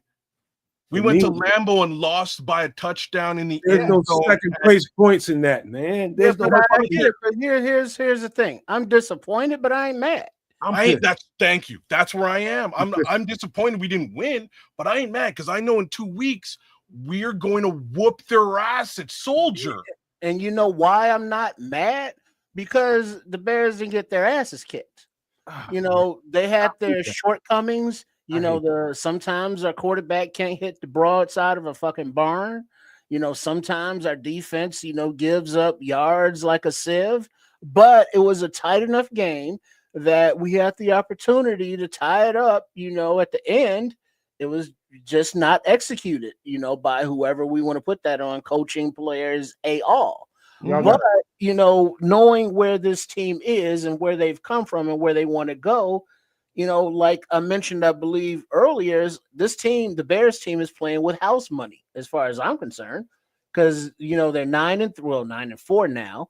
My preseason projection was like 10, 11 wins. It's like, all right, it's a little stumble here, but Green Bay's all in for the Super Bowl.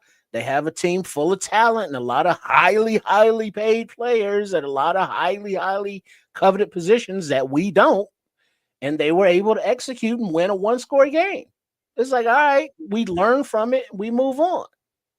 Hey, look, man, with all due respect, I don't want to hear none of that bullshit y'all just got through saying. Because ain't no fucking second place. Ain't no we almost did it. Ain't no consolation prize. Motherfucker, we lost. And we could have won that game. And I'm pissed off about it because of all the things I just said previously. Let me finish. Dude, that is some bullshit we just got through watching. That's some fake bullshit. We shouldn't have. Matter of fact, we shouldn't have probably been in the situation where the shit was close. We should have had we are not executing offensively early in games, and it's coming back to bite us now. Now, well, and a lot of that I put on accuracy. We do face the Packers in 2 weeks. So I give y'all that. We play a close game. I give y'all that. But that's no reason for me. That's some bullshit to me. We lost, goddammit. That's the end of the day. We lost to the Packers again. Yeah, it's disappointing, but it's not earth-shattering. I'm not there with you here. I'm like, and it's, to me, it's super funny because I'm usually the guy who's pissed off and surly, and all of a sudden Captain Positivity is pissed off and surly. It's super funny. Roles have been reversed. The way that I see this thing is this Bears team, a 5-win team a year ago. They've got to layer that out there again. Man, fuck all 5 that. wins. Has basically taken a trajectory like this, like a hockey stick trajectory. And I didn't see that coming. I did not see them. I did not see this team being where it is today. I did not see them beating. I had it called last week. I did not call them beating the Eagles. Whoop the Eagles' ass. Here they are up against the division rivals that they haven't beat. They beat once in 10 years. Like this is a serious situation. Did I expect them to put up a very a good fight and have a close contest against them? I did, but it could always go the other way. Hold on, no man, hold on, kids, hold on, no maniacs. The way the game started, how many people was like, "Oh shit, this is about to be a blowout. This is gonna go the other way. This is gonna go." And here's where Caleb Williams. Here's where Caleb Williams has to get some respect, though. No, man. Even though he's take it easy, man.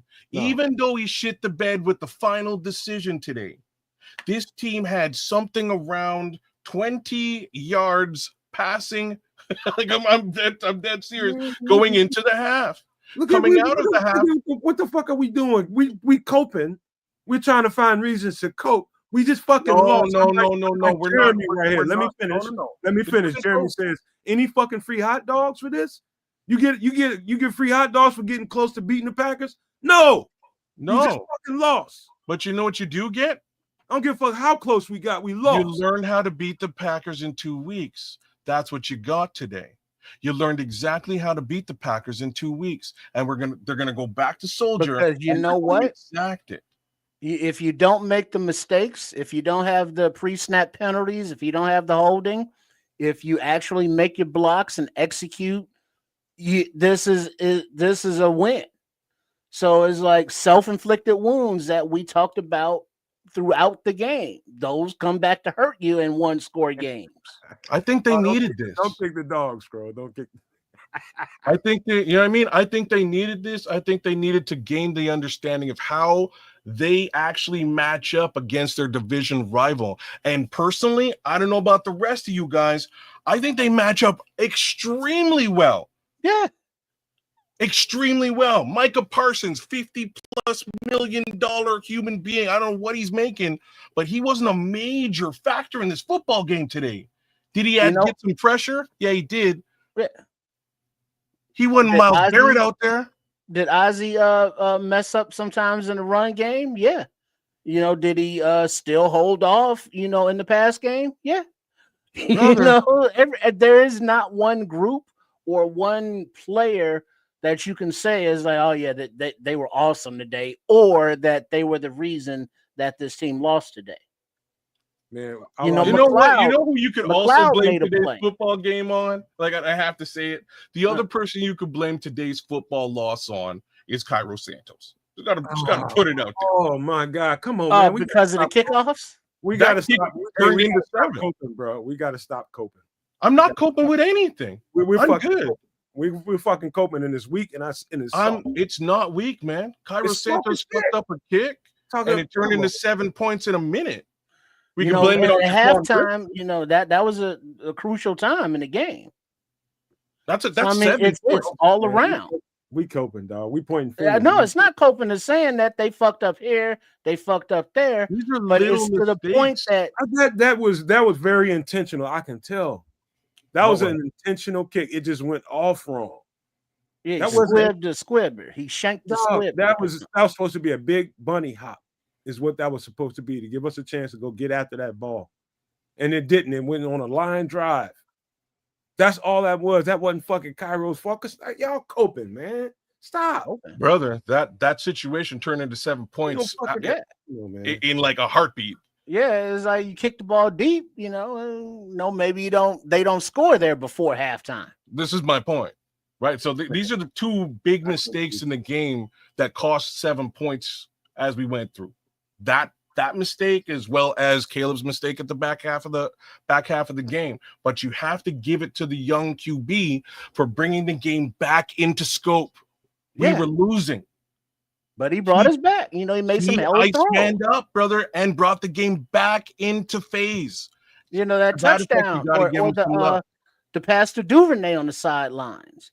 That was a beautiful pass. It was a beautiful catch. It was nice execution. But there's just not enough of that. But I can see, and I guess kids can also see, that you clean up these mistakes, you execute, you win. I mean, let's talk about the defense. What the hell's going on in the secondary out there? And now, side note, I don't know what the injury was, but considering the way the season is going, have we seen the last of Kyler Gordon? I don't know what's going on with him and why he couldn't be out there today. He would have definitely been a massive help with those crossers in the slot, right? They were burning us with slot crosses or slot drags all day long, and he's super good at covering stuff like that. I'd like to think that CJ would be too. He just had a hard time with it today. I don't know what the deal was. He got burned left and right. He got burned a couple of times, right? So there's little things that can be cleaned up here. I'm confident. I'm not coming out of this even in a loss situation. I'm not coming out of this loss feeling like my Bears team ain't going see these guys in 2 weeks. Right. This was not embarrassing. And like play some real football against the Green Bay Packers. Because you know what, no maniacs kids. Those I could hear the stands, the Packers fans at the end of the game was like, oh shit, bro. They were like and there's Packers fans in the chat right now saying stuff like "Go Pack." It's cool, but you had to dab up a little bit in the John. You had to get them wet wipes. Like Nomad loves, you had to get the wet wipes out and take care of just a little bit of dookie because you were turtling in them last 20-odd seconds of this football game. And it's just facts. I just love it, man, because we all come away from a game like this, a tight contested game against the this is our little mini Super Bowl against the Packers. We beat them. We got bragging rights for a while. Mm-hmm. And it is a little mini Super Bowl is what it is. You have to look at it that way. And we took the L, and there's all kinds of reasons why that happened. But the main reasons being what they are, you know, I don't just talk out of my ass. I know exactly, man. I'm fucking passionate about this shit. And I see the game to me in the right way. People can argue about the way I see the game, but there is no second place to me. We lost and we shouldn't have. We shouldn't have lost this game. And that's what I'm upset about is the simple fact that we shouldn't have lost this game. We had opportunity to win this game. We had an opportunity to win it and we fucking blew it. And on I'm upset. all three phases. And I'm upset about it, man. That's just the bottom line. And if it sounds like I'm attacking the quarterback, that's not it. It's the competitor in me that knows I saw the stuff that we needed to do to win the game, and it was there. That's why I'm upset. It ain't got shit to do with one player, two player, three players, one coach, two, nothing. It has everything to do with the opportunity to win, and we fucking blew it. And there's no coming back from that. The Packers fans will say, fuck you, fuck what you talking about. We won, y'all motherfuckers suck. And we got to deal with that for at least 2 weeks. I don't like you can accept that if you want for the next 2 weeks. I'm not going to, because straight up and down, this game was out of pocket for the Packers up until the last second of the game. This wasn't a win. They won. Right. Yeah, they won. I was like, woo, we held them off there then, right? Ooh, that interception with less than a minute to go in the end zone. Ooh. You know, that's not a resounding like, yeah, we kicked your ass. Like, no, you didn't. No, they didn't whoop They our won, ass. and the Bears lost, but the Bears didn't get their ass kicked. They did And not there's get no their moral ass. victories. I get it. But it's like, yeah, I mean, we lost. There is learning, though. This is not a moral victory. There is learning from losing. Yeah. This is what the best part of losing is understanding how to fucking win. And what I'm telling y'all is that a pretty good idea on how to win tonight. Because now probably should have. We have not heard the press conference from Ben Johnson, but here's what I know he's going to address. Yeah, we should have run the ball more. Yeah, we got to be more accurate with our passing game. And yes, the defense has to tighten up. And the defense will tell you, yeah, we fucked up. Yeah. We gave up more than we should have. Yeah. You know, to a special teams, to a man would be like, yeah, that, or Santos, like, yeah, that kickoff, yeah, that's on me, my bad. You know, the offensive line was like, yeah, we got worked in our blocking in the run or pass. They will all admit that they did not play their best game. They played a good game, but there wasn't a better or a best in this game. Trip, kids, do me a favor. All you got to do is read off the first half stats. And that's kind of going to where my emotions are, because we suck. We absolutely sucked. Low starts. No. It's not just a low start. It was an abysmal start. There was no offense of any kind, even running the ball. It was not a well executed plan. You know, no matter how you slice it. The upside, though, is half number 2. You know, quarter number 3, if you will. Quarter number 3, the whole situation shifts. They start playing football. Rhythm occurs. You know, all the things that were for the most part missing in quarters 1 and 2 suddenly appeared, and now we've got a tie football game. Like, these are the reasons why I'm not upset. Facts are, there's a lot to be cleaned up in 2 weeks to go back to the well and do this thing again. But I'm confident that they can do it. What do you think? I just want to ask you, what do you think Green Bay is going to do different than they did this week? You think they're going to stop attacking the line of scrimmage and attacking Caleb Williams and making him make decisions? No, they're going to do exactly the same fucking thing. They're gonna say again, Caleb won't stay in the pocket. He's going to run out and he's going to throw balls that's going to give us an opportunity to throw them away. That's what happened today. Yeah. They crowded the line of scrimmage, came after Caleb Williams, said, we don't trust him throwing the ball down the field. He's not targeting 2.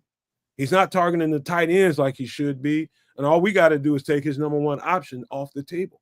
All right, now with that said, Nomad, if you're Ben Johnson, what's your game plan? Kick Caleb in his ass and tell him you're gonna have to stay in the pocket and make some plays. So I'm gonna say some other things. So even with that being the case, we still almost won this football game. Almost. This is like the most important silver lining to this.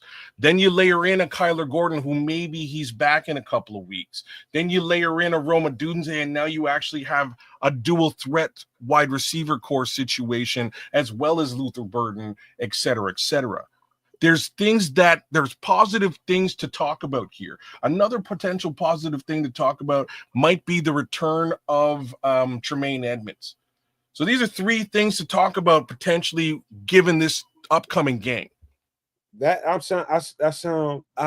react to that. The idea that we can possibly get either, especially Tremaine, that could help tremendously. Kyler, I don't know. I don't know that we even need to. Bro, those crossers, given the circumstances. I don't know what his history was, but given the circumstances, but almost ain't getting us nothing. We got an L, bro. That's okay. It ain't. It is. No, it ain't. Not with all the I don't know why you're being like this. You know what I mean? Like, this is just it's funny to me. It's funny because I'm usually the pissed off guy, and you're usually fucking, pulling me off the ledge. In this scenario, I see super positive stuff. I did not see a team that was defeated or got their ass whooped handily. None of that happened today. Like, this is not the Lions game. The Lions game, fuck yeah.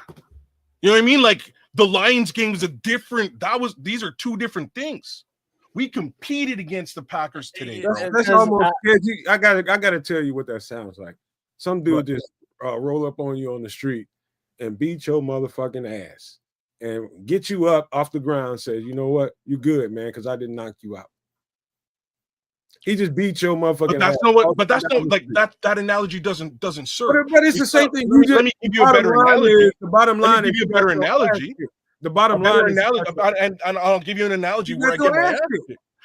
I'll give you an analogy where I get my ass kicked. Me and a dude start scrapping in a back alley, and I we go toe to toe, and I get knocked out.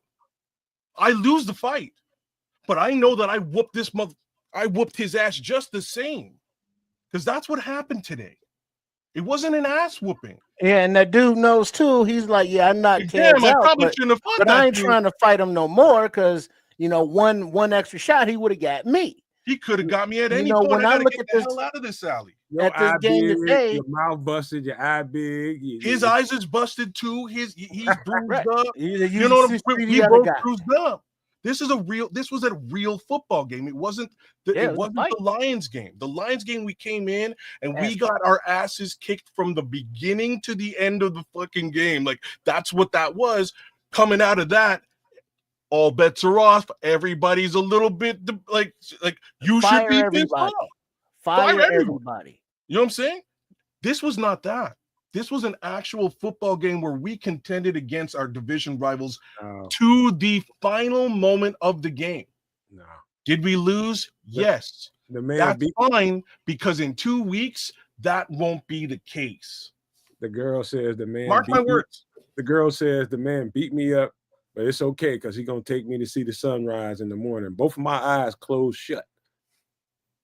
But what did you do to him? What does he look like? But what does he look like? Yeah, but she probably what do you call that? Castration?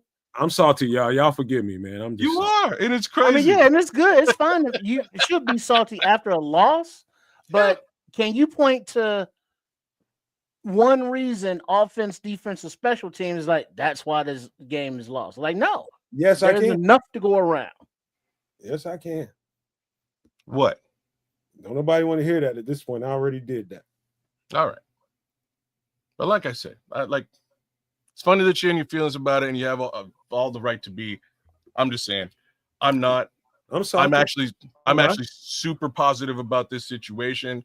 Even in a loss, I don't coming into this game, and I said it myself, there's no losing this game for me. Like, unless the Bears walk into this game and get 50 burgered out.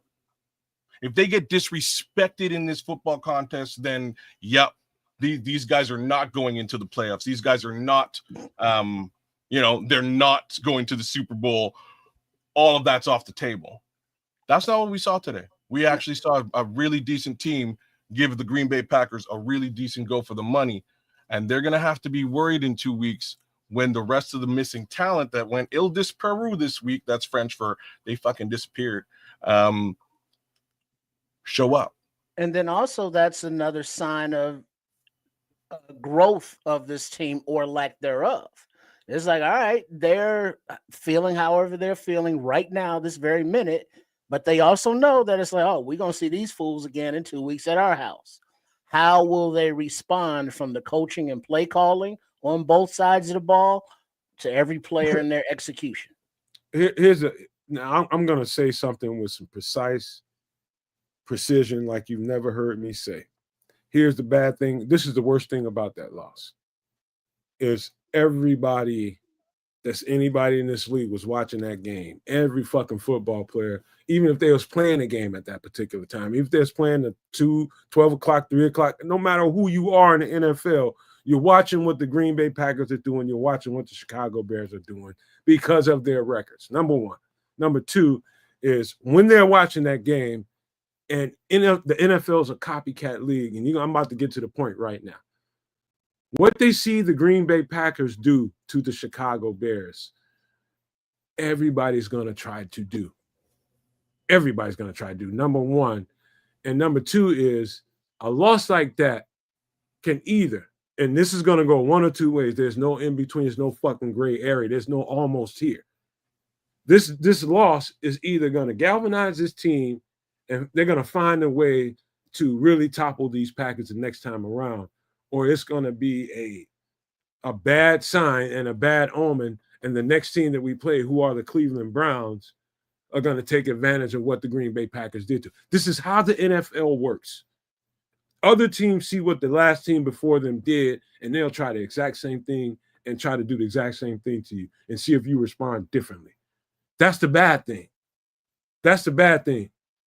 And hopefully, and I don't know what the fuck's going to happen, but hopefully they rebound from this thing, see the cracks and the holes in their game, and figure out a way to get around it and do something else, because guess what? Myles Garrett's coming next week.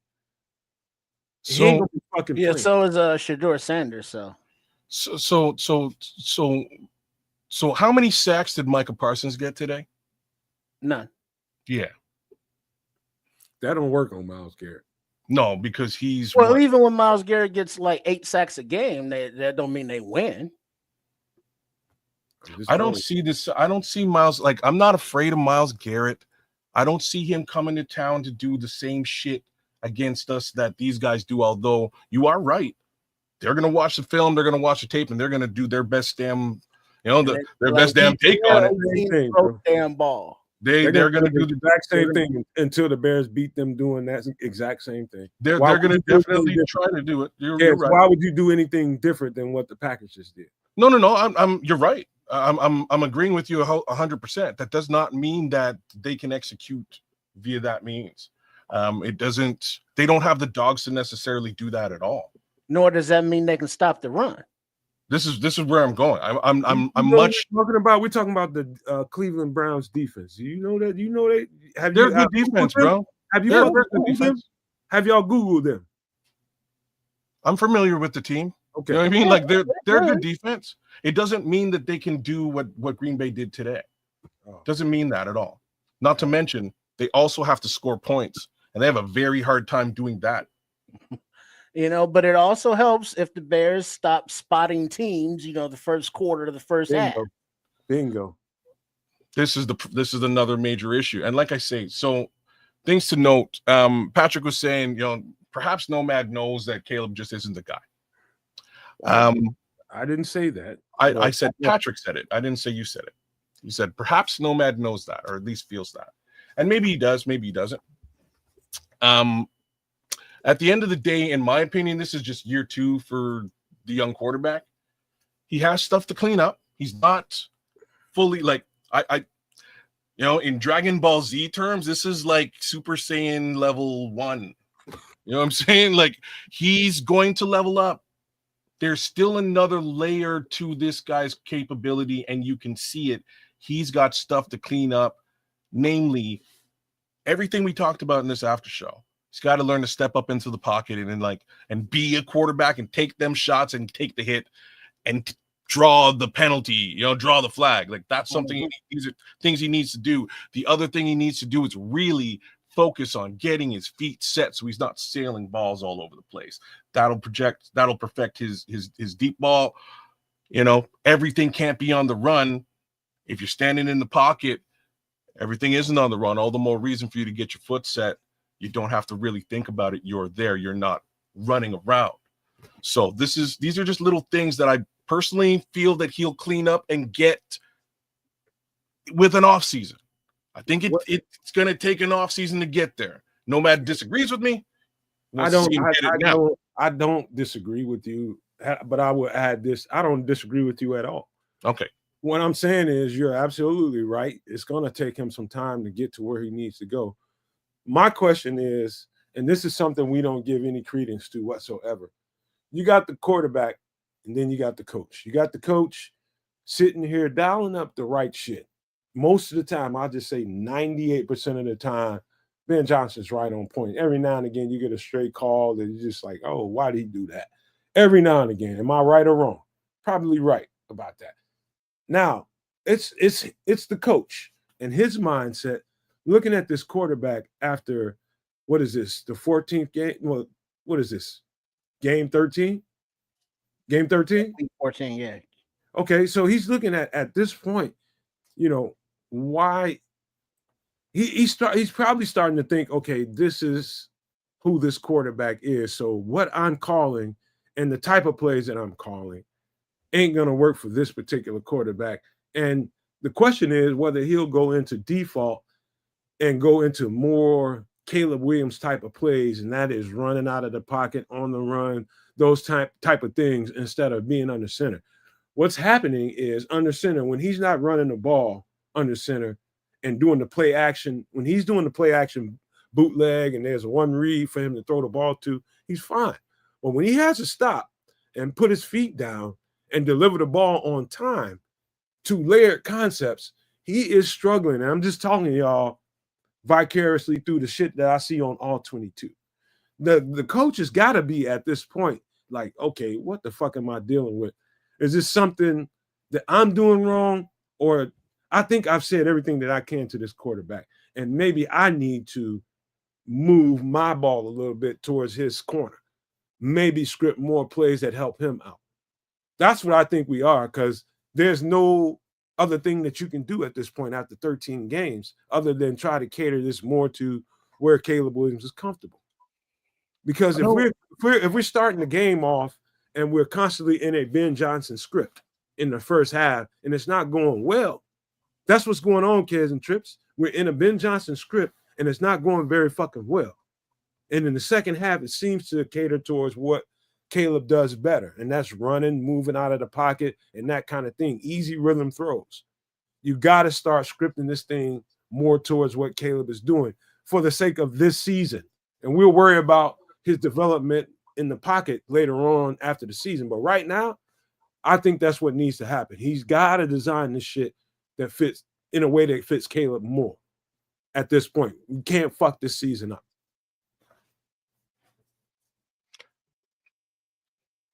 I slightly agree with that, but at the same time, I'll say it one more time. I don't think this is the Bears Super Bowl season. You know what I mean? Like, I'll put it out there. It's an awesome ride. I hope for a playoff berth, and I hope for a deep playoff run when everybody's more or less healthy. I still don't see us going to the Super Bowl. I don't think this team is there yet. Just saying, we don't have a pass rush that's viable. We don't. There's issues here that can be fixed in a simple offseason, a single offseason at this point. considering the upgrades that they've made so far. So I don't put all the issue and blame and question on the quarterback and the OC at this point. What I have seen from both of them is that, first off, they respect each other and they can work with each other. It's actually working. We've seen way worse situations, bro. You know what I mean? Like, we've seen situations where the OC comes in and he has no chemistry with the quarterback at all or the offense itself. It's his offense. So I'm fine. Whether they switch to a more Caleb Williams friendly situation, or whether Ben continues to do things with his game plan in mind, the flip is that Ben is also trying to he's trying to scheme against a team as opposed to just scheme for the quarterback's comfortability. All that in one. You have absolutely right. I don't know which one is best, but what's best for the Cleveland game is whatever the Titans did, because they were able to put up points on them. So whatever that game plan was, let Ben Johnson gets there. And Red Baron here, who's really becoming a defense attorney here, is like, we're ranked eighth in points per game on offense, good, 27th on defense, bad. I think we focus too much on Caleb instead of holding teams under 21 points. True, the defense needs help, but when is number one pick going to be like, all right, we can win shootouts? So here's why we don't focus on the defense. Like, there's probably a single reason to this. The defense has been turning the ball over and is leading the entire league in turnovers, and the offense virtually never scores off of them. Yeah. So you can't just blame the defense or really hold them accountable. They're doing their job. At sometimes the bend don't break, go break. You know what I mean? Like, it's gonna break. People are gonna score points. Because the Bears got the ball first today against the Packers, didn't score, but the defense got the ball back on a turnover and gave the offense another opportunity to put up 7, of which they put up 0. An extra opportunity. Well said. And this is not the first time we've seen that. We see this almost game on game on game on game, because that's how frequently this team is turning the ball over. Nobody else in the NFL is doing this. This defense is, and you have to give them kudos for it. And if the offense is able to convert more of those turnovers into touchdowns, we're having a totally different conversation. This is a whole different situation, game on game. The thing is, we got to be better, and we got to be better quick, because we got the Browns coming in here. Oh man, come on! We got Don't worry about them coming in here. I told you a week ago that when we was looking at the Packers, I also said that you got to respect them because we were on a streak. I didn't think, a lot of people thought that we was gonna come in here and just roll the Packers, and I'm just like, nah, dog. You don't understand what we're dealing with now, dog. You have to come in here, and you have to come in here and beat these dudes and beat them convincingly. And I'm just like, no, you got to come in here and play some real football, and you got to take advantage of your opportunities, and we did not. And in the end, in that respect, though, man, you should be pissed off. You know what I mean? Like, in that respect, you should be, because we shit the bed for the first 2 quarters and did absolutely nothing and took advantage of absolutely nothing. But that's not new, man. That's an epidemic at this point. Yeah. You know what does piss me off, though, and I'm like, it's disappointing to lose a game, but it pisses me off when you see how hard Kyle Monangai runs, and then they take the ball out of his hands, and it's like, okay, he's getting lathered up, let's go, and he's out of the game. And so it's like, give the kid the opportunity to eat, keep feeding him, because you're being rewarded when you're doing that.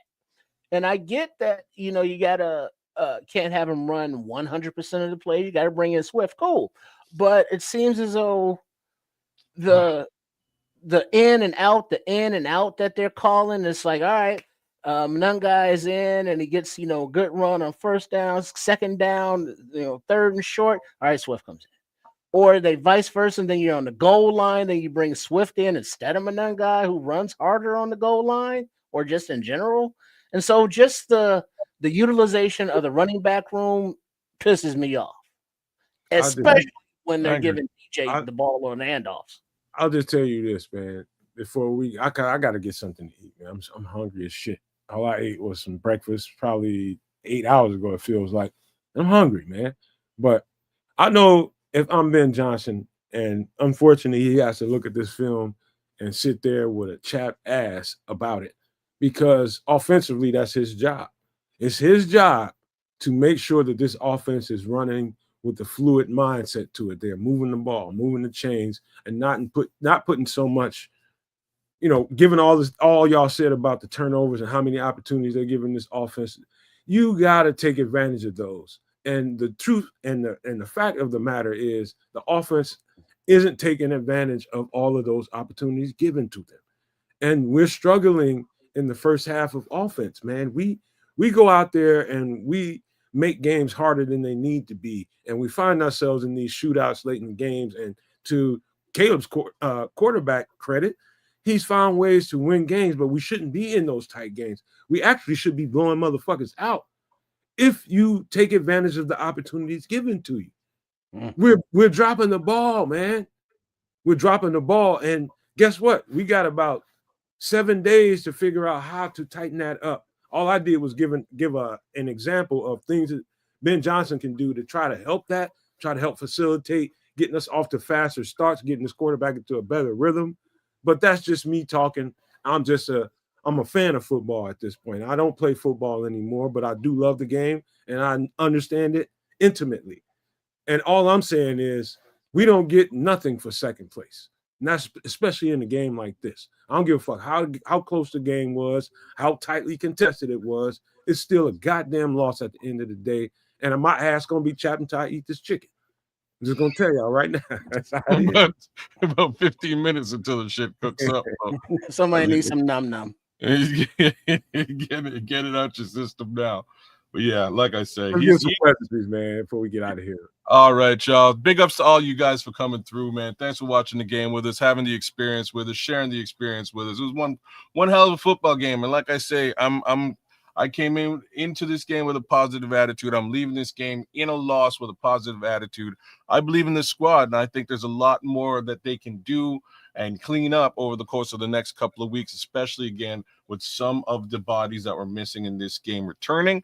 I think all of that will be a major factor over the course of the next couple of weeks. Am I afraid of the 49ers? Absolutely not. Am I afraid of the Cleveland Browns? Not with their quarterback situation, I'm not.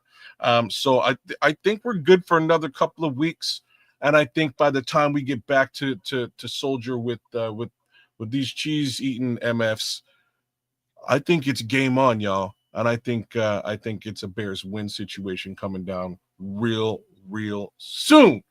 And this is coming from a guy who probably had maybe 3 of the games that we're talking about listed as losses earlier in the season. So one more time, big ups, Bears down. Give me a like, share, subscribe at Keza Canuck. Please, baby, please.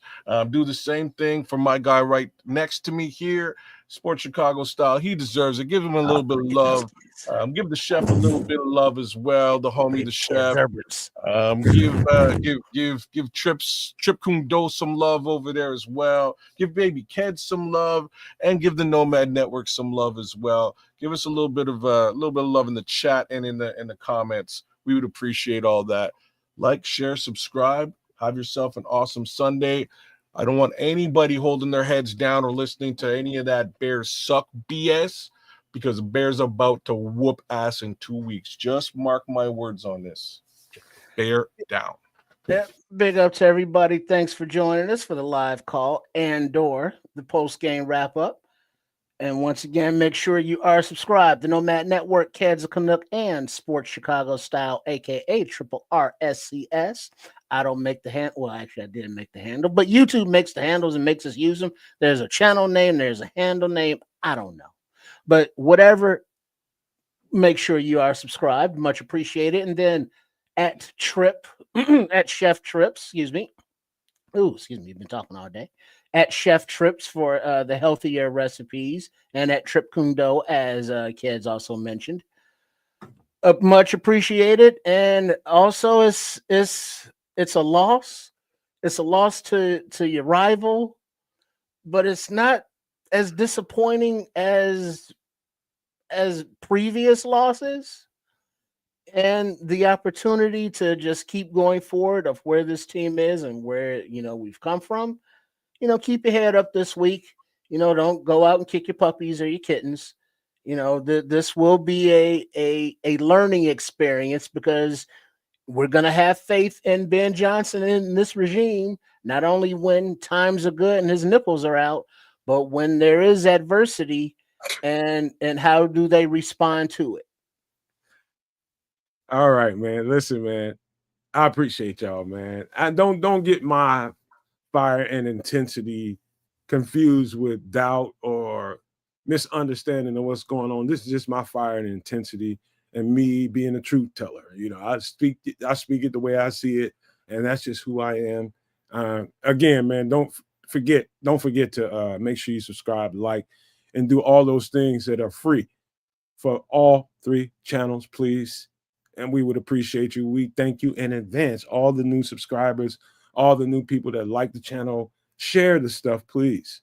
Share it for all 3 channels, on Sports Chicago Style and also on Kids of Canuck, his channel as well, man. But also over here on the Nomad Network. And don't forget, come Wednesday night at 8 p.m., guess what? The way I'm feeling right now, before I eat this chicken, I need Wednesday night bad. I need a Coke. I was just talking shit about kids and Trip coping. I need a Coke. I'm probably the one that needs it the most, because I'm a little sizzling right. I'm sizzling like an MFer right now, like this chicken is going to be. And I want y'all to come in here Wednesday night at 8 p.m. Central and come have a good time, because we do a lot on that show, man, because that's just one of those things where we give you your money's worth. You subscribe to the channel, you become a member of the channel, and you want your money's worth. And damn it, that's what we do on Wednesday night, 8 p.m. Central. We give you Real quick, Nomad, just FYI, I'm telling you all kids as well, and the No Maniacs. I have a previous engagement this week for Extra Sauce.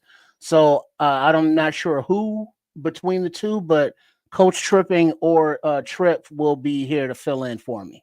Okay. All right. You gotta give me a tell one of them to send me an email or a text or something. Let me know which one it's gonna be, so I can get my mind ready for whoever it is. Right. Just part of the family of the crew over there at Sports Chicago Style. Always willing to pitch in. Chef Trips does the MFer in the kitchen the last Wednesday of the month, but this is not the last Wednesday of the month, and he has a previous engagement as well. But the fine folks over there at Trip Kundo are willing to step up for me. Much appreciated, fellas. I'd love to see Triple R, but if we got to do karate on that show, I guess we'll figure out. That's the best place to do it, I guess, if we're gonna do some damn karate on some Extra Sauce. Well, technically it's Trip Kundo, but sure. But we'll make it work one way or the other. I just love y'all, man. You two cats, man, and all y'all in the chat. I love this community, man, because we wouldn't be able to do some Extra Sauce without y'all. We wouldn't be able to do the Nomad Network, the Nomad at Night, the Feed the Bears, all the things that we do over here without you guys. Just know how important you guys are and how much we love you guys. And I just want to just give you that appreciation, because I mean it.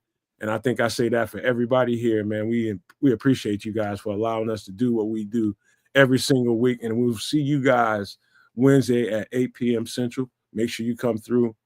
We look forward to seeing you. But I want to leave you with these famous words: love, peace, and hair grease, y'all.